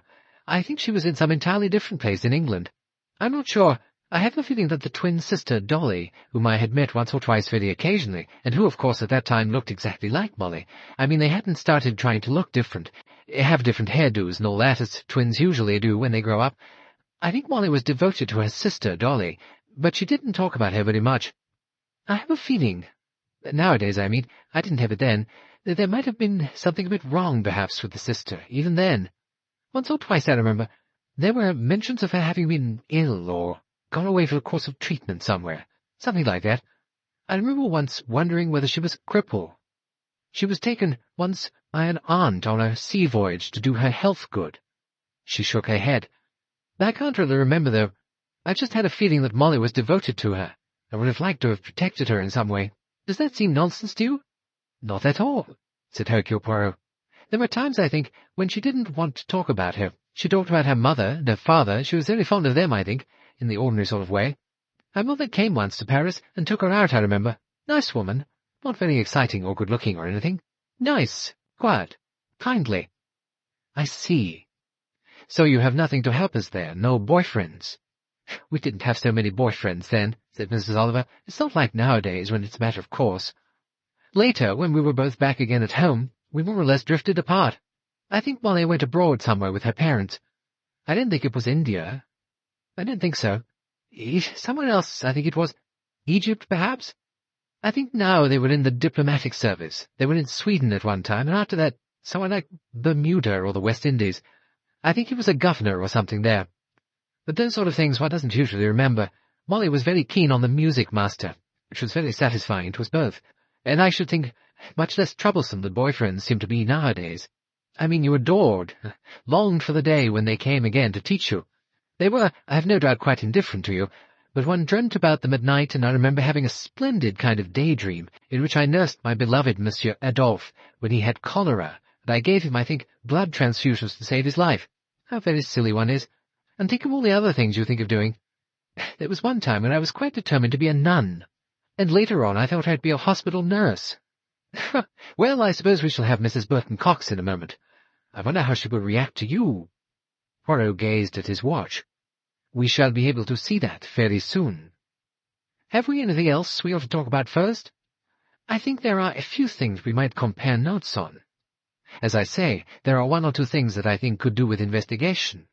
An elephant investigation for you, shall we say?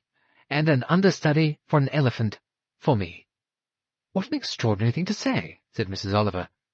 "I told you I was done with elephants." "Ah," said Poirot, "but elephants perhaps have not done with you." The front doorbell sounded once again. Poirot and Mrs. Oliver looked at each other. "Well," said Mrs. Oliver, "here we go." She left the room once more. Poirot heard sounds of greeting going on outside, and in a moment or two Mrs. Oliver returned, ushering the somewhat massive figure of Mrs. Burton-Cox. "What a delightful flat you have," said Mrs. Burton-Cox. "So charming of you to have spared time, your very valuable time, I'm sure. You asked me to come and see you." Her eyes shot sideways to Hercule Poirot. A faint expression of surprise passed over her face.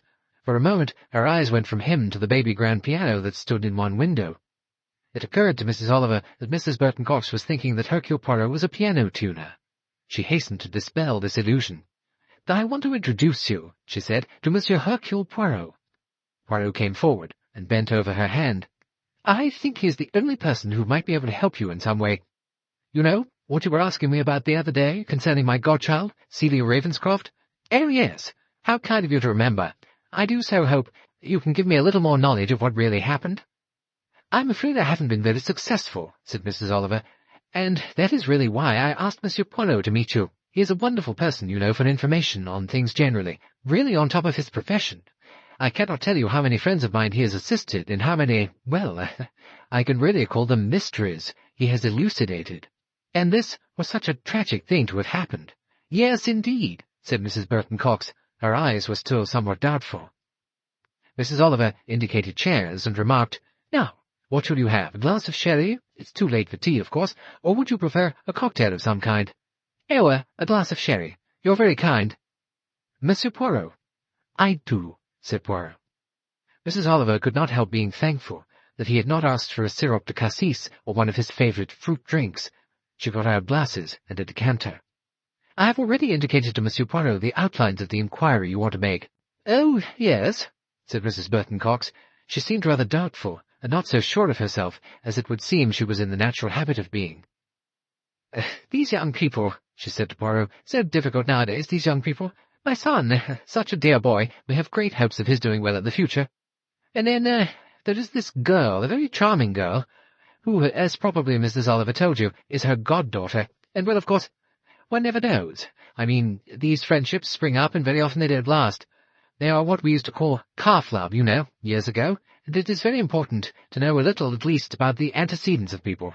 You know, what their family's like. Oh, of course, I know Celia's a very well-born girl and all that, but there was this tragedy.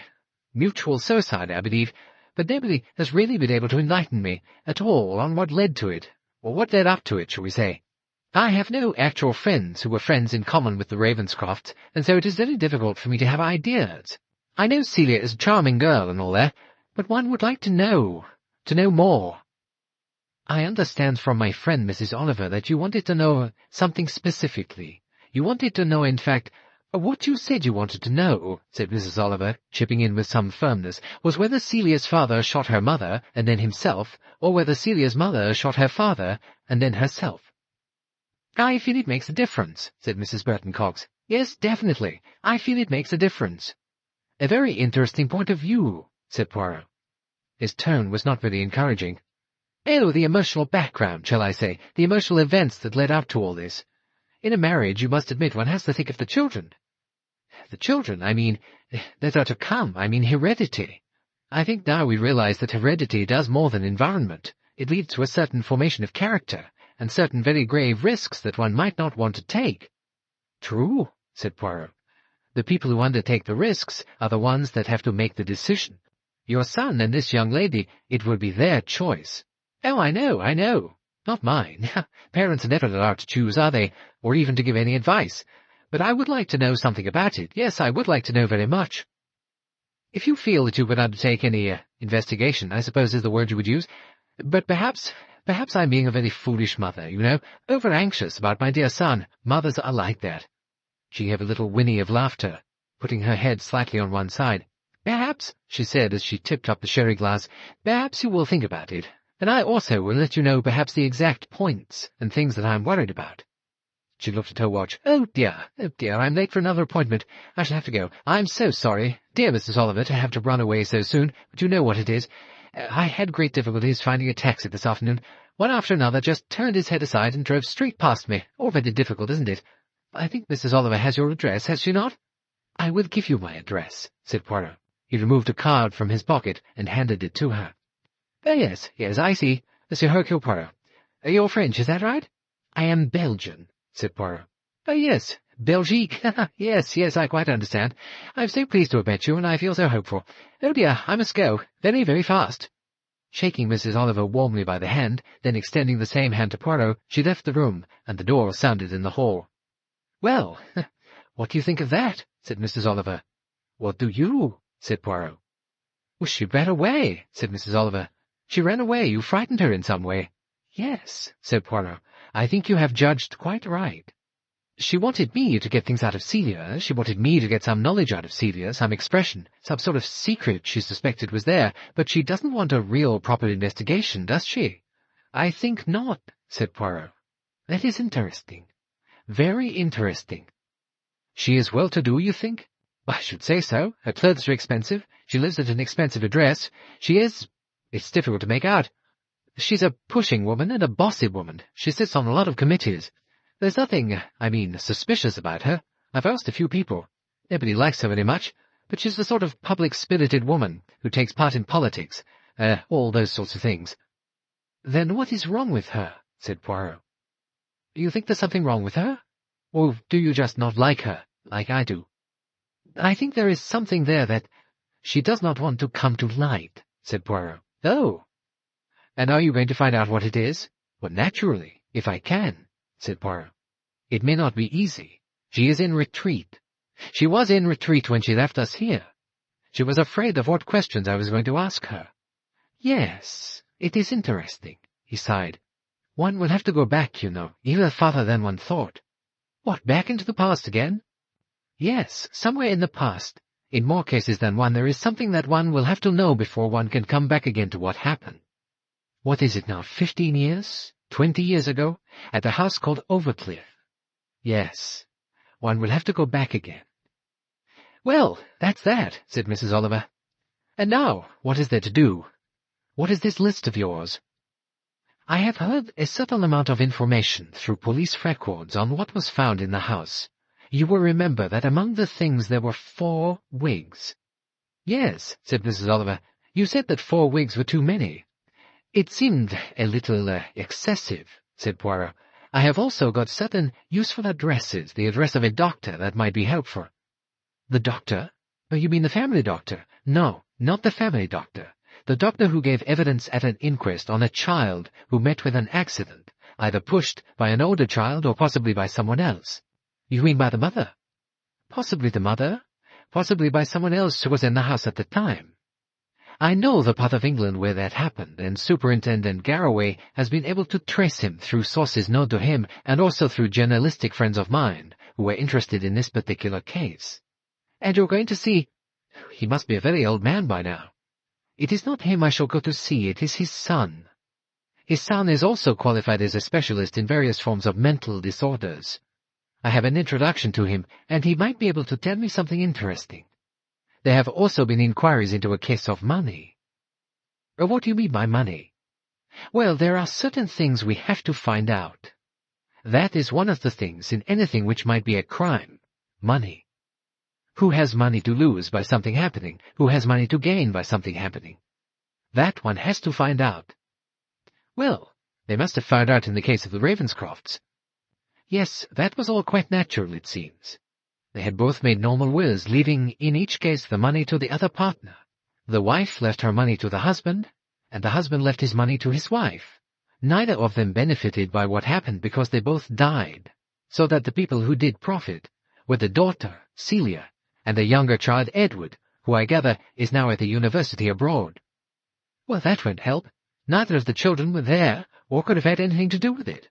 Oh no, that is quite true. One must go further back, further forward, further sideways, to find out if there is some financial motive somewhere that is, well, shall we say, significant. Well, don't ask me to do that sort of thing, said Mrs. Oliver. I've no real qualifications for that. I mean, that's come up, I suppose, fairly reasonable in the elephants that I've talked to. No, I think the best thing for you to do would be, shall we say, take on the subject of the wigs. Wigs? There had been a note made in the careful police report at the time of the suppliers of the wigs, who were a very expensive firm of hairdressers and wig-makers in London, in Bond Street. Later, that particular shop closed, and the business was transferred somewhere else. Two of the original partners continued to run it, and I understand it has now been given up.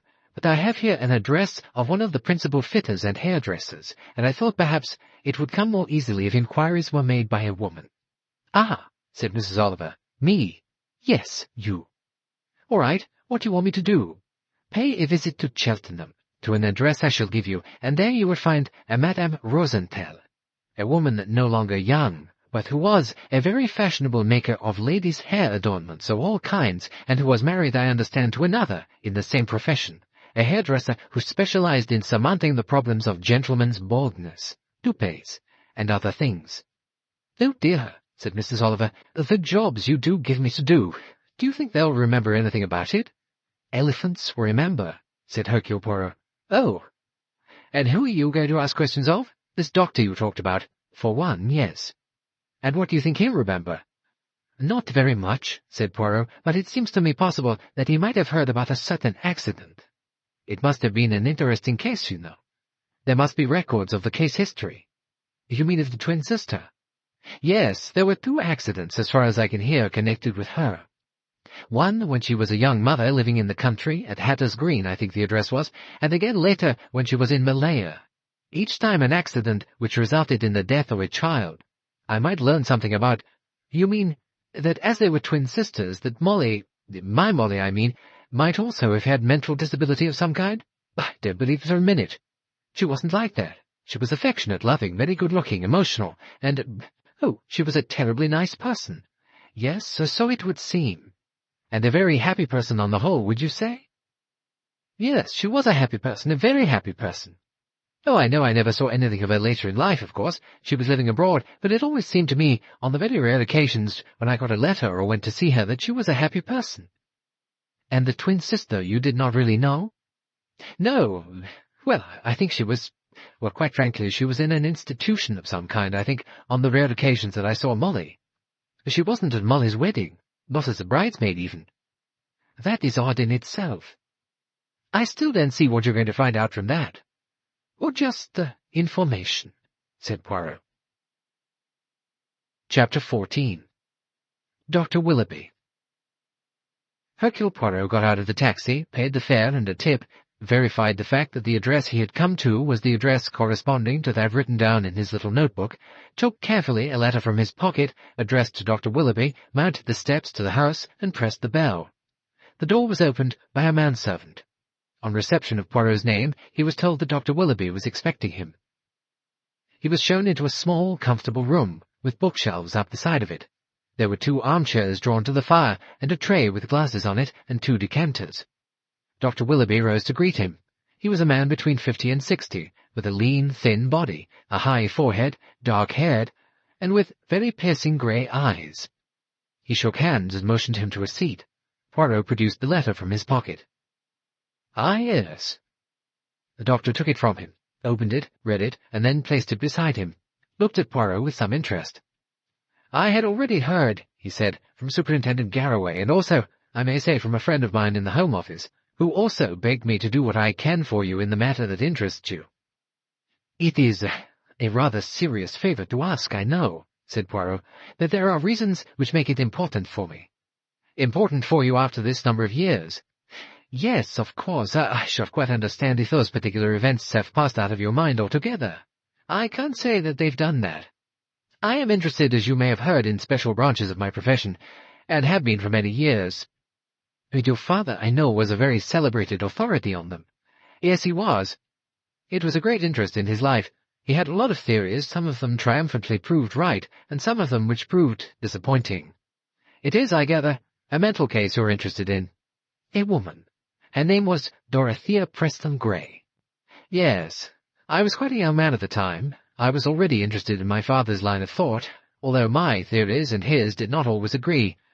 The work he did was interesting, and the work I did in collaboration interested me very much. I didn't know what your particular interest was in Dorothea Preston Gray, as she was at the time, and Mrs. Jarrow later. "She was one of twins, I gather," said Poirot. "Yes, that was at that moment, I may say, my father's particular field of study.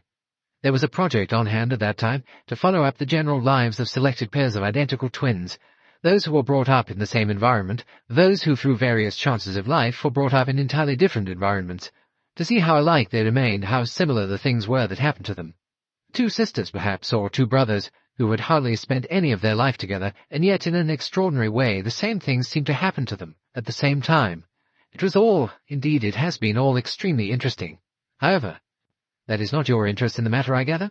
"No," said Poirot. "It is a case, I think, the part of it, that is to say, that I am interested in, of an accident to a child."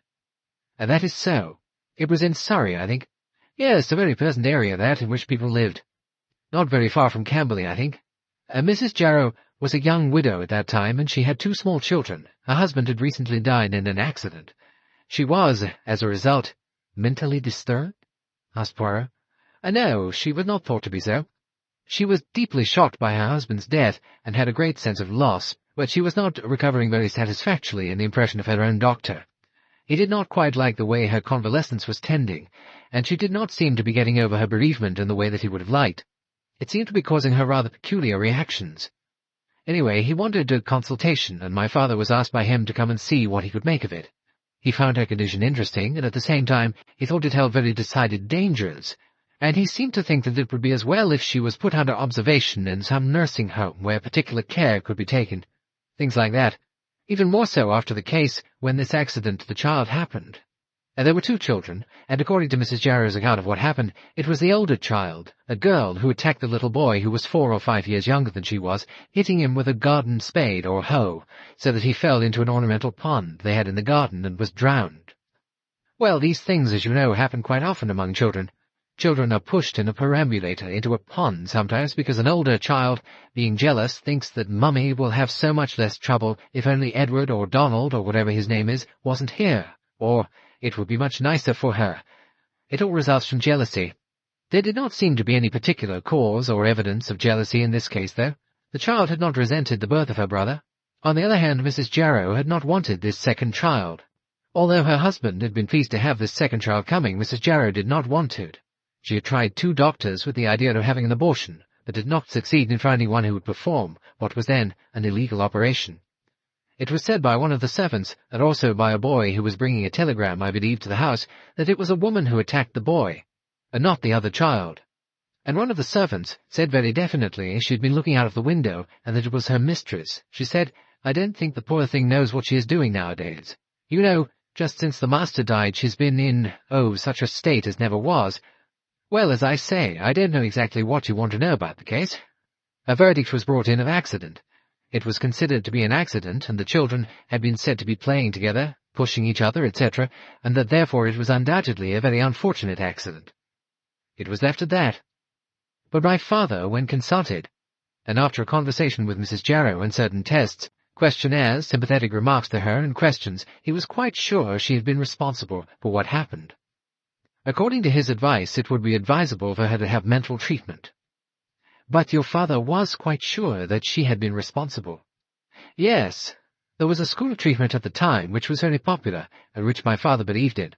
That school's belief was that after sufficient treatment, lasting sometimes quite a long time, a year or longer, people could resume a normal everyday life, and it was to their advantage to do so. They could be returned to live at home, and with a suitable amount of attention, both medical and from those, usually near relatives, who were with them and could observe them living a normal life, everything could go well. This, I may say, did meet with success, at first in many cases, but later there was a difference. Several cases had most unfortunate results. Patients who appeared to be cured came home to their natural surroundings, to a family, a husband, their mothers and fathers, and slowly relapsed, so that very often tragedies, or near tragedies, occurred. One case my father was bitterly disappointed in, also a very important case in his knowledge, was a woman who came back to live with the same friend she lived with before. All seemed to be going happily, but after about 5 or 6 months she sent urgently for a doctor, and when he came, said, "I must take you upstairs because you will be angry at what I have done, and you will have to send for the police, I am afraid." I know that must happen, but you see, I was commanded to do this, I saw the devil looking out of Hilda's eyes. I saw the devil there, so I knew what I had to do. I knew I had to kill her. The woman was lying dead in a chair, strangled, and after her death her eyes had been attacked. The killer died in a mental home, with never any feeling about her crime, except that it had been a necessary command laid upon her because it was her duty to destroy the devil. Poirot shook his head sadly. The doctor went on. Yes, well, I consider that in a mild way Dorothea Preston Gray suffered from a form of mental disorder that was dangerous, and that she could only be considered safe if she lived under supervision. This was not generally accepted, I may say, at the time, and my father did consider it most inadvisable. Once she had been committed to a very pleasant nursing home, a very good treatment was given, and again, after a period of years, she appeared to be completely sane, left the establishment, lived in an ordinary life with a very pleasant nurse more or less in charge of her, though considered in the household as a lady's maid. She went about, made friends, and sooner or later went abroad. To Malaya, said Poirot. Yes, I see you've been correctly informed. She went to Malaya to stay with her twin sister. And there another tragedy happened. Yes, a child of a neighbour was attacked. It was thought at first by an Amar, and afterwards I believe one of the native servants, a bearer, was suspected. But there again there seemed no doubt that Mrs. Jarrow had, for one of those mental reasons known only to her, been guilty of the attack. There was no definite evidence, I understand, which could be brought against her. I think General... I forget his name now.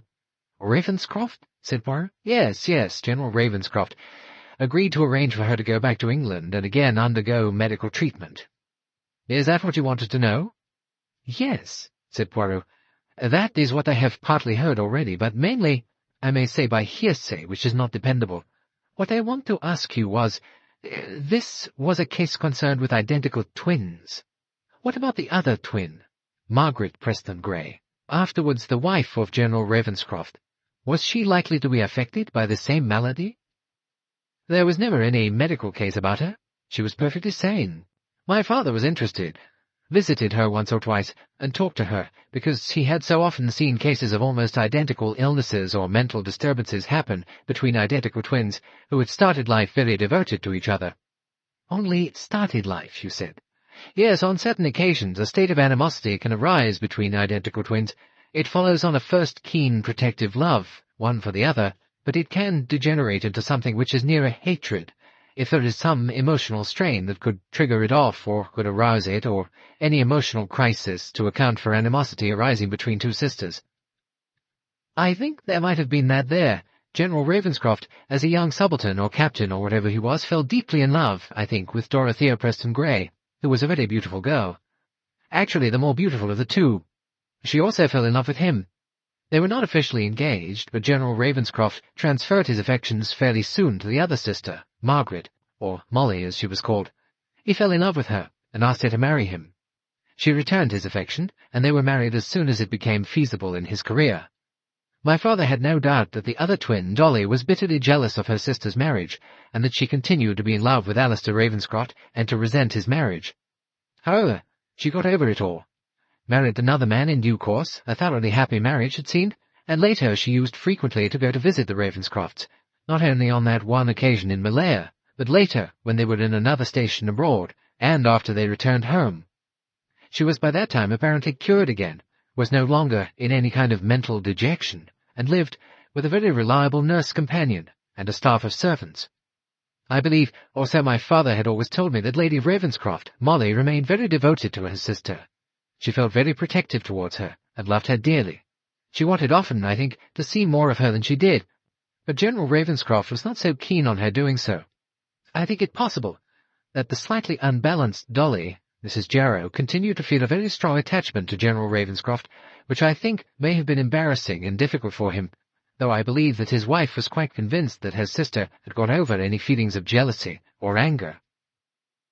I understand Mrs. Jarrow was staying with the Ravenscrofts about 3 weeks or so before the tragedy of their suicide happened. Yes, that was quite true. Her own tragic death happened then. She was quite frequently a sleepwalker.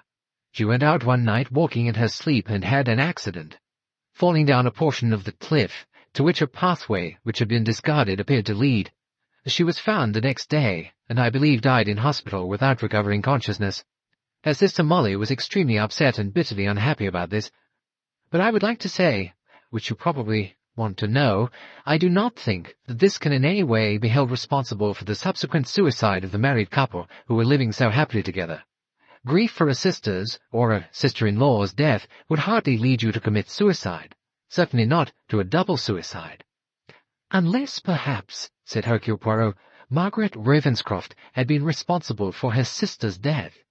Good heavens, said Dr. Willoughby.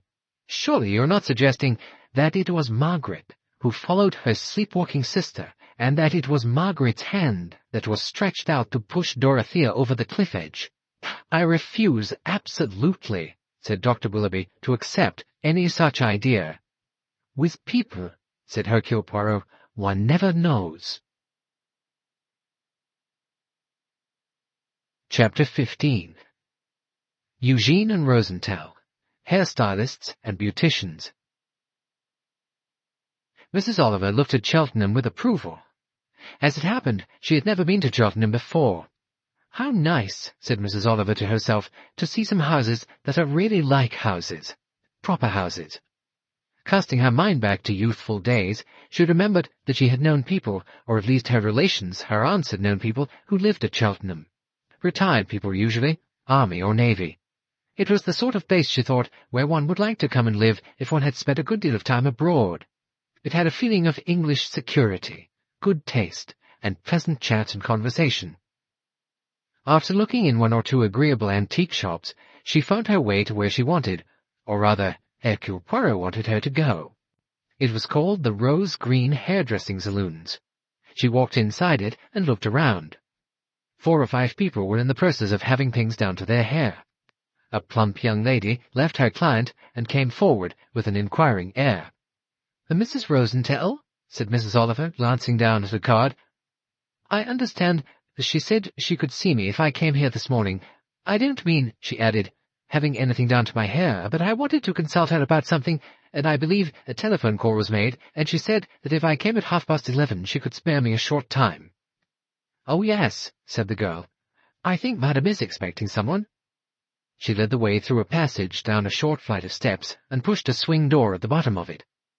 From the hairdressing saloon they had passed into what was obviously Mrs. Rosenthal's house. The plump girl knocked at the door and said, "Delighted to see you," as she put her nose in, and then asked rather nervously, "What name did you say?" "Mrs. Oliver," said Mrs. Oliver. She walked in. It had a faint effect of what might have been yet another showroom.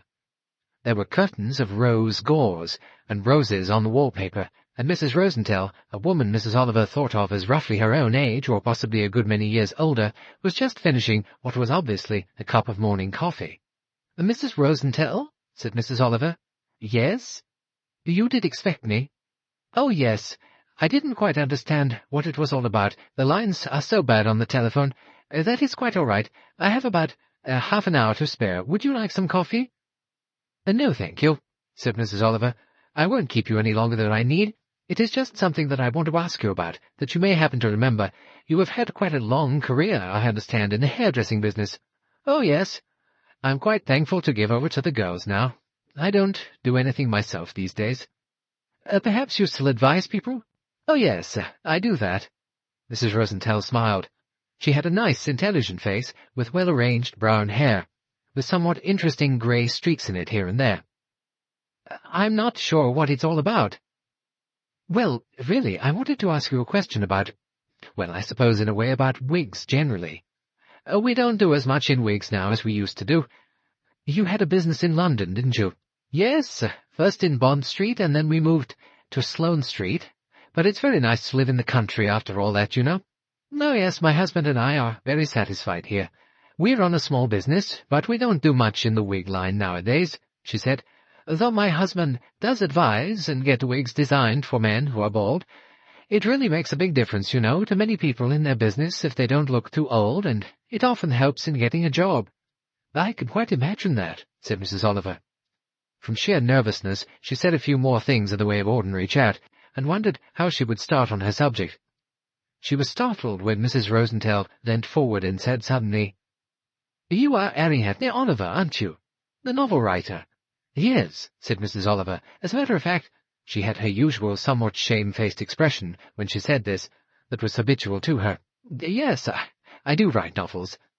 I'm so fond of your books. I've read a lot of them. Oh, this is very nice indeed. Now tell me, in what way can I help you?" "Well, I wanted to talk about wigs, and about something that happened a great many years ago, and probably you mayn't remember anything about it." "Well, I rather wonder. Do you mean fashions of years ago?"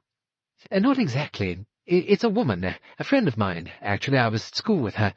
And then she married and went out to Malaya and came back to England, and there was a tragedy later, and one of the things I think that people found surprising after it was that she had so many wigs. I think they had all been supplied by you, by your firm, I mean." "Oh, a tragedy. What was her name?" "Well, her name when I knew her was Preston Gray, but afterwards her name was Ravenscroft." "Oh! Oh, yes, that one. Yes, I do remember Lady Ravenscroft. I remember her quite well. She was so nice, and really very good-looking still. Yes, her husband was a colonel or a general or something, and they'd retired, and they lived in, I forget the county now. And there was what was supposed to be a double suicide," said Mrs. Oliver. Yes, I remember reading about it and saying, 'Why, that's our Lady Ravenscroft.' And then there was a picture of them both in the paper, and I saw that it was so. Of course, I'd never seen him, but it was her, all right. It seemed so sad, so much grief. I heard that they discovered that she had cancer, and that they couldn't do anything about it, so this happened. But I never heard any details or anything." "No," said Mrs. Oliver. "But what is it you think I can tell you?" "You supplied her with wigs, and I understand the people investigating, I suppose the police, thought 4 wigs was quite a lot to have, but perhaps people did have 4 wigs at a time." "Well, I think that most people had 2 wigs at least," said Mrs. Rosenthal. "You know, one to send back to be serviced, as you might say, and the other one that they wore while it was away." "Do you remember Lady Ravenscroft ordering an extra 2 wigs?" "Oh, she didn't come herself. I think she'd been, or was ill in hospital or something, and it was a French young lady who came. I think a French lady who was companion to her or something like that, very nice. She spoke perfect English, and she explained all about the extra wigs she wanted, sizes and colours and styles, and ordered them. Yes, fancy my remembering it. I suppose I wouldn't have, except that about, it must have been a month later? A month? Perhaps more, 6 weeks. I read about the suicide, you know.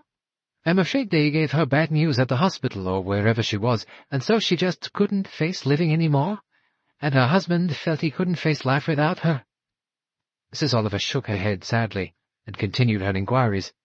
"They were different kinds of wigs, I suppose?" "Yes, one had a very pretty grey streak in it, and then there was a party one, and one for evening wear, and one close-cropped with curls. Very nice, that you could wear under a hat, and it didn't get messed up. I was sorry not to have seen Lady Ravenscroft again.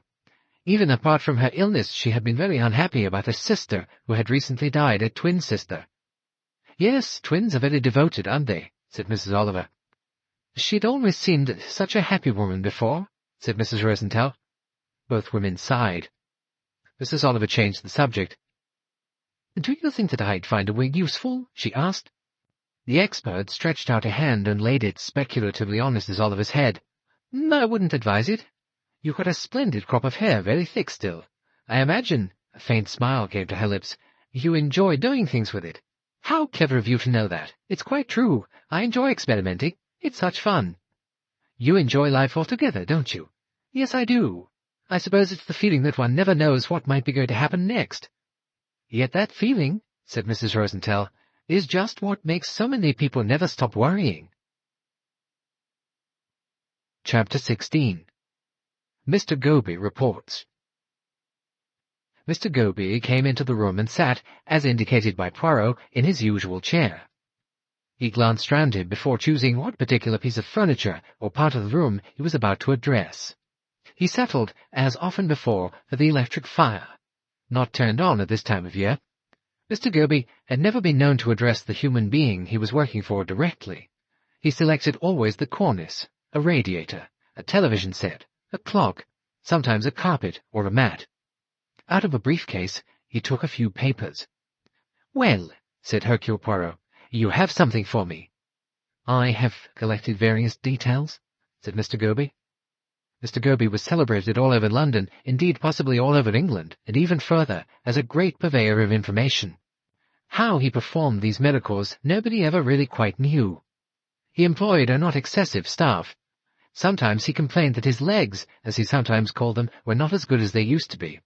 But his results were still able to astonish people who had commissioned them. "A Mrs Burton-Cox," he said, announcing the name much as though he had been the local church warden having his turn at reading the lessons. He might equally have been saying 3rd verse, 4th chapter, the book of Isaiah. "A Mrs Burton-Cox," he said again, "married Mr Cecil Aubrey, manufacturer of buttons on a large scale. Rich man, entered politics, was MP for Little Stansmere. Mr Cecil Aubrey was killed in a car accident 4 years after their marriage.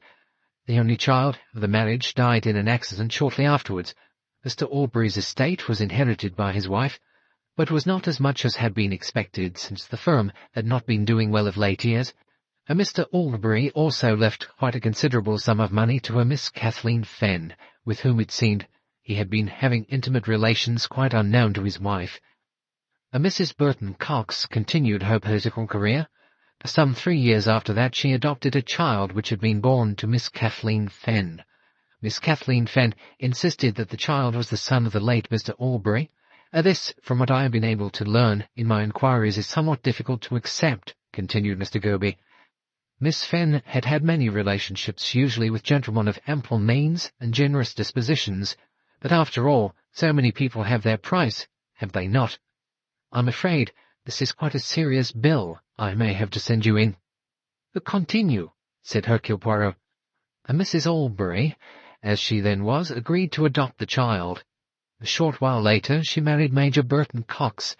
Miss Kathleen Fenn became, I may say, a most successful actress and pop singer, and made a very large amount of money. She then wrote to Mrs Burton-Cox saying she would be willing to take back the adopted child. Mrs Burton-Cox refused. Mrs Burton-Cox has been living quite comfortably since, I understand, Major Burton-Cox was killed in Malaya. He left her moderately well off. A further piece of information I have obtained is that Miss Kathleen Fenn, who died a very short while ago, 18 months I think, left a will by which her entire fortune, which amounted by then to a considerable sum of money, was left to her natural son Desmond, at present known under the name of Desmond Burton-Cox." "Very generous," said Poirot. "Of what did Miss Fenn die?" "My informant tells me that she contracted leukemia." "And the boy has inherited his mother's money?" "It was left in trust for him to acquire at the age of 25. "So he will be independent, will have a substantial fortune. And Mrs Burton-Cox has not been happy in her investments. It is understood she has sufficient to live on, but not much more." "Has the boy Desmond made a will?" asked Poirot. "That," said Mr Goby, "I fear I do not know as yet, but I have certain means of finding out. If I do, I will acquaint you with the fact without loss of time." Mr Goby took his leave, absent-mindedly bowing a farewell to the electric fire. About an hour and a half later the telephone rang. Hercule Poirot, with a sheet of paper in front of him, was making notes. Now and then he frowned, twirled his moustaches, crossed something out and rewrote it, and then proceeded onward. When the telephone rang, he picked up the receiver and listened. "Thank you," he said. "That was quick work. Yes, I am grateful. I really do not know sometimes how you manage these things." "Yes, that sets out the position clearly. It makes sense of something that did not make sense before." "Yes. I gather—" "Yes. I am listening." "Oh, you are pretty sure that that is the case. He knows he is adopted, but he never has been told who his real mother was." Yes, I see. Very well. You will clear up the other point too. Thank you." He replaced the receiver and started once more writing down words. In half an hour the telephone rang once more. Once again he picked up the phone. "I'm back from Cheltenham," said a voice, which Poirot had no difficulty in recognizing. "Ah, chère madame, you have returned. You have seen Mrs Rosenthal?" "Yes, she's very nice, very nice. And you were quite right, you know. She is another elephant." "Meaning, chère madame?" "I mean that she remembered Molly Ravenscroft." And she remembered her wigs? Yes. Briefly she outlined what the retired hairdresser had told her about the wigs. Yes, said Poirot, that agrees. That is exactly what Superintendent Garraway mentioned to me. The 4 wigs that the police found. Curls, an evening type of headdress, and 2 other plainer ones. 4. So, I really only told you what you already knew. No, you told me something more than that. She said, that is what you told me just now, is it not, that Lady Ravenscroft wanted 2 extra wigs to add to the 2 that she already had, and that this was about 3 weeks to 6 weeks before the suicide tragedy occurred. Yes. That is interesting, is it not? Well, it's very natural, said Mrs. Oliver. I mean, you know that people, women, I mean, may do awful damage to things, to false hair and things of that kind. If it can't be redressed and cleaned, if it's got burnt or got stuff spilt on it, you can't get out, or it's been dyed and dyed all wrong, something like that, well then, of course, you have to get 2 new wigs or switches or whatever they are. I don't see what makes you excited about that. Not exactly excited, said Poirot. No, it is a point, but the more interesting point is what you have just added. It was a French lady, was it not, who brought the wigs to be copied or matched? Yes, I gather some kind of companion or something. Lady Ravenscroft had been or was in hospital or in a nursing home somewhere, and she was not in good health, and she could not come herself to make a choice or anything of that kind. I see. So her French companion came. Do you know the name of that companion by any chance? No, I don't think Mrs. Rosenthal mentioned it. In fact, I don't think she knew. The appointment was made by Lady Ravenscroft, and the French girl or woman just brought the wigs along for size and matching and all the rest of it, I suppose. Well, said Poirot, that helps me towards the further step that I am about to take. What have you learnt? Said Mrs. Oliver. Have you done anything? You are always so sceptical, said Poirot. You always consider that I do nothing, that I sit in a chair and repose myself. Well, I think you sit in a chair and think, admitted Mrs. Oliver, but I quite agree that you don't often go out and do things. In the near future, I think I may possibly go out and do things, said Hercule Poirot, and that will please you. I may even cross the channel, though certainly not in a boat. A plane, I think, is indicated. Oh, said Mrs. Oliver. Do you want me to come too? No, said Poirot. I think it would be better if I went alone on this occasion. You really will go? Oh, yes. Oh, yes. I will run about with all activity, and so you should be pleased with me, madame. When he had run off, he dialed another number, which he looked up from a note he had made in his pocket-book. Presently, he was connected to the person whom he wished to speak to. My dear Superintendent Garraway, it is Hercule Poirot who addresses you. I do not derange you too much. You are not very busy at this moment? No, I'm not busy, said Superintendent Garraway. I am pruning my roses, that is all. There is something that I want to ask you. Quite a small thing. About our problem of the double suicide? Yes, about our problem. You said there was a dog in the house. You said that the dog went for walks with the family, or so you understood? Yes, there was some mention made of a dog. I think it may have been either the housekeeper or someone who said that they went for a walk with the dog as usual that day. In examination of the body, was there any sign that Lady Ravenscroft had been bitten by a dog? Not necessarily very recently or on that particular day? Well, it's odd you should say that. I can't say I'd have remembered about it if you hadn't mentioned such a thing. But yes, there were a couple of scars, not bad ones, but again, the housekeeper mentioned that the dog had attacked its mistress more than once and bitten her, though not very severely. Look here, Poirot. There was no rabies about, if that's what you're thinking. There couldn't have been anything of that kind. After all, she was shot. They were both shot. There was no question of any septic poisoning or danger of tetanus. I do not blame the dog, said Poirot. It was only something that I wanted to know. One dog bite was fairly recent, about a week before, I think. Or 2 weeks, somebody said. There was no case of necessary injections or anything of that kind. It had healed quite well. What's that quotation? Went on Superintendent Garraway. The dog it was that died? I can't remember where he comes from, but anyway, it wasn't the dog that died, said Poirot. That wasn't the point of my question. I would like to have known that dog. He was perhaps a very intelligent dog. After he had replaced the receiver, with thanks to the superintendent, Poirot murmured, An intelligent dog. More intelligent, perhaps, than the police were. Chapter 17. Poirot announces departure. Miss Livingston showed in a guest, the Mr. Hercule Poirot. As soon as Miss Livingston had left the room, Poirot shut the door after her and sat down by his friend Mrs. Ariadne Oliver. He said, lowering his voice slightly, "I depart." "You do what?" said Mrs. Oliver, who was always slightly startled by Poirot's methods of passing on information. "I depart. I make the departure. I take a plane to Geneva." "You sound as though you were or UNESCO or something." "No, it is just a private visit that I make. Have you got an elephant in Geneva? Well, I suppose you might look at it that way. Perhaps 2 of them." "I haven't found out anything more," said Mrs. Oliver. "In fact, I don't know who I can go to find out any more. I believe you mentioned, or somebody did, that your goddaughter Celia Ravenscroft had a young brother." "Yes, he's called Edward, I think. I've hardly ever seen him. I took him out once or twice from school, I remember, but that was years ago." "Where is he now?"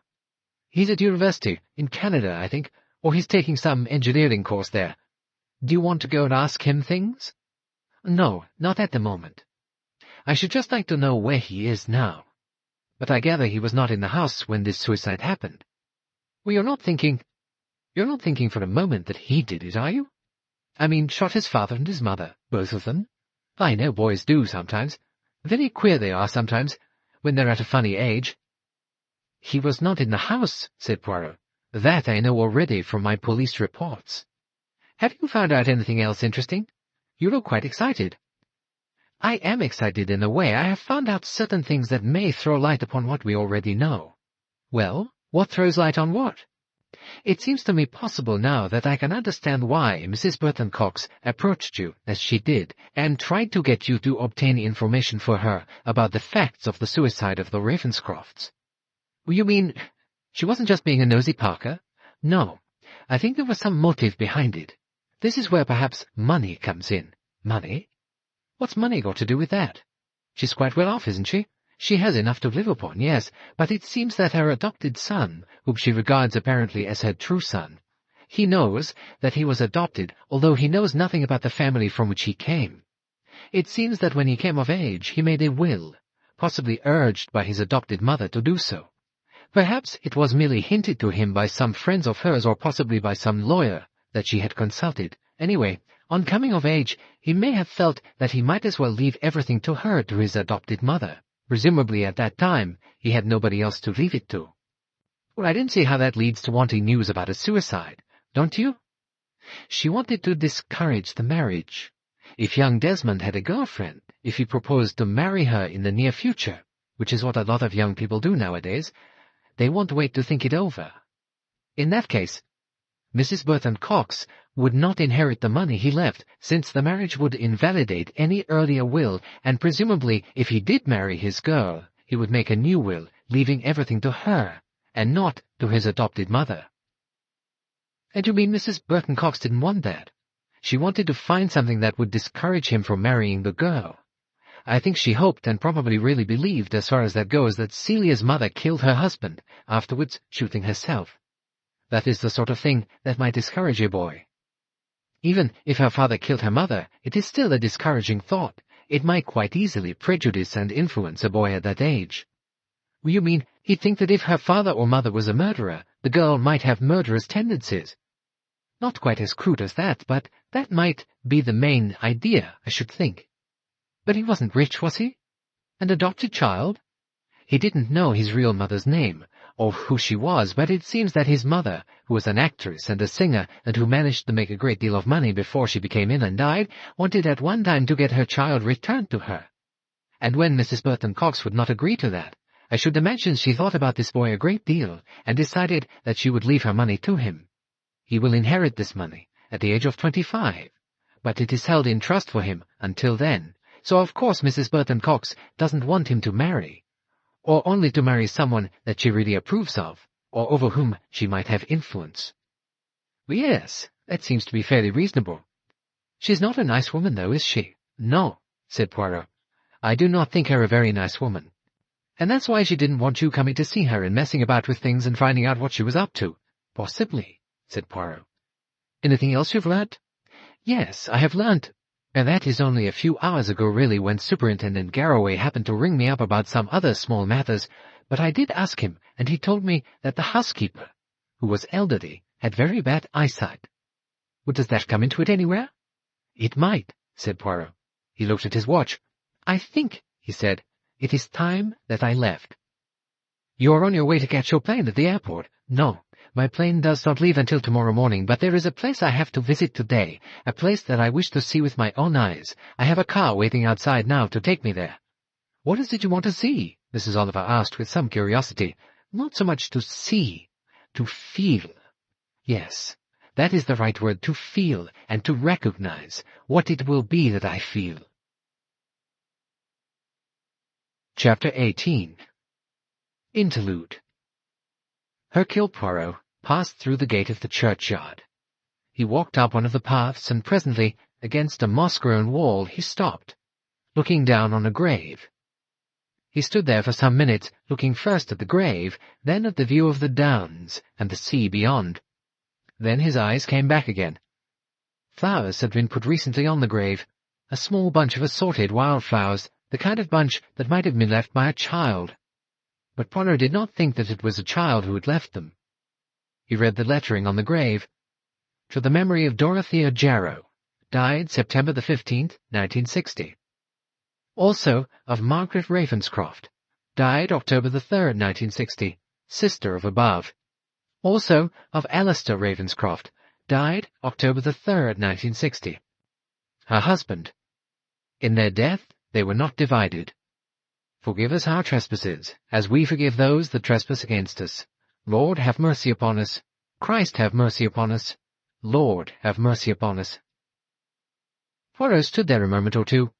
He nodded his head once or twice, then he left the churchyard and walked by a footpath that led out onto the cliff and along the cliff. Presently he stood still again, looking out to the sea. He spoke to himself. I am sure now that I know what happened and why. I understand the pity of it, and the tragedy. One has to go back such a long way.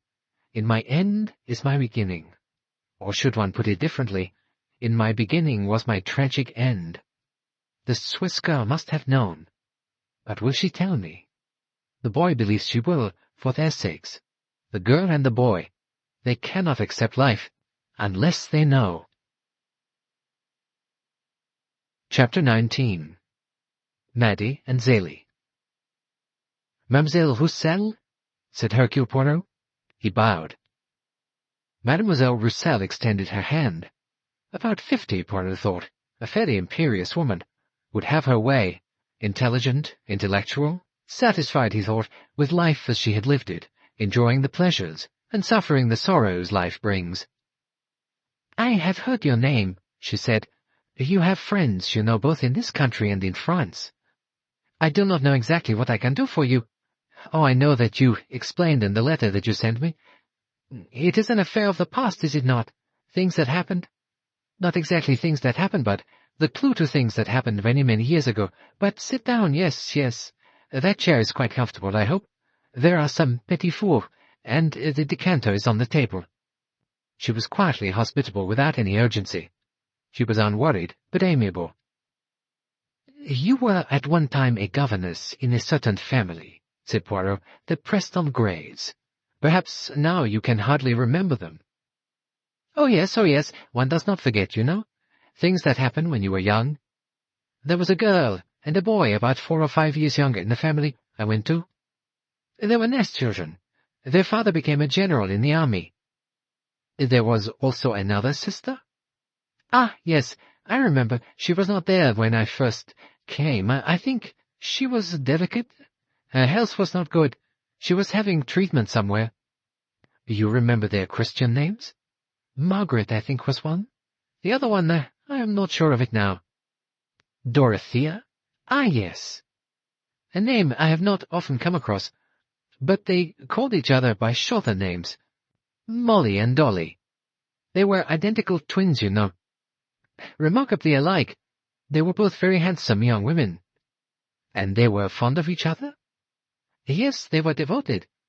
But we are we not, becoming slightly confused? Preston Grey is not the name of the children I went to teach. Dorothea Preston Grey married the Major. Ah, I cannot remember the name now. Arrow? No, Jarrow. Margaret's married name was Ravenscroft, said Poirot. Ah, that, yes. Curious how one cannot remember names. The Preston Greys are a generation older. Margaret Preston Grey had been in a pensionnat in this part of the world, and when she wrote after her marriage asking Madame Benoit, who ran that pensionnat, if she knew of someone who would come to her as nursery governess to her children, I was recommended. That is how I came to go there. I spoke only of the other sister because she happened to be staying there during part of my time of service with the children. The children were a girl, I think, of 6 or 7. She had a name out of Shakespeare. I remember. Rosalind, or Celia? Celia, said Poirot. And the boy was only about 3 or 4. His name was Edward. A mischievous but lovable child. I was happy with them. And they were happy, I hear, with you. They enjoyed playing with you, and you were very kind in your playing with them. Moi, j'aime les enfants, said Mademoiselle Roussel. They called you Maddie, I believe. She laughed. Ah, I like hearing that word. It brings back past memories. Did you know a boy called Desmond? Desmond Burton-Cox? Ah, yes. He lived, I think, in a house next door, or nearly next door. We had several neighbors, and the children very often came to play together. His name was Desmond, yes, I remember. You were there long, mademoiselle? No. I was only there for 3 or 4 years at most. Then I was recalled to this country. My mother was very ill. It was a question of coming back and nursing her, although I knew it would not perhaps be for very long.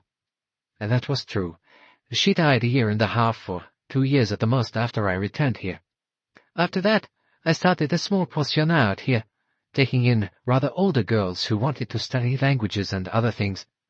I did not visit England again, although for 1 year or 2 I kept up communication with the country. The 2 children used to send me a card at Christmas time. Did General Ravenscroft and his wife strike you as a happy couple? Oh, very happy. They were fond of their children. They were very well suited to each other? Yes, they seemed to me to have all the necessary qualities to make their marriage a success. You said Lady Ravenscroft was devoted to her twin sister. Was the twin sister also devoted to her?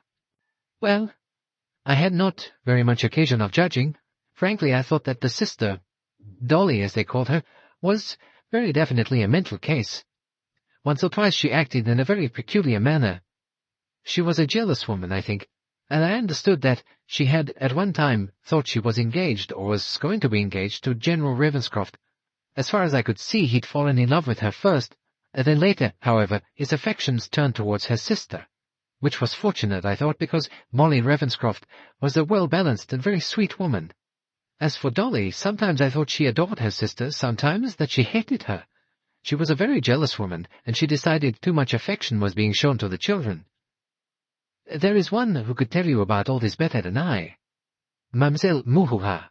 She lives in Lausanne, and she went to the Ravenscrofts about 1.5 or 2 years after I had to leave. She was with them for some years.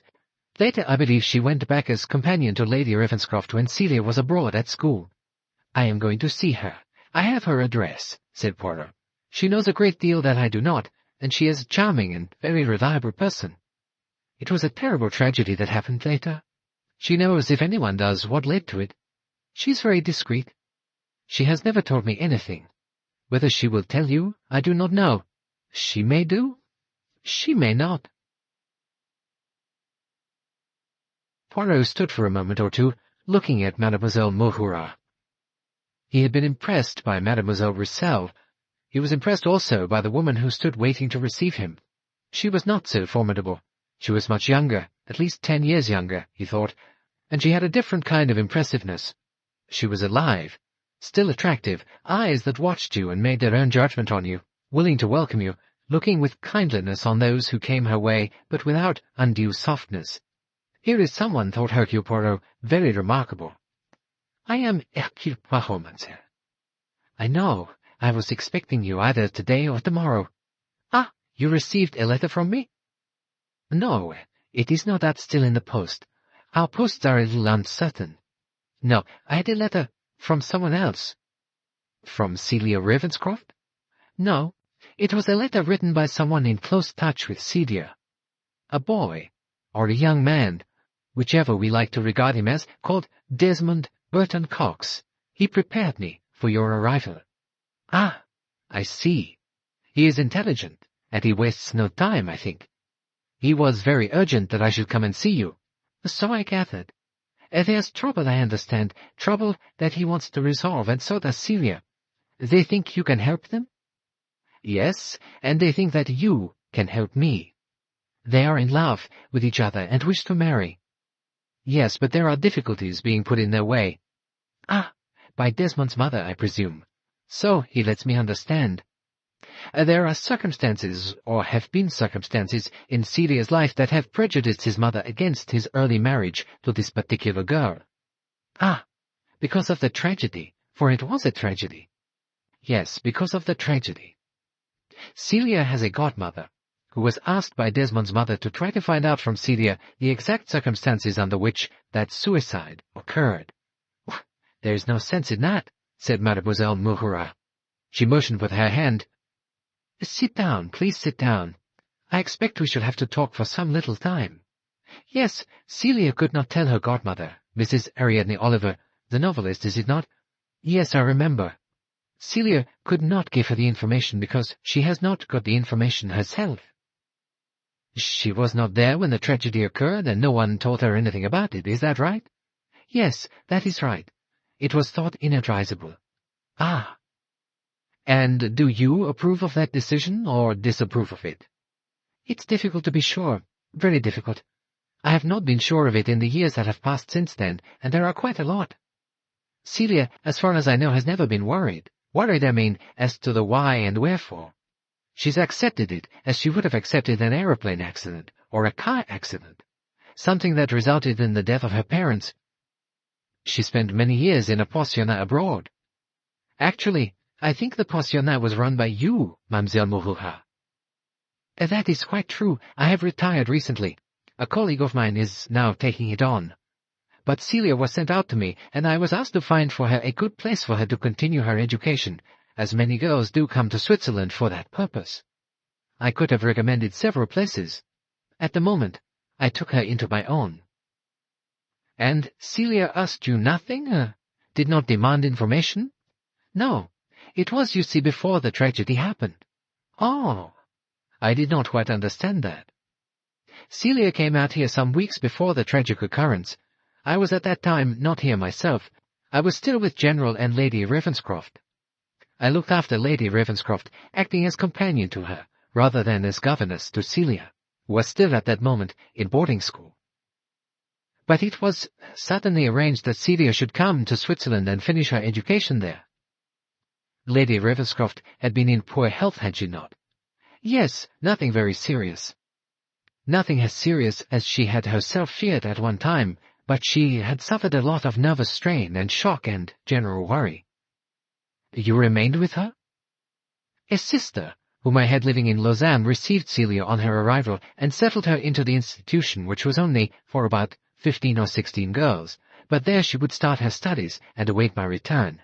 I returned some 3 or 4 weeks later. But you were at Overcliffe at the time it happened. I was at Overcliffe. General and Lady Ravenscroft went for a walk, as was their habit. They went out, and did not return. They were found dead, shot. The weapon was found lying by them. It was one that belonged to General Ravenscroft, and had been always kept in a drawer in his study. The finger marks of both of them were found on that weapon. There was no definite indication of who had held it last. Impressions of both people, slightly smeared, were on it. The obvious solution was a double suicide. You found no reason to doubt that. The police found no reason, so I believe. Ah, said Poirot. I beg your pardon? Said Mademoiselle Mouhura. Oh, nothing, just something upon which I reflect. Poirot looked at her. Brown hair, as yet hardly touched with grey, lips closed firmly together, grey eyes, a face which showed no emotion. She was in control of herself completely. So, you cannot tell me anything more. I fear not. It was a long time ago. You remember that time well enough. Yes, one cannot entirely forget such a sad thing. And you agreed that Celia should not be told anything more of what had led up to this. Have I not just told you that I had no extra information? You were there, living at Overcliff for a period of time before the tragedy, were you not? 4 or 5 weeks, or 6 weeks perhaps? Or longer than that, really. Although I had been governess to Celia earlier, I came back this time after she went to school in order to help Lady Ravenscroft. Lady Ravenscroft's sister was living with her also about that time, was she not? Yes, she had been in hospital having special treatment for some time.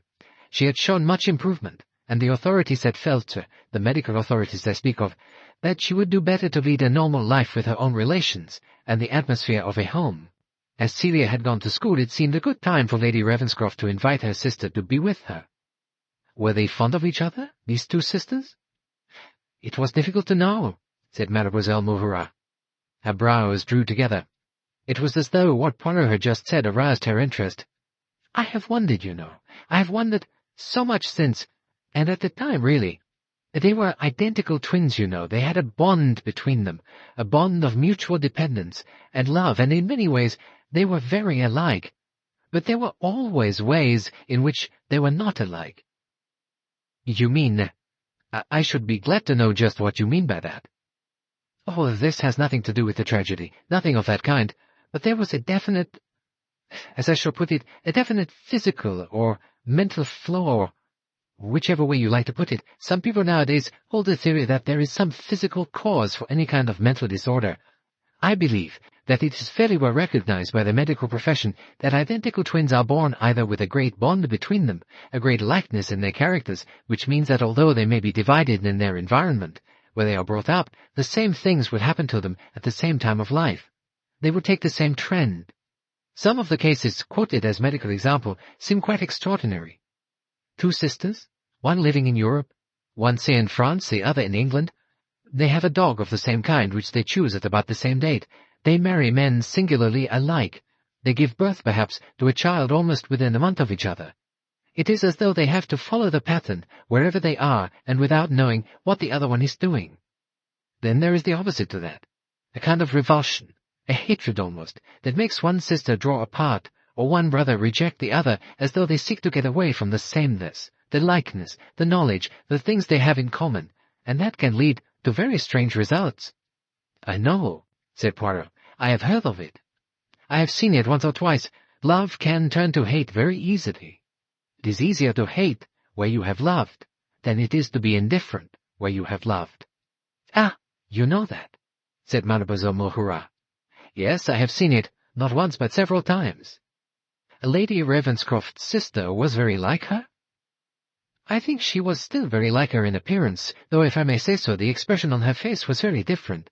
She was in a condition of strain, as Lady Ravenscroft was not. She had a great aversion to children. I don't know why. Perhaps she had had a miscarriage in early life. Perhaps she had longed for a child and never had one. But she had a kind of resentment against children, a dislike of them. That had led to 1 or 2 rather serious happenings, had it not? Said Poirot. Someone has told you that? I have heard things from people who knew both sisters when they were in Malaya. Lady Ravenscroft was there with her husband, and her sister Dolly came out to stay with them there. There was an accident to a child there, and it was thought that Dolly might have been partially responsible for it. Nothing was proved definitely, but I gather that Molly's husband took his sister-in-law home to England, and she had once more to go into a mental home. Yes, I believe that is a very good account of what happened. I do not, of course, know it of my own knowledge. No, but there are things you do know, I think, from your own knowledge. If so, I see no reason for bringing them back to mind now. Is it not better to leave things, when at least they have been accepted? There are other things that could have happened that day at Overcliff. It may have been a double suicide. It could have been a murder. It could have been several other things. You were told what had happened, but I think from one little sentence you just said that you know what happened that day, and I think you know what happened, perhaps, or began to happen, shall we say, sometime before that. The time when Celia had gone to Switzerland, and you were still at Overcliff. I will ask you one question. I would like to know what your answer would be to it. It is not a thing of direct information, it is a question of what you believe. What were the feelings of General Ravenscroft towards those 2 sisters, the twin sisters? I know what you mean. For the first time her manner changed slightly. She was no longer on her guard. She leaned forward now and spoke to Poirot almost as though she definitely found a relief in doing so. "They were both beautiful," she said. "As girls, I heard that from many people." General Ravenscroft fell in love with Dolly, the mentally afflicted sister. Although she had a disturbed personality, she was exceedingly attractive, sexually attractive. He loved her very dearly. And then, I don't know whether he discovered in her some characteristic, something perhaps that alarmed him or in which he found a repulsion of some kind. He saw perhaps the beginnings of insanity in her, the dangers connected with her. His affections went to her sister. He fell in love with the sister, and married her. He loved them both, you mean. Not at the same time, but in each case there was a genuine fact of love. Oh, yes, he was devoted to Molly, relied on her, and she on him. He was a very lovable man. "Forgive me," said Poirot. "You, too, were in love with him, I think." You dare say that to me?" "Yes, I dare say it to you. I am not suggesting that you and he had a love affair, nothing of that kind. I am only saying that you loved him." "Yes," said Celia Ravenscroft. "I loved him. In a sense, I still love him. There is nothing to be ashamed of. He trusted me and relied on me, but he was never in love with me. You can love and serve and still be happy. I wanted no more than I had: trust, sympathy, belief in me." "And you did," said Poirot, "what you could to help him in a terrible crisis in his life. There are things you do not wish to tell me. There are things that I will say to you, things that I have gathered from various information that has come to me, that I know something about. Before I have come to see you, I have heard from others, from people who have known not only Lady Ravenscroft, not only Molly, but who have known Dolly. And I know something of Dolly, the tragedy of her life, the sorrow, the unhappiness, and also the hatred, the streak perhaps of evil, the love of destruction that can be handed down in families. If she loved the man she was engaged to, she must have, when he married her sister, felt hatred perhaps toward that sister. Perhaps she never quite forgave her. But what of Molly Ravenscroft? Did she dislike her sister? Did she hate her? Oh, no, said Celia Ravenscroft. She loved her sister. She loved her with a very deep and protective love. That I do know. It was she who always asked that her sister should come and make her home with her. She wanted to save her sister from unhappiness, from danger, too, because her sister would often relapse into fits of rather dangerous rages. She was frightened sometimes. Well, you know enough. You have already said that there was a strange dislike of children from which Dolly suffered. You mean that she disliked Celia? No, not Celia, the other one, Edward, the younger one. Twice Edward had dangers of an accident. Once some kind of tinkering with a car, and once some outburst of violent annoyance. I know Molly was glad when Edward went back to school. He was very young, remember, much younger than Celia. He was only 8 or 9 at preparatory school. He was vulnerable. Molly was frightened about him. Yes, said Poirot, I can understand that. Now, if I may, I will talk of wigs. Wigs, the wearing of wigs, 4 wigs. That is a lot for one woman to possess at one time. I know what they were like, what they looked like. I know that when more were needed, a French lady went to the shop in London and spoke about them, and ordered them. There was a dog, too, a dog who went for a walk on the day of the tragedy with General Ravenscroft and his wife. Earlier, that dog, some little time earlier, had bitten his mistress, Molly Ravenscroft. Dogs are like that, said Celia Ravenscroft. They are never quite to be trusted. Yes, I know that. And I will tell you what I think happened on that day. And what happened before that. Some little time before that. And if I will not listen to you, you will listen to me. You may say that what I have imagined is false. Yes, you might even do that, but I do not think you will. I am telling you, and I believe it with all my heart, that what is needed here is the truth. It is not just imagining. It is not just wondering. There is a girl and a boy who care for each other, and who are frightened of the future because of what may have happened and what there might be handed down from the father or the mother to the child. I am thinking of the girl, Celia, a rebellious girl, spirited, difficult perhaps to manage, but with brains, a good mind, capable of happiness, capable of courage, but needing, there are people who need truth, because they can face truth without dismay. They can face it with that brave acceptance you have to have in life if life is to be of any good to you. And the boy that she loves, he wants that for her too. Will you listen to me?" "Yes," said Celia Ravenscroft. "I am listening. You understand a great deal, I think, and I think you know more than I could have imagined you would know. Speak, and I will listen." Chapter 20. Court of Inquiry.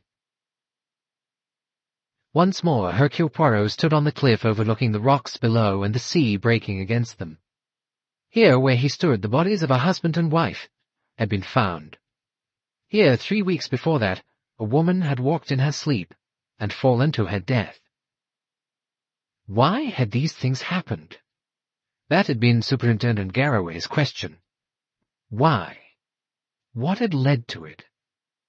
An accident first, and 3 weeks later, a double suicide. Old sins that had left long shadows, a beginning that had led years later to a tragic end. Today there would be people meeting here, a boy and a girl who sought the truth. 2 people who knew the truth.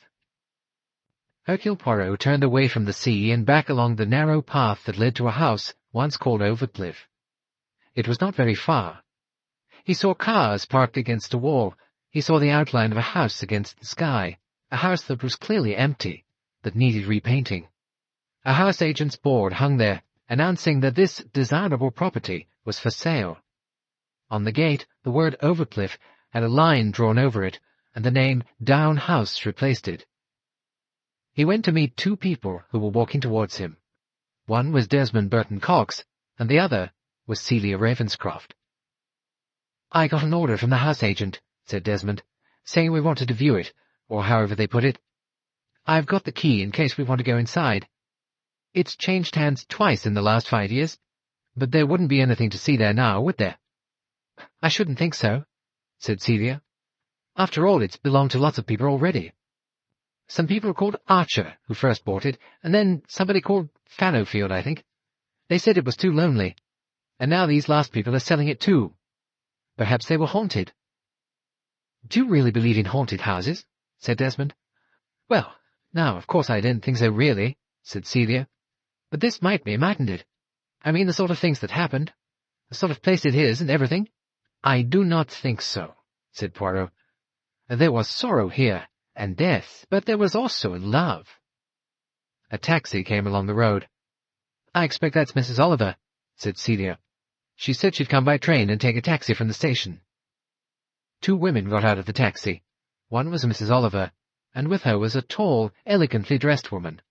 Since Poirot knew she was coming, he was not taken by surprise. He watched Celia to see if she had any reactions. "Oh!" Celia sprang forward. She went towards the woman, and her face had lit up. "Zélie," she said. "It is Zélie. It is really Zélie. Oh, I'm so pleased. I didn't know you were coming. Monsieur Hercule Poirot asked me to come." "I see," said Celia.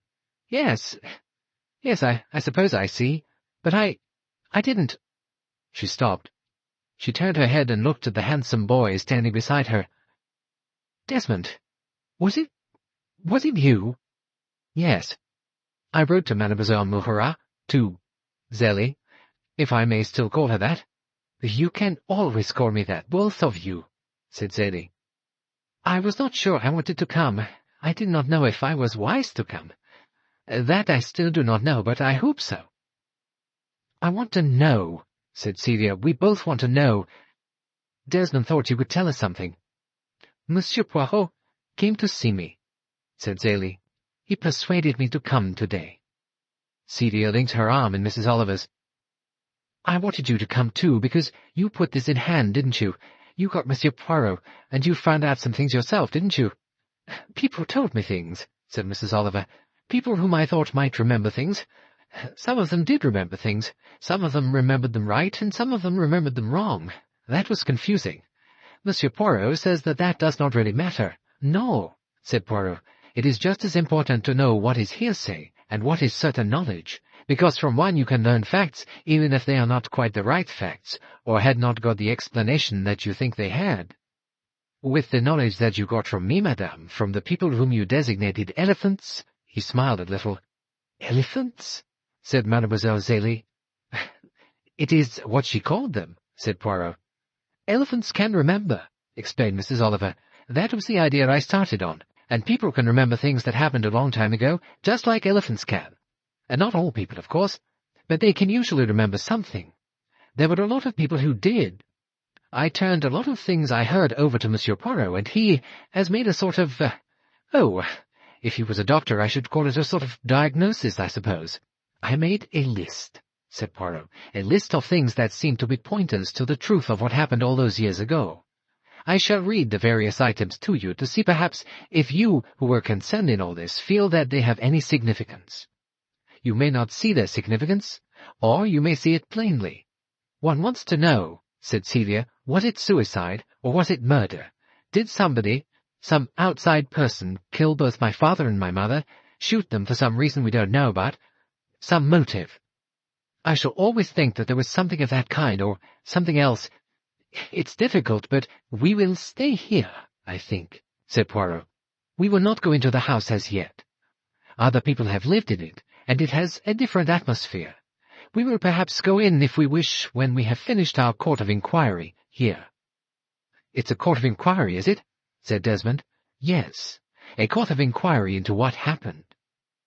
He moved toward some iron seats which stood near the shelter of a large magnolia near the house. Poirot took from the case he carried a sheet of paper with writing on it. He said to Celia, "To you it has got to be that way? A definite choice?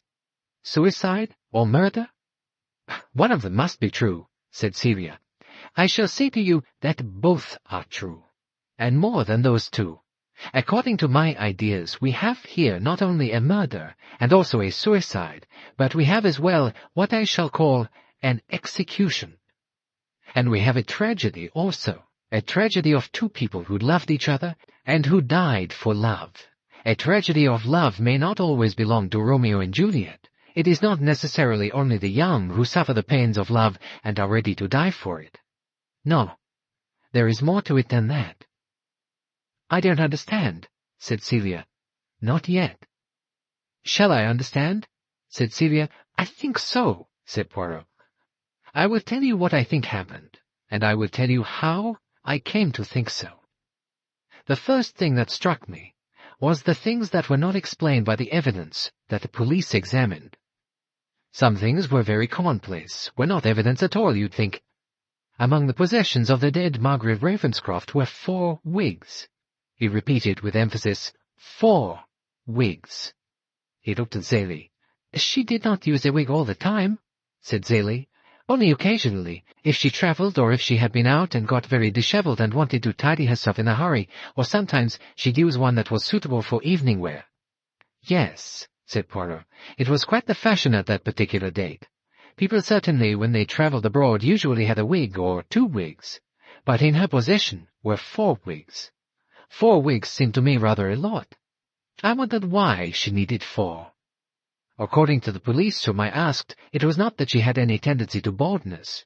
She had the ordinary hair a woman of her age would have, and in good condition. All the same, I wondered about those. One of the wigs had a grey streak in it, I learned later. It was her hairdresser who told me that, and one of the wigs had little curls. It was the latter wig she was wearing the day she died." "Is that significant in any way?" asked Celia. "She might have been wearing any of them."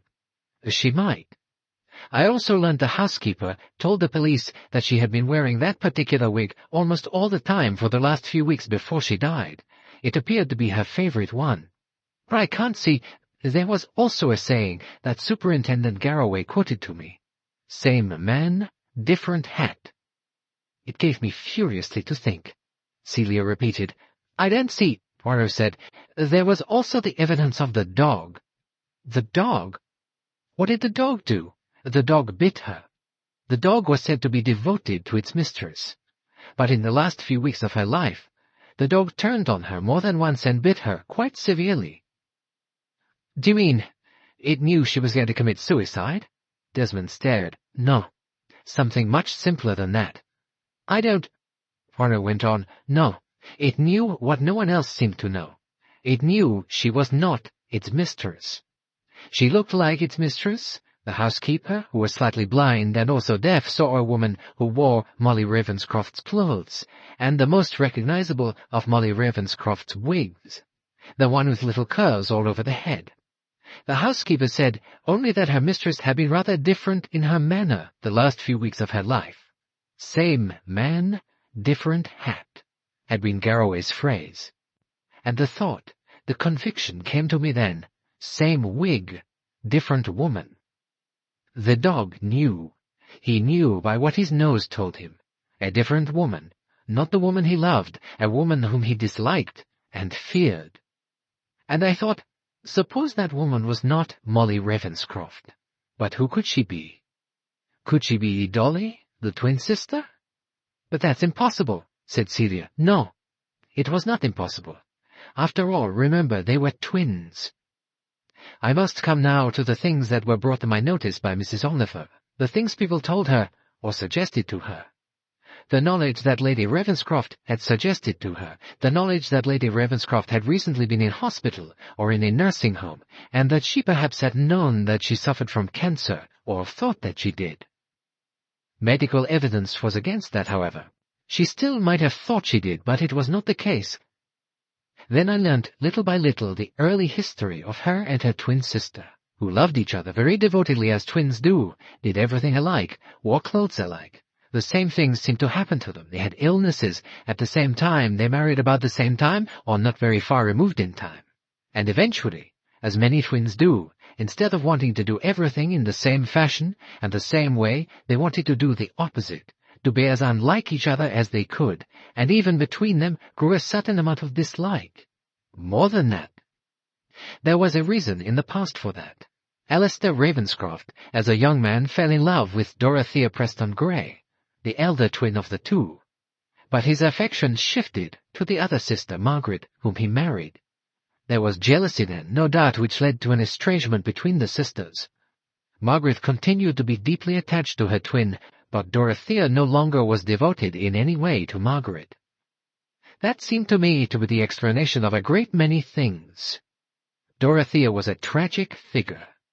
By no fault of her own, but by some accident of genes, of birth, of hereditary characteristics, she was always mentally unstable. At quite an early age she had, for some reason which has never been made clear, a dislike of children. There is every reason to believe that a child came to its death through her action. The evidence was not definite, but it was definite enough for a doctor to advise that she should have mental treatment, and she was for some years treated in a mental home. When reported cured by doctors, she resumed normal life, came often to stay with her sister, and went out to Malaya at a time when they were stationed out there, to join them there. And there again, an accident happened. A child of a neighbor. And again, although perhaps there was no very definite proof, it seems again Dorothea might have been responsible for it. General Ravenscroft took her home to England, and she was placed once more in medical care. Once again she appeared to be cured, and after psychiatric care it was again said that she could go once more and resume a normal life.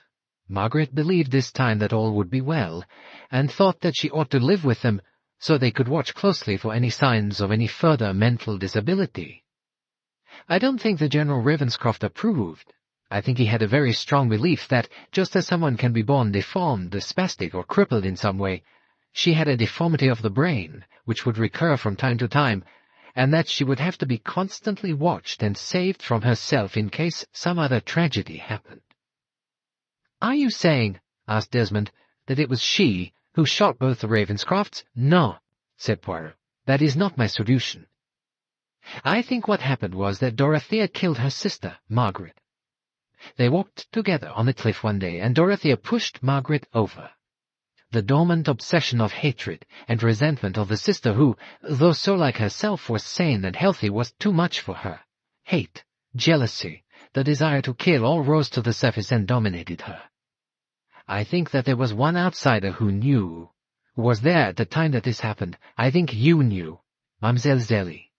"Yes," said Zélie Mohurat. "I knew. I was here at the time. The Ravenscrofts had been worried about her. That is when they saw her attempt to injure their small son Edward. Edward was sent back to school, and I and Celia went to my pensionnat. I came back here, after seeing Celia settled in. Once the house was empty, except for myself, General Ravenscroft, and Dorothea and Margaret. Nobody had any anxiety.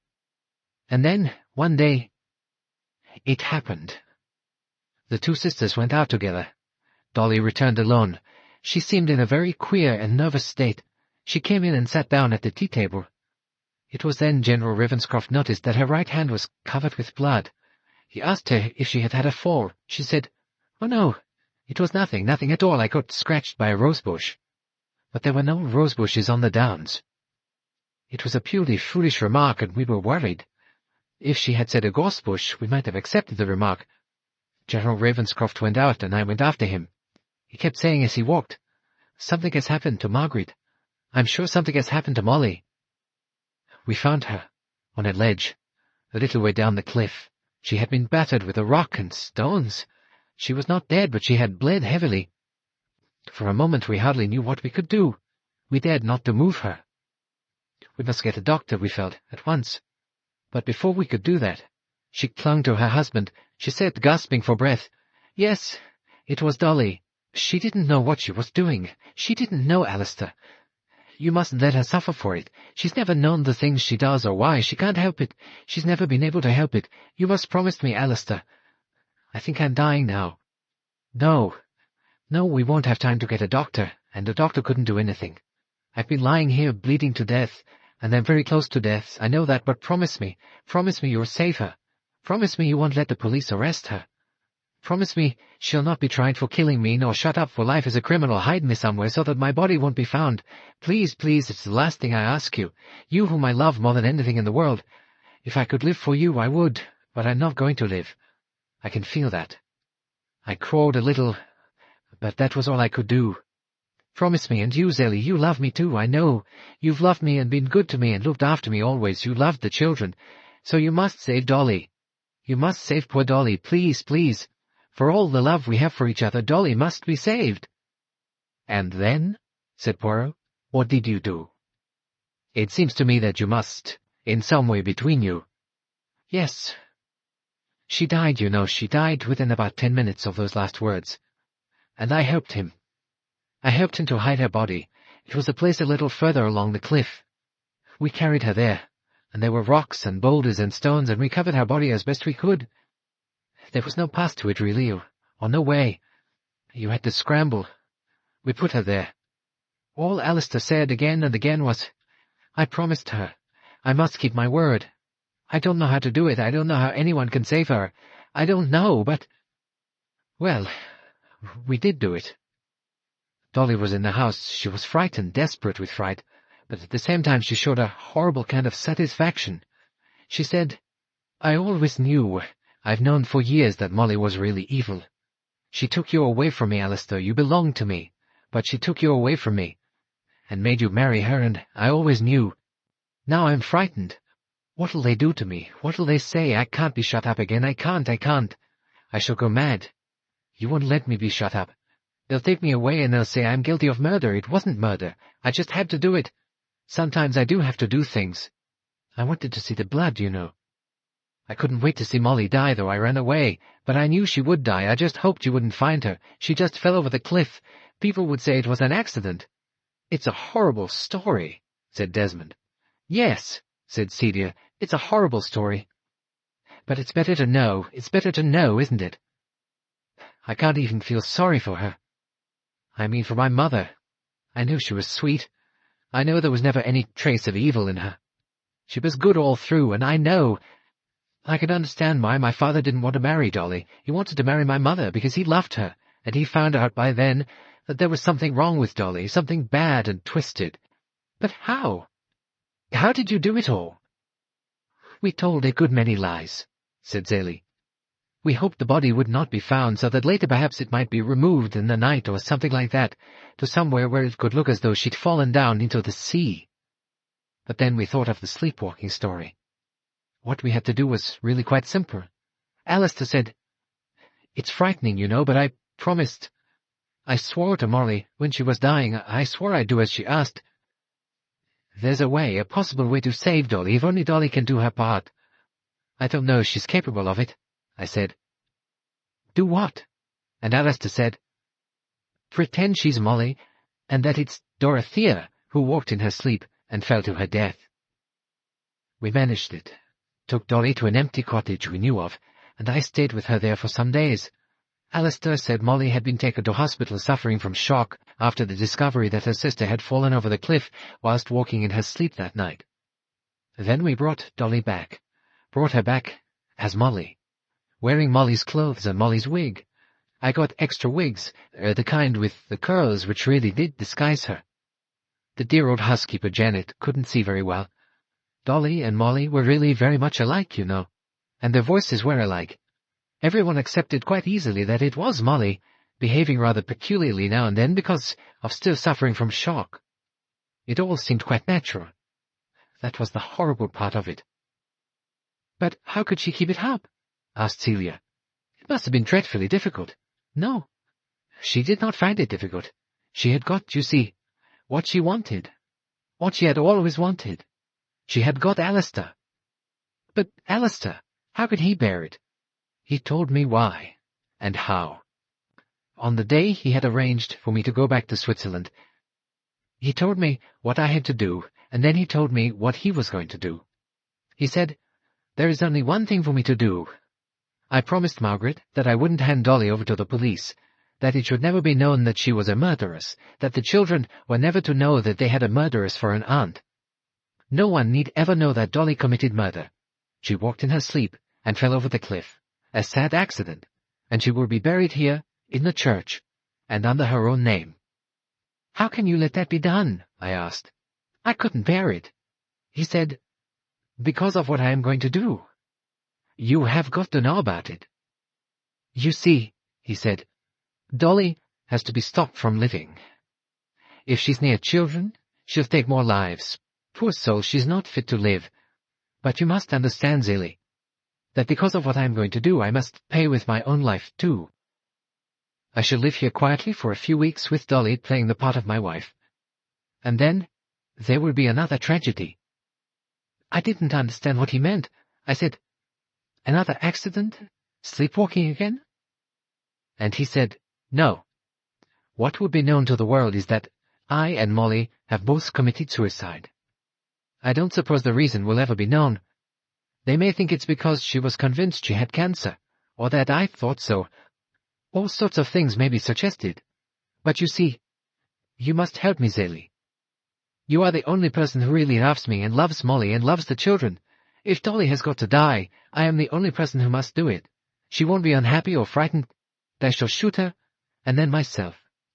Her fingerprints will show on the revolver, because she handled it not long ago, and mine will be there too. Justice has got to be done, and I have to be the executioner. The thing I want you to know is that I did, that I still do love them both. Molly more than my life. Dolly, because I pity her so much for what she was born to be, he said. Always remember that. Zélie rose and came towards Celia. Now you know the truth, she said. I promised your father that you should never know. I have broken my word. I never meant to reveal it to you or anyone else. Monsieur Poirot made me feel differently.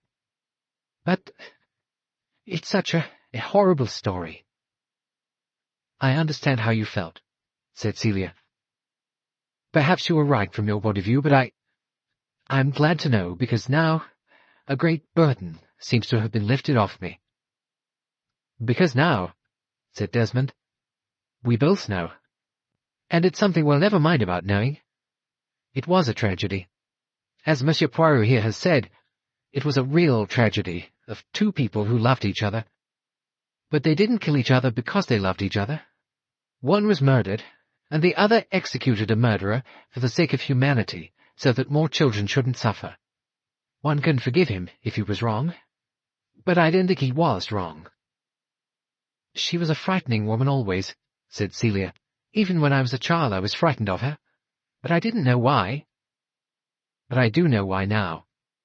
I think my father was a brave man to do what he did. He did what my mother asked him to do, begged him to do with her dying breath. He saved her twin sister, whom I think she'd always loved very dearly. I like to think— Oh, it seems a silly thing for me to say. She looked doubtfully at Hercule Poirot. Perhaps you won't think so. I expect you're a Catholic, but it's what's written on their tombstone. In death they were not divided. It doesn't mean that they died together, but I think they are together. I think they came together afterwards. Two people who loved each other very much. And my poor aunt, whom I'll try to feel more kindly about than I ever did.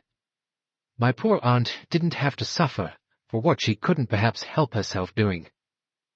Mind you, said Celia, suddenly breaking into her ordinary everyday voice, she wasn't a nice person. You can't help not liking people if they're not nice people. Perhaps she could have been different if she tried, but perhaps she couldn't. And if so, one has to think of her as someone who was very ill. Like somebody, for instance, who had plague in a village, and they wouldn't let her go out or feed her, and she couldn't go amongst other people because the whole village would have died. Something like that. But I'll try and be sorry for her. And my mother and father, I don't worry about them any more. They loved each other so much, and loved poor, unhappy, hating Dolly. I think, Celia, said Desmond, we'd better get married now as soon as possible. I can tell you one thing. My mother is never going to hear about this. She's not my own mother, and she's not a person I can trust with this sort of secret. Your adopted mother, Desmond, said Poirot, I have good reason to believe was anxious to come between you and Celia and tried to influence you in the idea that from her mother and father she might have inherited some terrible characteristic. But you know, or you may not know, and I see no reason why I should not tell you, you will inherit from the woman who was your real mother and who died not very long ago, leaving all her money to you. You will inherit a very large sum when you reach the age of 25. If I marry Celia, of course, we shall need money to live on, said Desmond. I quite understand. I know my present adopted mother is very keen on money, and I often lend her money even now.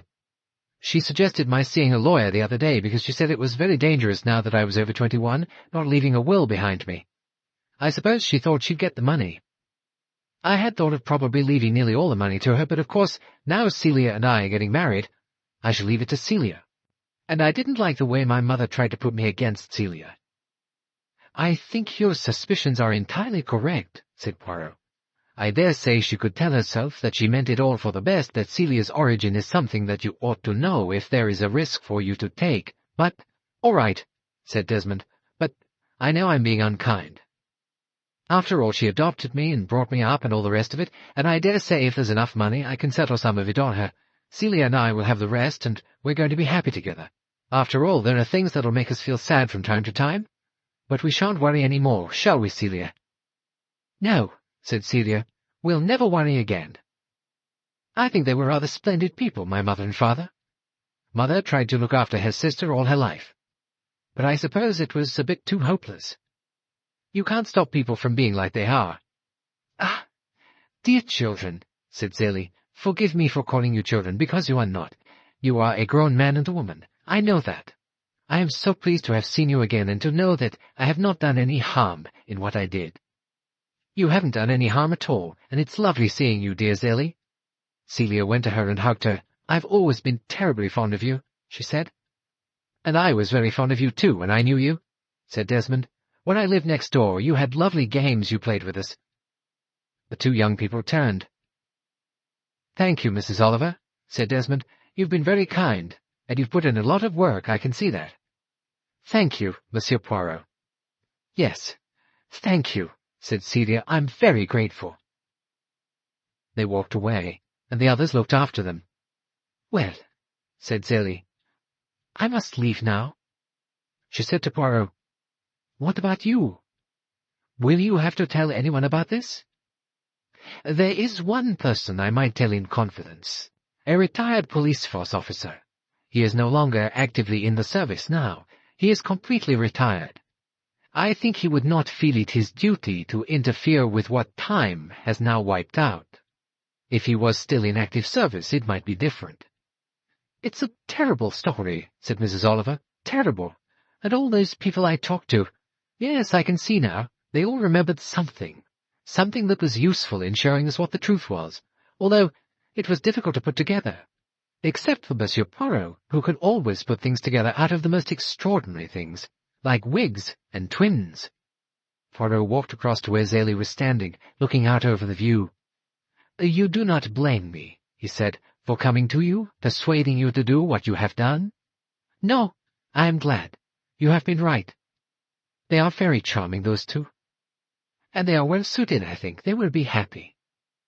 We are standing here where two lovers once lived, where two lovers died, and I don't blame him for what he did.